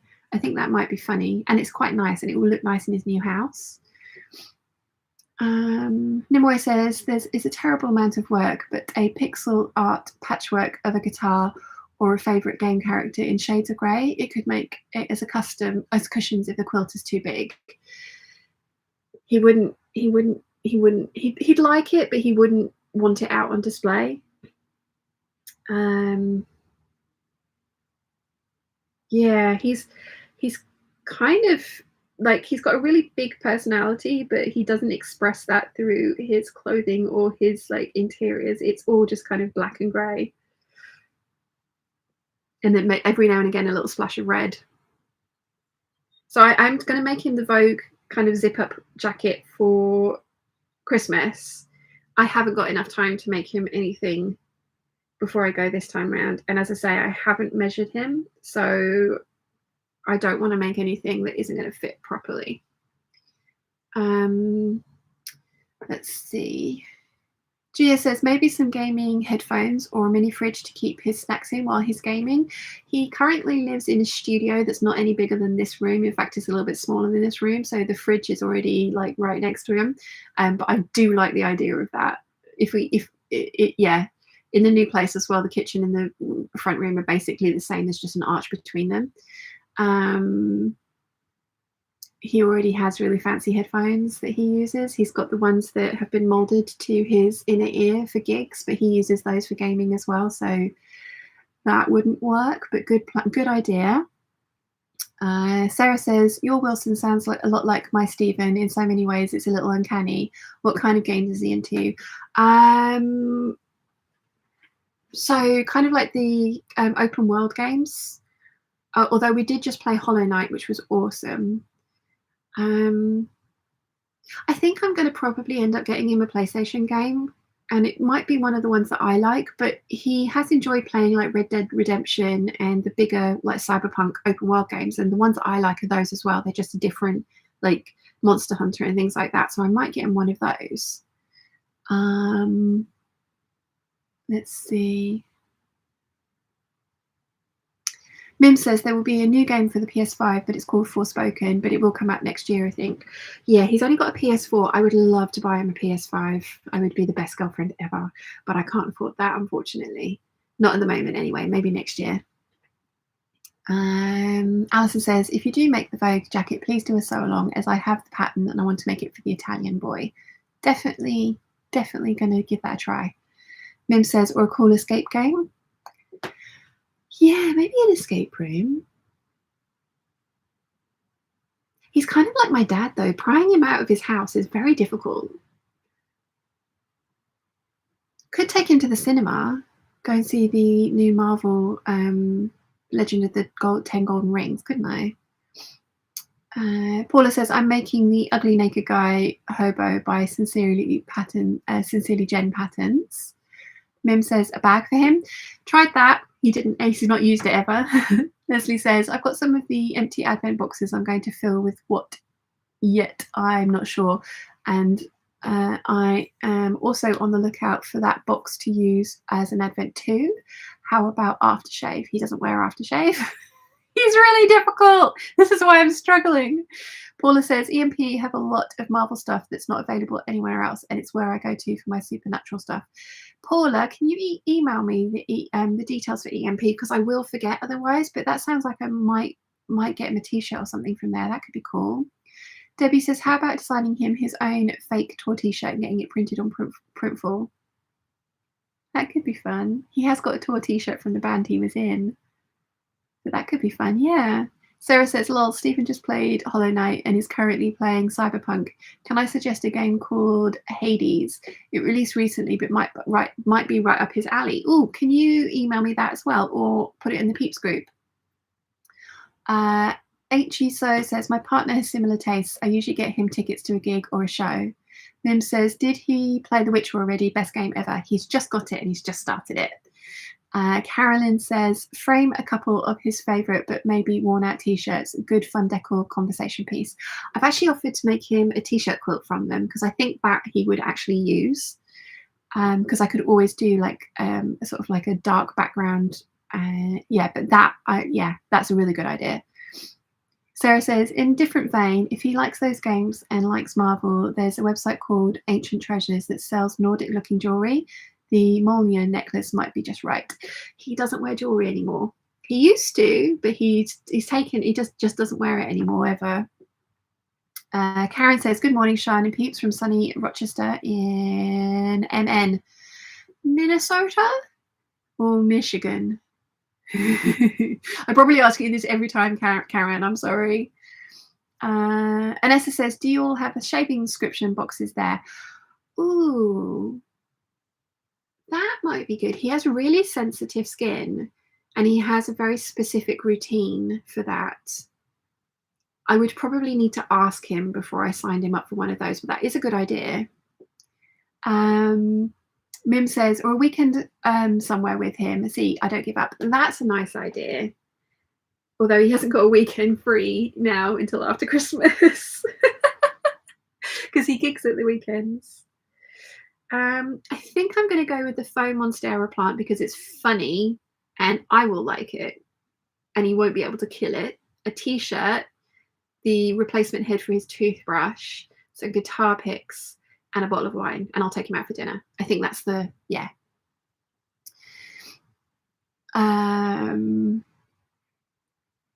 Laurel says, oh, if he doesn't leave home, the fake tour locations could be bedroom, loo, kitchen, exact.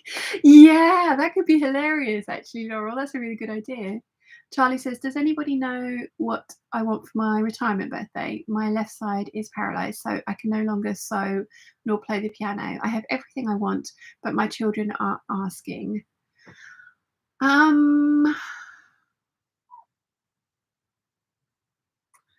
How about, like these guys are saying, something like an experience day that you would fancy? Fancy chocolate.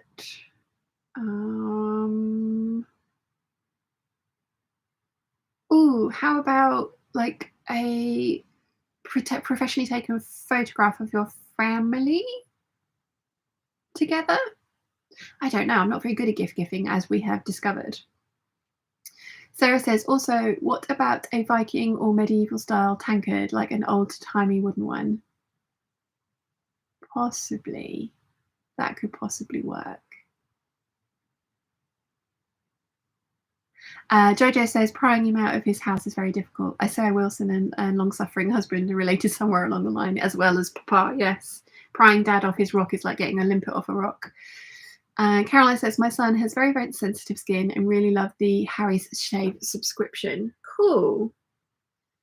He tends to use an electric shaver because he's got such sensitive skin. He, bless him, the first time he came down here to meet my parents, he shaved all his facial hair off because he was worried he was going to look scruffy. And then the entire weekend, his face just broke out and was dry skin and peeling, and he felt so self-conscious, bless him. So he doesn't wet shave very often at all. It is usually electric shaves. Gia says, he sounds like the kind of guy who would be happy with just the socks, lol. Yeah, I mean, to be fair, yes. He doesn't want to make a big birthday hoopla, but I do. So that's, I mean, that's why I'm not making like a party or like, you know, a big gathering of his friends or anything, because he would absolutely hate that.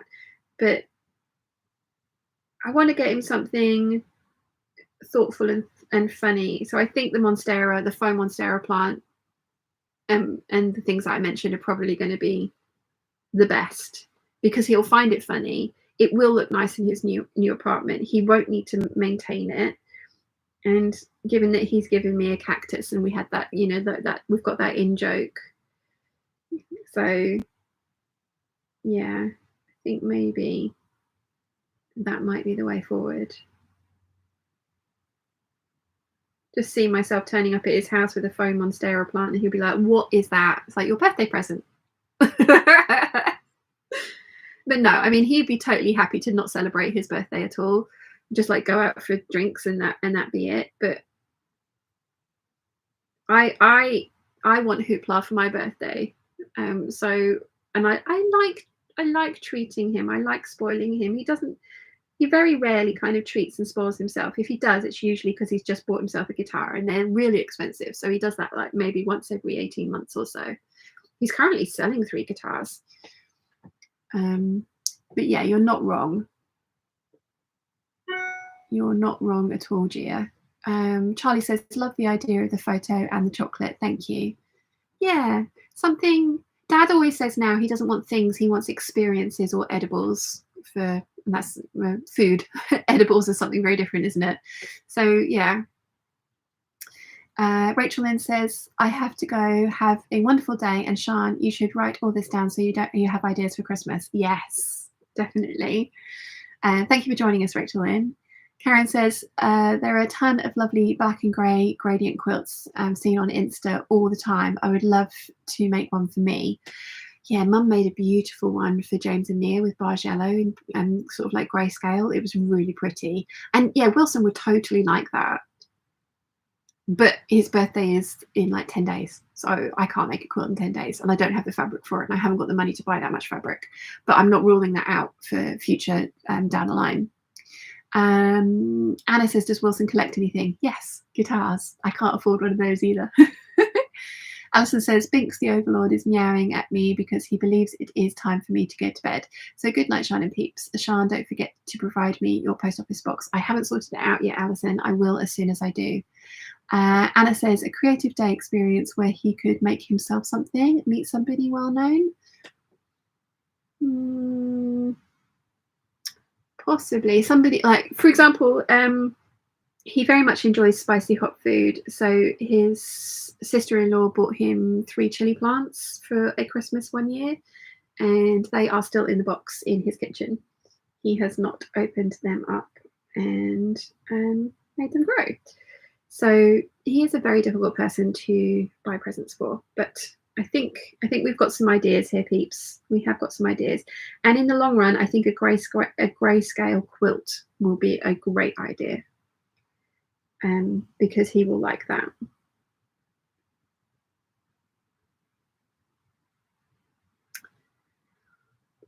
Paula says, have emailed you the link. I'm off to watch Shang-Chi Legend of 10 Rings. I'm a huge Marvel fan. I think I could get him tickets to that to go and see that. That could be good. But enjoy, and thank you, Paula. Thank you very much. Sarah says, I'm the same with gifts. Give me something I'll use. I don't like stuff that just kind of takes up space. Yeah. Debbie says, I have been with my hubby for over 30 years now, so I get him concert tickets now. Ooh. See, I wouldn't know what kind of concert tickets to get Wilson. I think the last one he went to was a Bon Jovi concert, and that's because he was a guitar tech. It wasn't because he was going it was, you know, he was the guitar tech for the day and evening.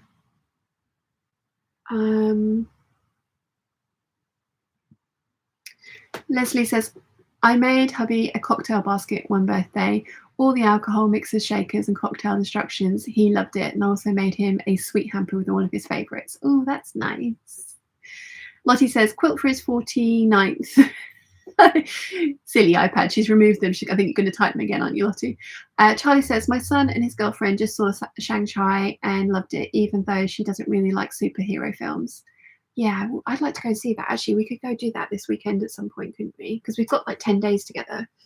And I know we're moving house, but we can do that. Vanessa says, cooking class with you to learn making something he loves. Laugh my ass off. Probably not in 10 days, but it is an idea. He would hate that. He doesn't like cooking at all. Jenny says, hi from Australia, watching in bed. Good evening, Jenny. Linda's off. Bye bye, Peeps. Thank you for joining us, Linda. Lottie says, try again. A quilt for the 40th. Yeah, that could be an idea. That could be an idea. Yeah, no, you guys are coming up with brilliant ideas. He's just a bit fussy. Well, not fussy, just, you know, he doesn't want the things. And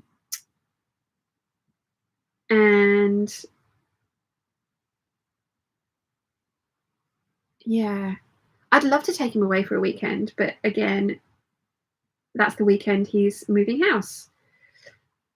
So can't do that this time round, but maybe next time. Yeah, because I did take my ex to Paris for his birthday, so I would like to do something like that in the future when we can travel a bit more easily and stuff. So yeah.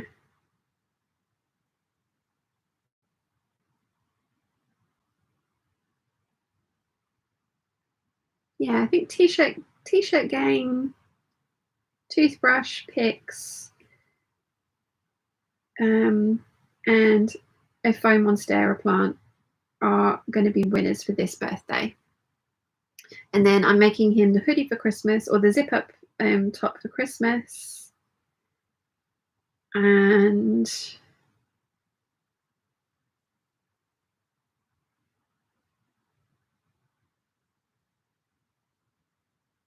a quilt for his 40th.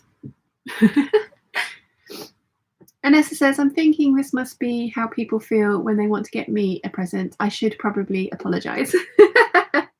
Yeah, I mean, people have told me I'm difficult to buy for. So one year I asked for the Links of London charm bracelet.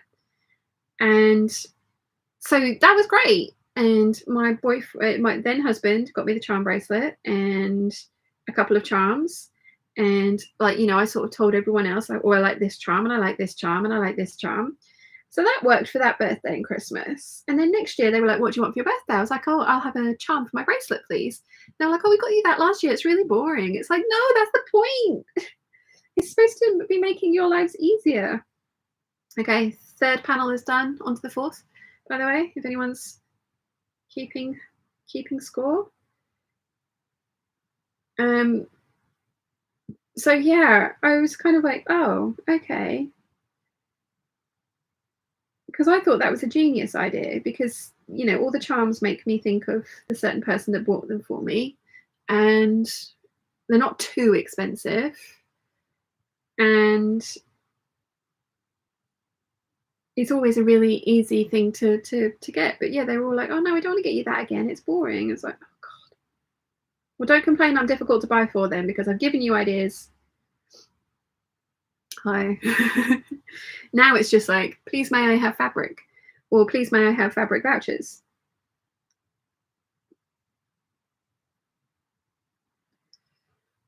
Anna says, maybe food made by somebody else and served to you both. Then no cooking and no doing the dishes. Instead of a weekend away, how about midweek break? It really depends how it goes with the house move, Anna, because that's why he's taken the whole week off. And if I sprung a let's go away for a couple of days in the middle of that, I don't think he would be impressed, because we need to go to IKEA to buy furniture and make furniture. We need to move everything over. We've got to clean the old flat. We've got to get the new flat clean and unpacked and sorted. So yeah, I think the fact that I'm coming to do that at all, he is very grateful for, because he was trying to not let me come and do it, because he was just like, oh, that's too much work. I can't possibly ask you to. And it's like, no, I want to come and help. So yeah. And I think, yeah, definitely we'll go out for dinner. We'll go to that Thai restaurant that we went to for his birthday a couple of years ago. So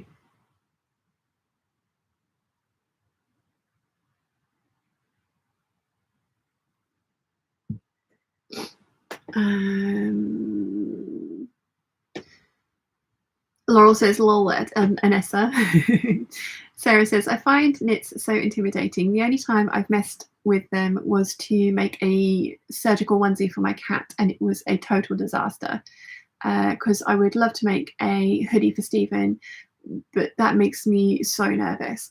I put off working with knits for 5 years, Sarah. I had a really lovely, expensive overlocker, and I just was terrified of it for 5 years. And I think, again, if you go for something like a Tilly pattern that has all of the hand holding and literally tells you what type of stitch to use and how to use that stitch in the pattern, then you kind of like, your confidence will come, because like I love making stuff with knit fabrics now.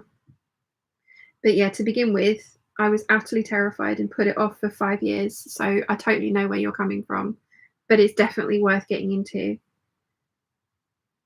And like the hoodie for the husband is probably a stable knit, like a French a Ponte or a French terry. So, you know, they're slightly easier to work with. You don't want to start with like a viscose jersey, which is all slinky and slippery. You want to start with like a nice stable cotton jersey or something like that. Nimoy says, we're all easy people, just don't understand. Vouchers for fabric stores. Yeah. I mean, the charm bracelet was back when I didn't sew, so I am much easier to buy for now. I need to get Wilson a frame for his star certificate that I gave him for our anniversary, because I had a star named after us.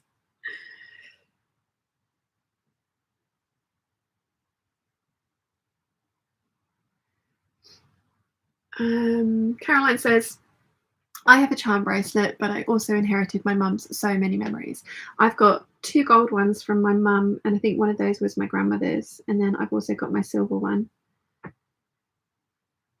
don't think Links of London even trade anymore. I'd have to go to Thomas Sabo for charms. I love Thomas Sabo's jewellery. Lottie says, I collect all sorts of things, brooches, fabric, but I want such specific items that I'm still a nightmare to buy for. Yeah, but we could get you an Erstwilder voucher and you'd be happy with that, right, Lottie?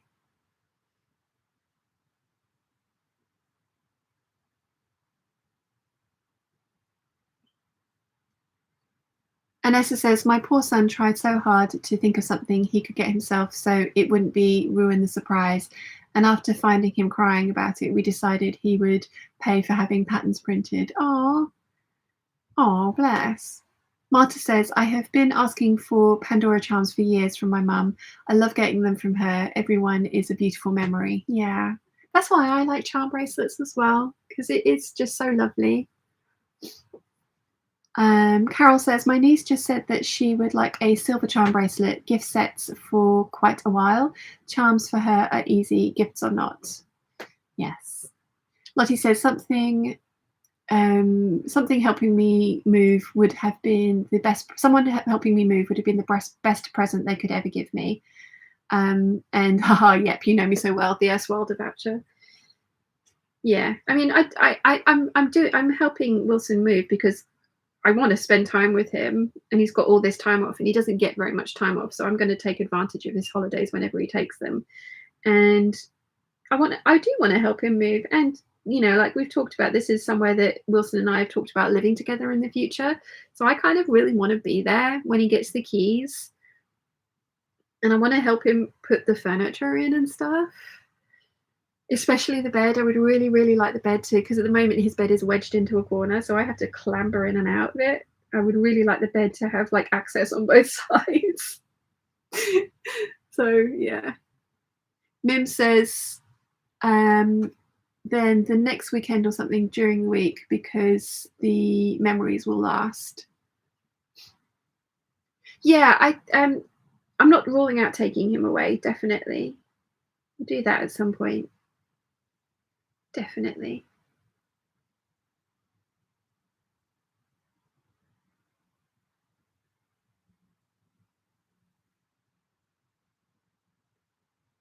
This hem is taking forever. Why do I like such large skirted dresses?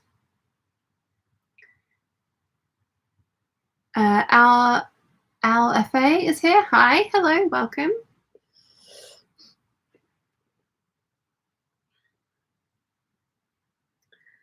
Why do I like such big skirts? Please tell me, everybody.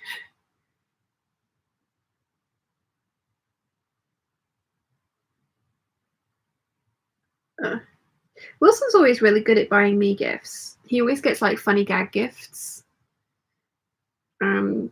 Like he'll always get something off my list, which is lovely. Usually fabric or jewelry. But he's always like, the little gifts that he gets are always really good. Like for my birthday when we were together like 9 years ago, he got me we went halves on my Michael Kors watch, which was lovely of him. And then he also took me out for dinner and he bought me a stuffed T-Rex because of a movie we'd watched together, and we had like a little in-joke. And I've still got that. And I've now got all the piles of cards, decks of cards that he buys me. And so I've got Avengers cards, Star Wars cards, Friends cards. And they're so beautiful. I don't think I'll ever actually let my family use them to play cards with because we destroy cards. But yeah, he's good at the like little funny gifts. He bought me a remote controlled plug for the fairy lights on my fake tree in my house, because the plug for them was in a really difficult place, and he'd seen me struggling to turn them on. So he bought me like a TP-Link plug that I could control from my phone, which was just lovely of him because it was thoughtful. He's very good at thoughtful gifts.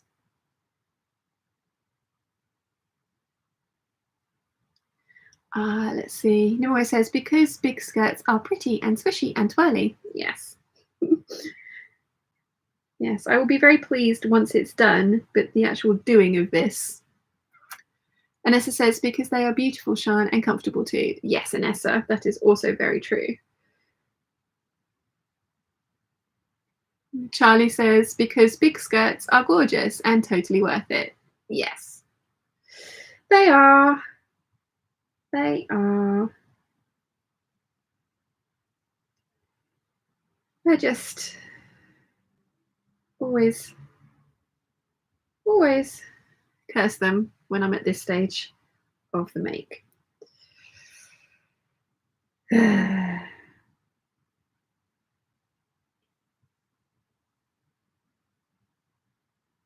I mean, I totally could have done a narrow rolled hem on my machine for this one, and it probably wouldn't have taken me quite this long.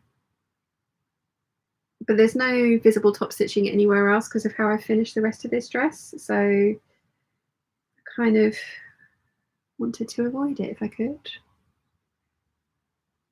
Nessa says to Charlie, only worth it after the hem is done.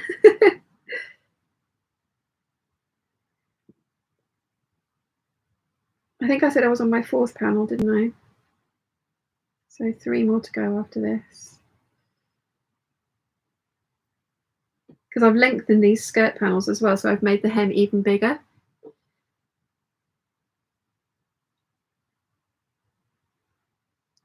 Of course I did.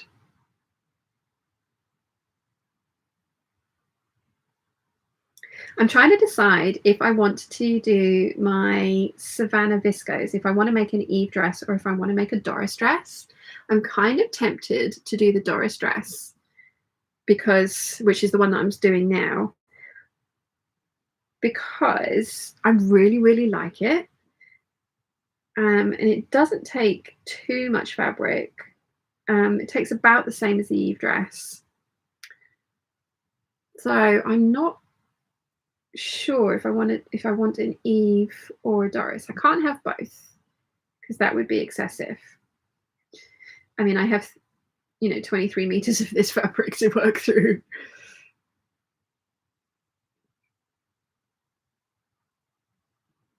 And at the moment I am just a little bit too big for my Eve dresses. I can't wear them comfortably at the moment, but this Doris dress is the size that I've cut fits me really well.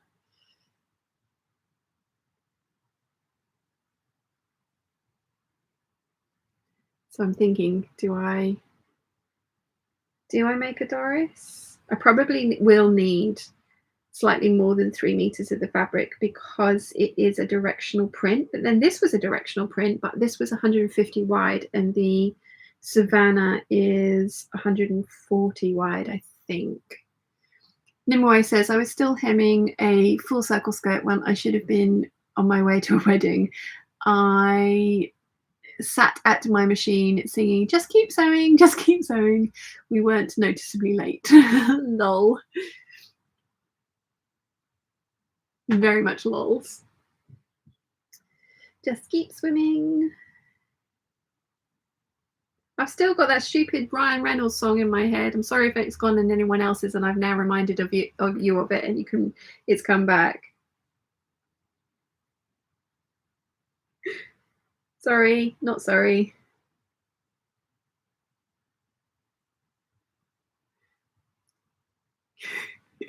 You're all cursing me now, aren't you?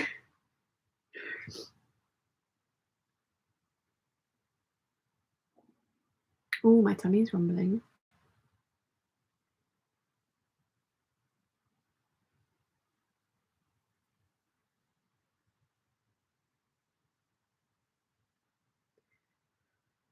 Oh, do I order pizza for dinner?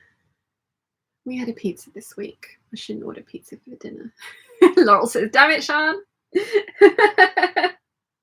I'm sorry. It's still in my head. You know that meme that's like my brain is like a browser that's got 46 windows open and one of them's playing music and I can't work out where it's coming from. Yep, totally accurate. HE says, just getting to the hem of the dress I'm working on now. Fabric has been an absolute pig to work with, so machine stitching it is. Nice. Nice. Marta says, haha, I had the original song playing in the background for a bit after you mentioned it earlier. Anna says, I was just thinking of pizza for dinner with garlic bread later. Ooh. I had pizza earlier this week. I can't have pizza again. Oh, I wonder if I could go get KFC.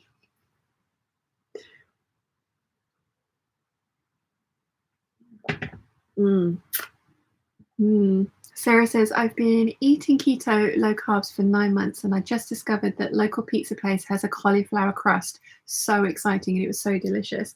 That's actually something I've been looking into. One of Wilson's friends is on that and he's just doing so well on it. So yeah, obviously if I decide to do that, then pizza's out. I think KFC's out as well, isn't it? But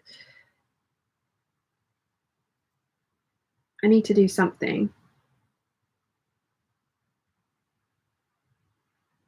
Because every time I try and start exercising, I hurt myself.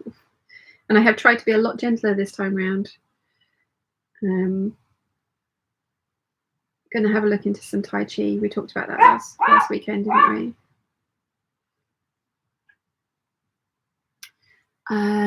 Karen says, I could eat pizza every day of the week, one of my favorite foods. I mean, I could too, but I really shouldn't. Mim says, it doesn't matter what you will buy. It will be a fabulous birthday because you are with him. Yes, I think he'd agree with you, Mim. Thank you for that.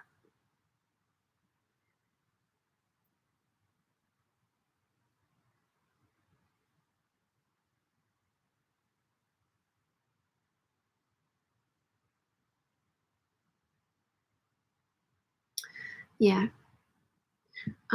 Sarah says, I did strict keto, like logged everything I ate for 3 months. Great results, but I started having health problems.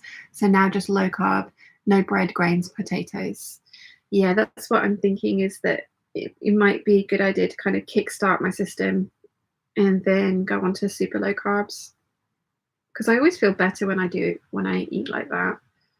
I always feel so sluggish after pasta and bread and potatoes. I mean, don't get me wrong, I love them. But if I eat pasta in the daytime, I actually go to sleep. It makes me sleepy, like really sleepy. Anna says to Mim exactly what I thought. Yes, he will appreciate me there and helping. I know he will. I want to spoil him. I enjoy spoiling him. So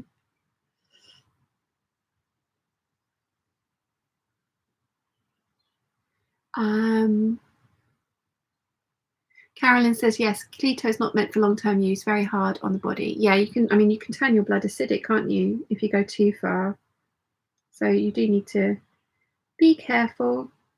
Everything in moderation. Anessa says, carbs are my favorite food and a new diabetic. And as a new diabetic, that's hard. Oh, gosh.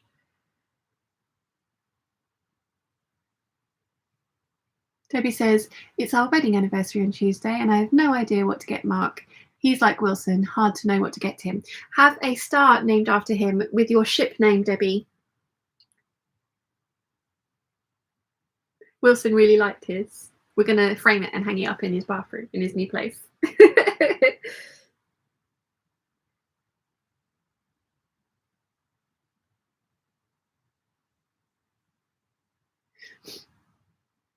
Sarah says, at least whiskey is non-carb, right? Yeah, we were talking the other day as well. Like I do enjoy wine, and I would rather have a beer though. And it's not the alcohol I want; it's the cold drink out of the fridge. So we were talking. We were like, maybe we should try and keep some like bottled water in the fridge that I can flavor with strawberries or cucumber or something, or lemon. Because I really enjoy the touch of fruit from Volvic, but there's a lot of aspartame in that, which I don't want to have too much of. The thing I miss most about the last house is that I had a water filter in my fridge, and so I had cold water whenever I wanted it and ice, and I did drink a lot more water when I had the cold water available on tap.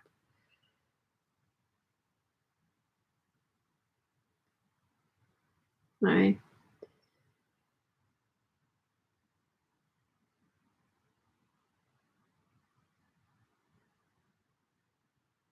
I think I'm going to get Wilson the Brewdog advent calendar for Christmas this year. Not that he does advent calendars really, but I think he'll enjoy it. I would get that one for Dad, but they put so much grapefruit into their beers, and Dad can't have grapefruit with the medication that he's on. It's a really bad combination. So he'd end up with like half of the beer that he couldn't drink, which would be great for me because I can drink them all, but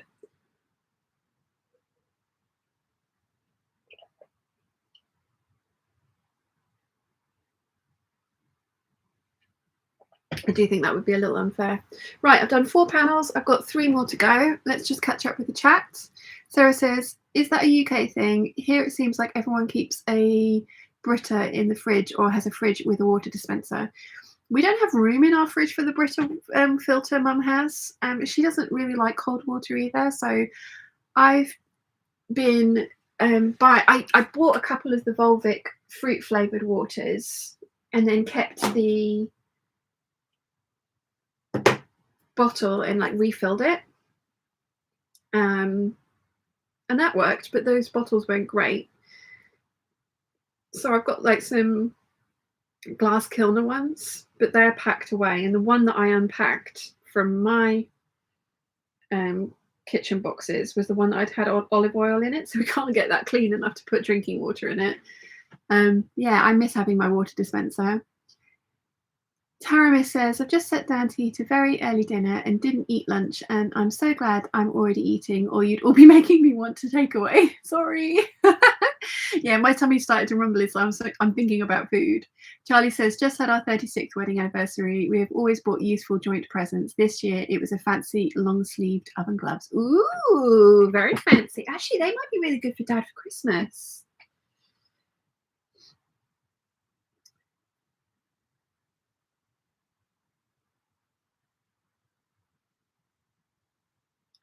Yeah, Wilson and I, it was kind of like something funny for our 2-year anniversary. I can't remember what we got for our 1st-year anniversary. I think he got me chocolate. That was very nice of him because I do enjoy chocolate. No, he didn't. He bought me a membership to the botanical gardens, and I got him a video game.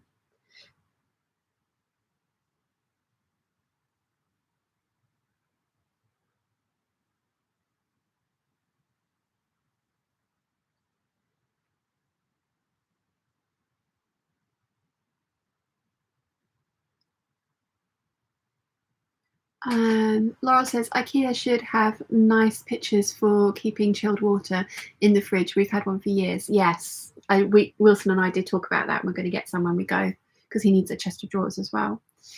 Sarah says, if pattern calls for 10% stretch, are they talking about spandex elastane content or more like the amount the fabric will physically stretch past its usual measurement? 2 secs.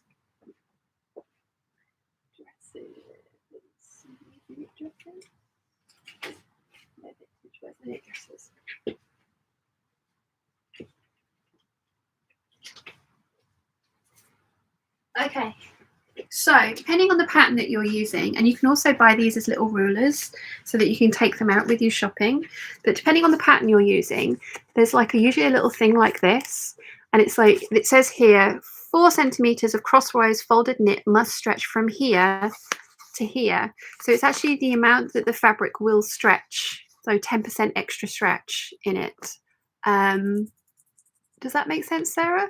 Like the pattern that you're using, it should have one of these little gauges on the back for you, so that you can literally hold that much fabric up to it and then stretch it out, and if it does stretch there or past there, then it will work for that pattern. And you, as I say, you can buy a little ruler that's got a 10 centimeter thing on, and then it has like the 10, 20, 30, 40, 50 bit of stretch on there as well.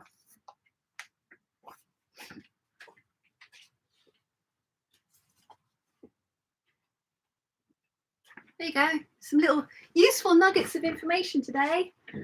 Hump jumpers and stretch. Where's my needle? Laurel says, fortunately, our tap water is tasty and doesn't need filtering. Yeah, ours isn't bad either. I just prefer really cold drinks. Paula says, I miss cold fizzy drinks. Last fizzy drink I had was in 2014. It's very rare. I have water. Definitely don't drink enough. I live on lattes. Yeah, we had some caffeine-free Diet Coke in this weekend when James and Nia were here. Oh, it's so good. So good. Sarah says, yes, that totally makes sense. It seems like I'll need to purchase and print the Tilly pattern then before I buy fabric. Yeah, and like I say, there's if you look on Etsy for a stretch percentage ruler, you can buy them that when you go fabric shopping in person, you can test the stretch from whatever pattern you need as well, so you don't have to take the patterns with you if you don't want to. Dear Grace says to Sarah, they mean physical stretch, so if you have 10 centimeters of stretch fabric, it would need to stretch 1 centimeter. Tamanika says, yay, I made it. Good morning, Sean and all. Hi, welcome. Sarah says, thank you to Gig Racer. Anessa says, you can bring measuring tape with you, Sarah, and if it stretches 1 centimeter past the 10 you're holding, that's 10% stretch. You can indeed. I just like the little wooden ruler. I'm a sucker for a gadget.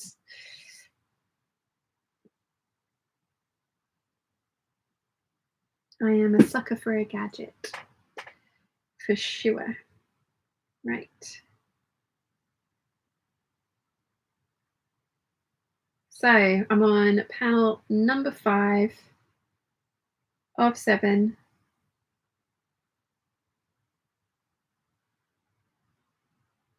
This is slightly more difficult to do with just a folded fabric rather than the bias binding, because the bias binding gives it a bit more body.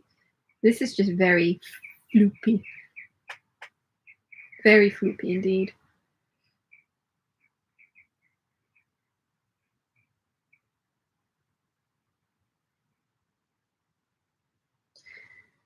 Very floopy.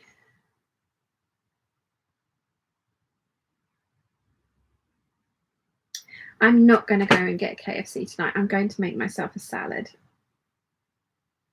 I am going to have a really nice salad, I think.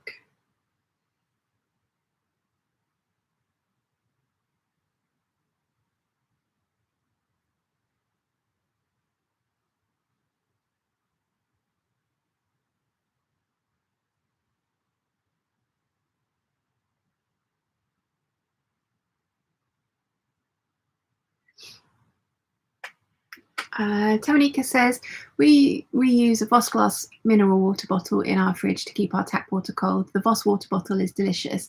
Then you get a nice slim bottle that fits nicely into the fridge. Yes, I like those. They also fit £2 coins in them. So, and there's about, once you've filled it up, there's about £400 in there. I used to have one of those in my bedroom when I worked in London, and would just put my pound coins in there. Or £2 coins in there, sorry, when I got them. It took a while to fill it up, but it was quite a shock when I emptied them all out and I had 400 quid in there. It's like, ooh, new pair of shoes it is. Oh, one of my favorite shoe shops is closing. They're not closing forever, they said. It's like we want to reassess and see where we want to go. But yeah, Miss Elfire, I love their shoes so much. I have 2 pairs of them. I would have, if I had the money, I would have had all of the pairs of them. But they're closing. I'm very sad.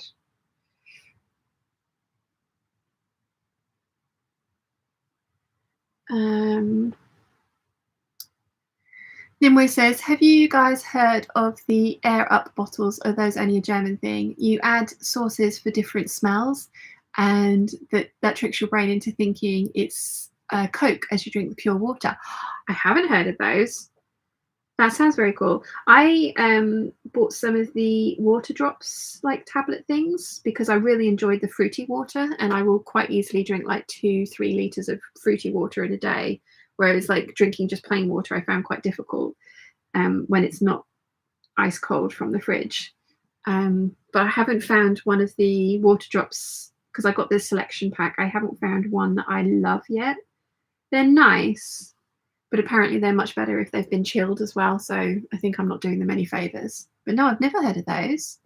Laura says, Sarah, which TV pattern are you looking at? I've made the cocoa dress and the instructions were super clear and not intimidating. Charlie says, do you put protein in your salad, Sian? Yes, usually chicken or steak. I very much enjoy a steak salad, like a lot.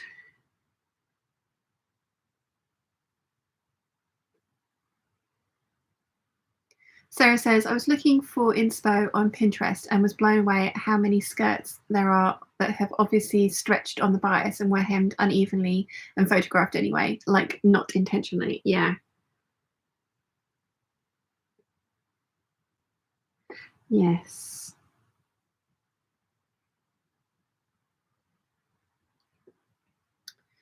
Stephanie So says, I haven't sewn any dresses this year. I have only been sewing bras. I'm missing the dress sewing though. I really want to get into bra sewing. That's why I've got the Pit Trading lingerie advent calendar for myself this year, because I was thinking that would be, it would be nice to have like a collection and a stash of stuff to play with and attempt. Because there's only 2 bras that I really want to try: the Boylston bra from Orange Lingerie and the Black Beauty from Emerald Erin. And that's because I only really wear balconette bras. I have got a plunge bra on today and I don't like it.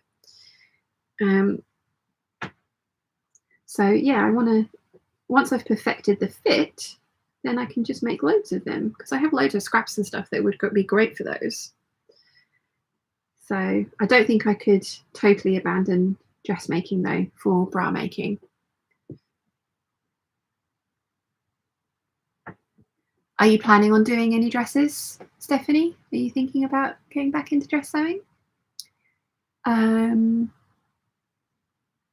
Croak ETP says, dress forms, do you use one? And if so, what brand? Any recommendations? I had a Lady Valet and I don't recommend it. It's one of the Adjustaform ones. I don't recommend it at all. I used it for hemming my dresses and storing them overnight when I so that they were somewhere other than on the table. I currently have 2 mannequins there. They are from Moorplan and they're actually shop display mannequins. They are not for dressmaking. They are quite hard. They're not pinnable, but they are pretty close to my, well, they were pretty close to my torso measurements. I measured the hips the other day. The hips are 36 inches, so about 10 inches smaller than my current hip measurement, 9 inches. So this is not great for dressmaking either, but I have been using it to level the hems on these dresses. But they're like £40 plus VAT, whereas the Lady Valet is around about 150 quid. I do not recommend the Lady Valet at all. Bootstrap Fashions, you can put in your measurements and they will draft a pattern for you from your own measurements to make yourself a dress form. And I really want to do one of those. I am just really conscious about the fact that I am not overly happy with how I look at the moment, and having myself presented to myself in 3D form, I think could be really uncomfortable. So, and I mean, I've never used any of the super expensive ones, but I believe that they are better because you can pin to them, whereas the Lady Valet is hard plastic with a fabric covering, so you can't pin to it if you want to drape and stuff. It really depends what you want to use it for. The only time I ever used mine was for hemming or for displaying a item or storing items overnight whilst when I then came back to them. Paula says, where is the best place to buy elastic in bulk? Mainly for sleeve cuffs. I think I bought the wrong elastic for the Adrian blouse. I bought a giant reel of 1/4 inch elastic from eBay. I bought it many years ago and we're still barely scratched the surface. I think there's 1,000 meters on there. I think it was 25 quid or something. It was not expensive. But yeah, eBay, that's where I go for that. Anyone else got any recommendations? Sarah says to Laurel, I was looking at the Billy pattern. I'd love to make the dress, but I might start out with the sweatshirt since I have no experience with knits. You want to do something that's really simple. Tilly in the Buttons pattern, as I say, is a really good option because she will hold your hand throughout and tell you, like I say, what stitch length to use and where to use it and things like that. The only Tilly patterns that I've made is the Zadie dress, which is not something I'd recommend for a beginner sewer, but the instructions on that were really, really good. So yeah. Tonika says that's a good fabric money saving idea. Yes, the money in the Voss jar, definitely. That's what it was. It was fun money. So it was like, at the time, as I say, I wasn't really into sewing as much as I am now. So at the time it was like, shoes. But now it would be, fabric. For sure.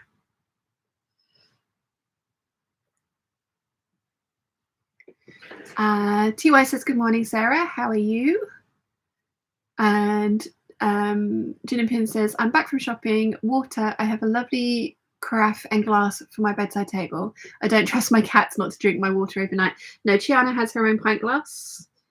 She enjoys the people water a lot.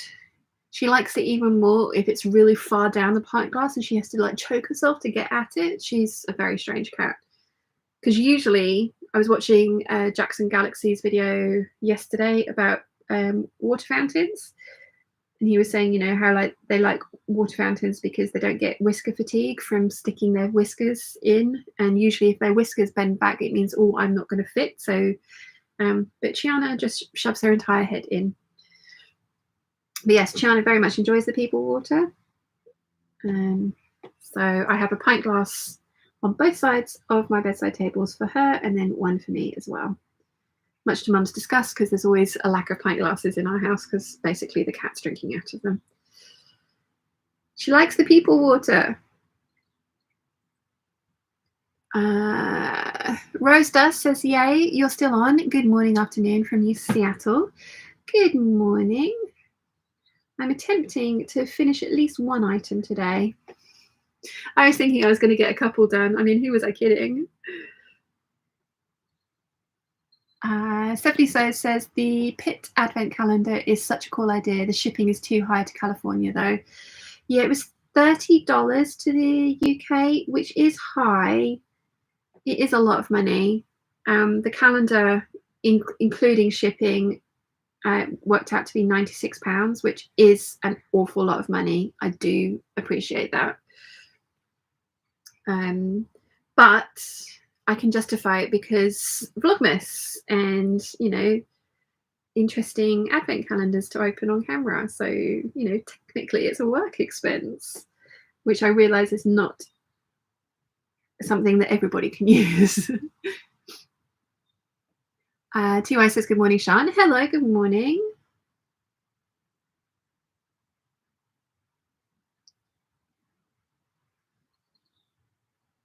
I miss my bias binding. Stephanie says, I have the fabric to make the McCall's shirt dress, but can't remember the pattern number. But the picture on the front is done in a lightweight denim. I know it's a pattern you have. Is it like a fairly slim skirted one? Nimue is sending me more links. Klein's Mums says, don't know if bootstrap mannequin would be so super useful if you don't drape, as it has no collapsible shoulders. You wouldn't get a whole dress on it. Yeah, that's a very good point. It doesn't have the collapsible shoulders, but it is a much cheaper option than the Wolf ones, which are $800. There are some very expensive, like professional ones that ateliers use, and I would love one of those, but I don't drape, so I have really no reason to have one. Other than, as I say, at the moment I use them to level hems, and I can't justify all that money on a really fancy one if it's really just leveling hems. Although if I had it, then maybe I would get into draping, so it's kind of like a catch-22 with that. But yes, very good point. The bootstrap fashion ones do not have collapsible shoulders, although when you stuff them, you could maybe perhaps stuff that upper area slightly. But then it has the cardboard ends in for the shoulders as well, doesn't it? So, yeah. Paula Clapman, thumbs up. Carol says, elastic for the Adrian blouse. Use bra strap elastic for the shoulders and the bog standard stuff for the cuffs. Oh, that's a good tip. Oh, Mum's coming. She's probably asking me what I want for dinner. Hello. Hello. Can I interrupt a moment? Are you asking what we want for dinner? No, I'm telling you. What are we having for dinner? Susan's here. Uh-huh.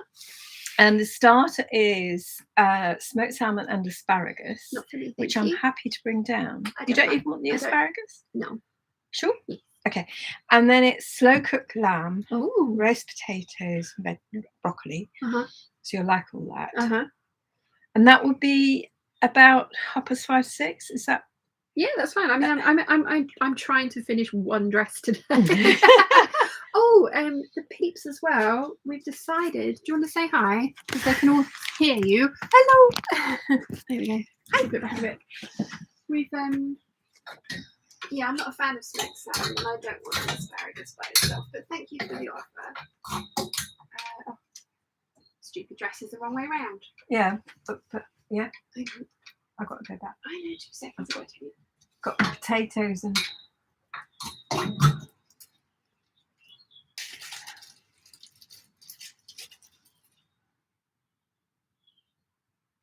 Instead of the navy ones, because these just look like misplaced polka dots. Yeah, they do. Yeah, that's actually. It looks really pretty. Yeah, that is probably a good point. They came up with a very good idea. Okay. So what, 5:30. Is so that I've got about 33 minutes then. Or it's 6. No. You Yeah, sure? no, it's totally fine. The only reason I'm carrying on is to try and finish this dress, but I can come and do that later. Okay. I was telling them I'm hungry, so.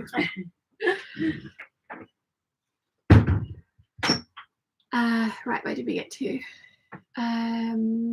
Johanna says, if you are in the US or Canada, Wawak is a good place to buy bulk elastic. Also, Hug Snug. Oh, they changed the angle, and I'm all confused now. Doesn't take a lot to confuse me, though, to be fair.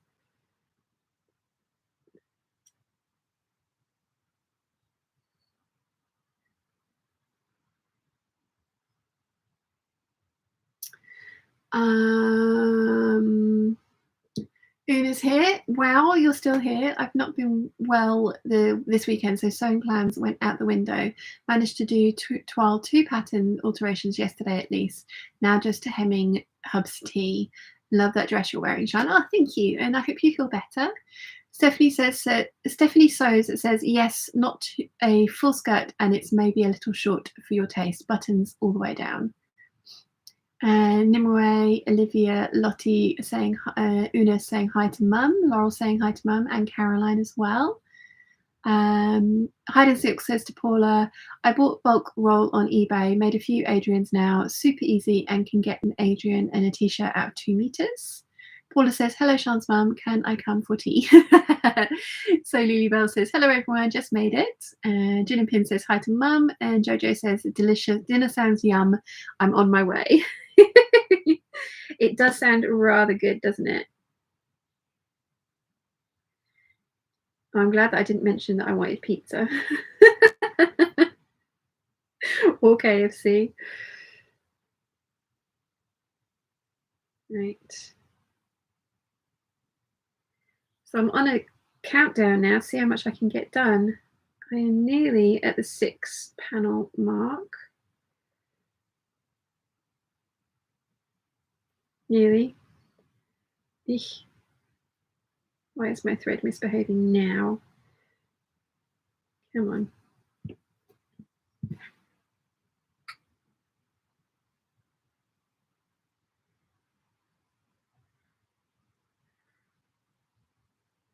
Nimue says, prep all done. I actually get to sewing now. Nice. Very nice, Nimue.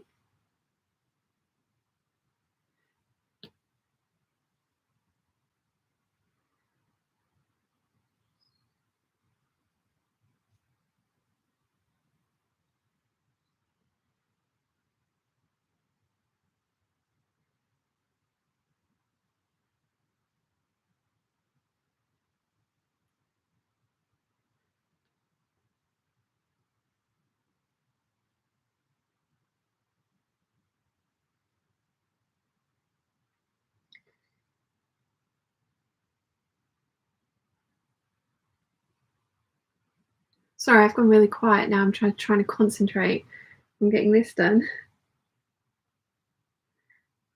Talk amongst yourselves.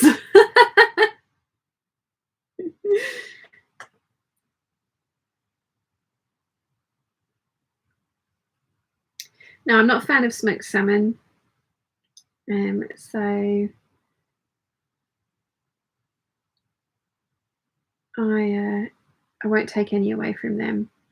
Like, I'm not a fan of most smoked things. Smoked cheese every now and again can be very nice,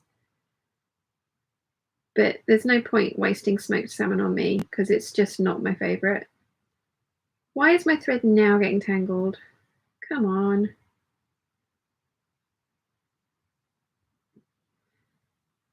So they might as well get to enjoy it all.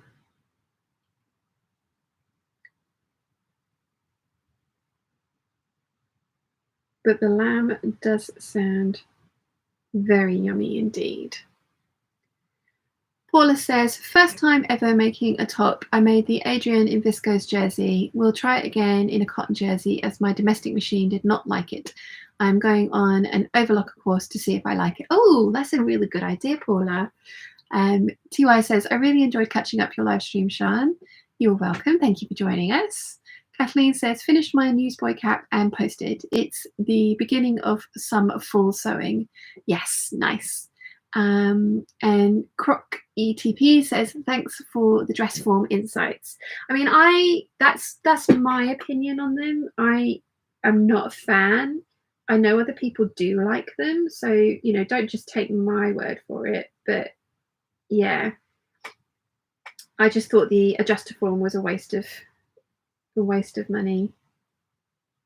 And it has actually, I had these two shop display mannequins and the adjuster form, and they were the two mannequins were put in to the attic, and we had a squirrel living in there, and it's eaten halfway through the stand for one and the body for the other. So I've actually got rid of the adjuster form body, and I've kept the base for one of these mannequins. And Mum and I are eventually going to get round to making the bootstrap fashion mannequin bodies for ourselves, and we're going to use the base from these shop bought mannequins here to do that.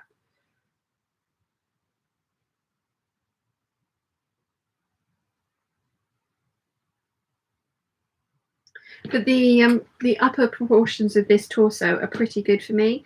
The bust is a little bit small, but nothing that I can't put a bra on and pad the bra if I really need to. But again, I've never draped anything. Well, that's not true. I tried draping on my adjuster form, and it was a disaster. So I haven't tried draping anything again ever since. That was probably like 15 years ago. So maybe not even that long ago.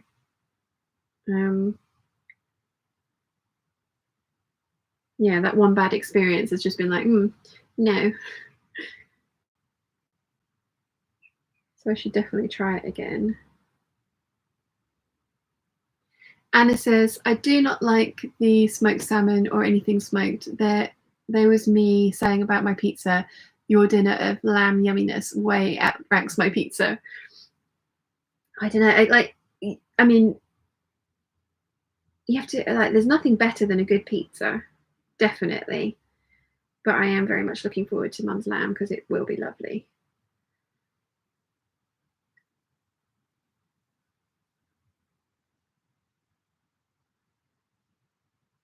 It will be very lovely.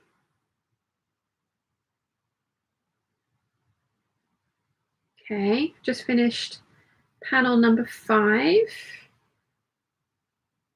On to panel number 6. See how the chatting slows right down and the sewing speeds right up when there's food on the line.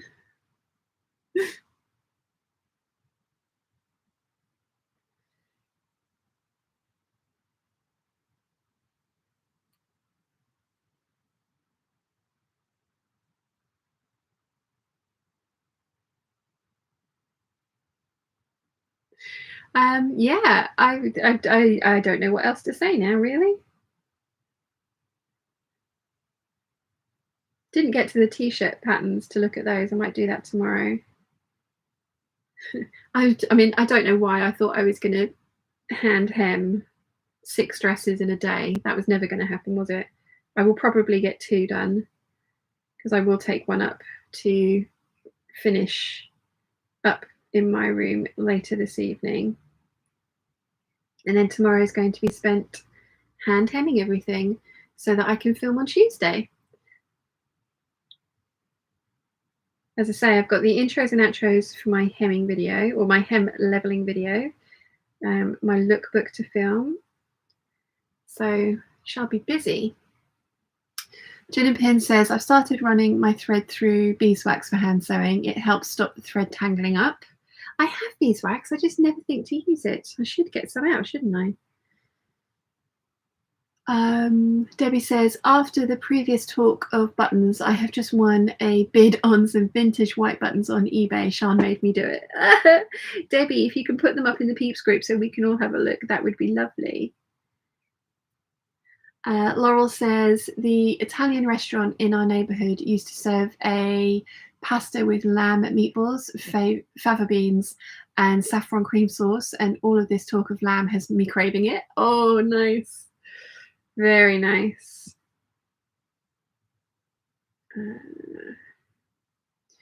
Romy says, hi, beautiful. Hello, welcome, and thank you. Sarah says, I had a recent success hemming a maxi dress with no waist seams. When I cut it, I drew in the lengthen and shorten lines at the waist-ish and used that as a point to measure the hem from. Worked great. Oh, that's a brilliant idea, Sarah. Thank you. We'll probably end up mentioning that in the hem leveling video because there's one back there that doesn't have any waist seams in it. So I put it on my dress form, but at one point I thought I wasn't going to be able to get it onto my dress form. So that's a really good idea, Sarah. Thank you. Hide and Silk says, managed to get a maxi tiered skirt out of 2 meters with tiny scraps left. Wore it with an Adrian. Ooh, very nice.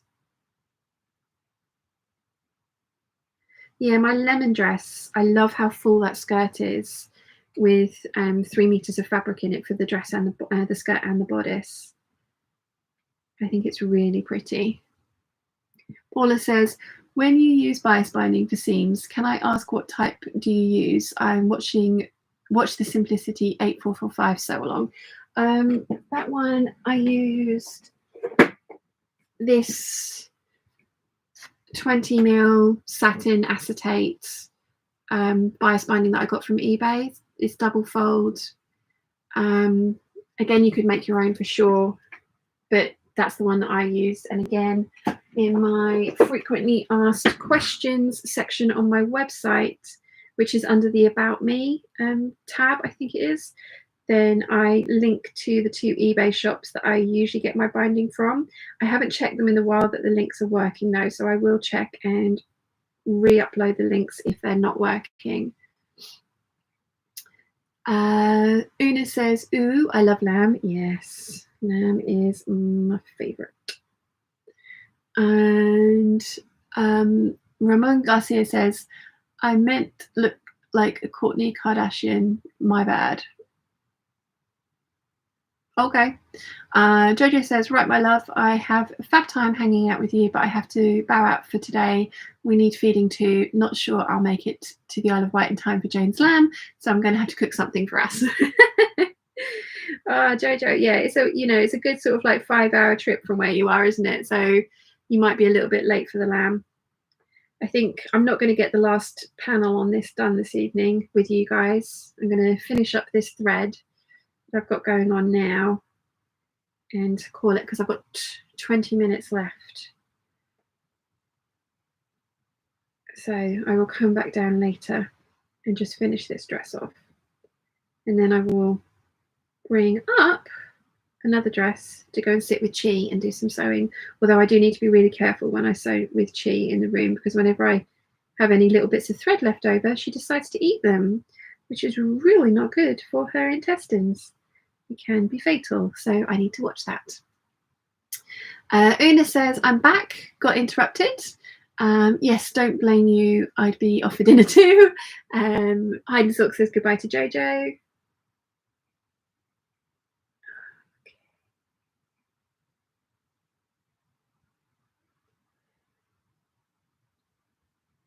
Oh, yes. Very yummy sounding dinner. I wonder if no, I haven't got any text messages from Mum, so she did. I haven't been ignoring her, and that's why she came all the way down here to ask what if I want what when I was coming up for dinner.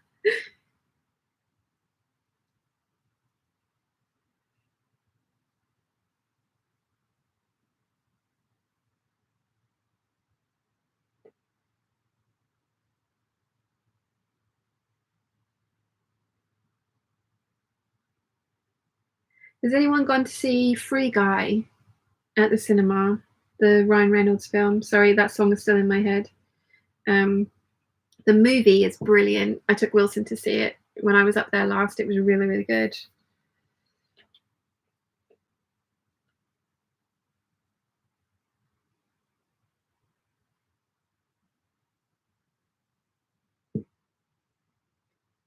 I enjoyed that movie a lot.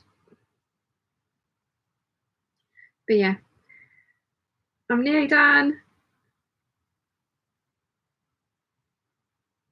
So there will be a hangout next weekend on the 26th.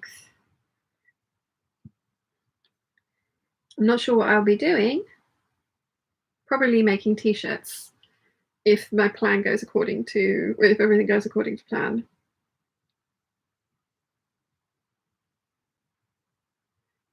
Where did I get to?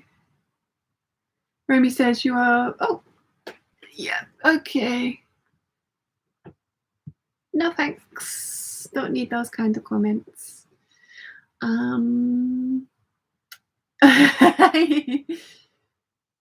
Laurel says creep alert, yeah. We had loads today, didn't we? I got rid of that one quick. I saw that one quick.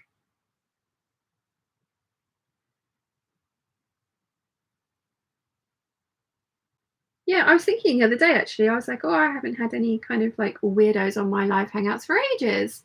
And then Laurel says they're out in force today, aren't they? Yeah, they are. I think I've like banned 7 people today. There's been a couple that the messages have been so crude that they haven't even made it through the filter and have had to be like banned. I have to approve the message, and so I've just banned them before anyone's seen it. But yeah. Paula says, found the link, thank you. Awesome. And Anessa says, troll in the dungeon. What you ought to know. Faint.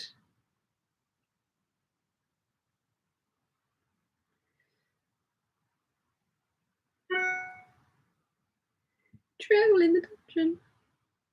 Oh, I haven't watched the Harry Potter movies in ages. I really must keep an eye out for when the box set is on sale.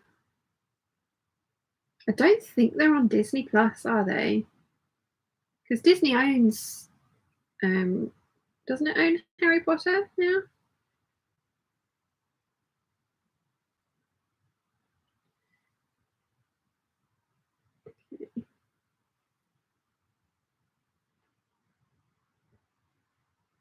I'm nearly done with this bit of thread. I'm not going to make it to the end of this panel though, with the tiny little bit that I've got left.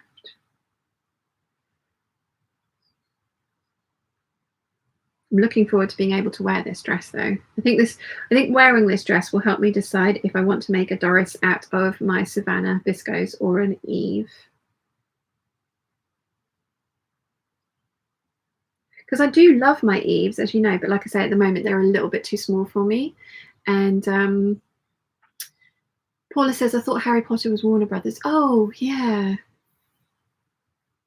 Isn't there a where is Harry Potter World? Isn't there a Harry Potter part in Disney?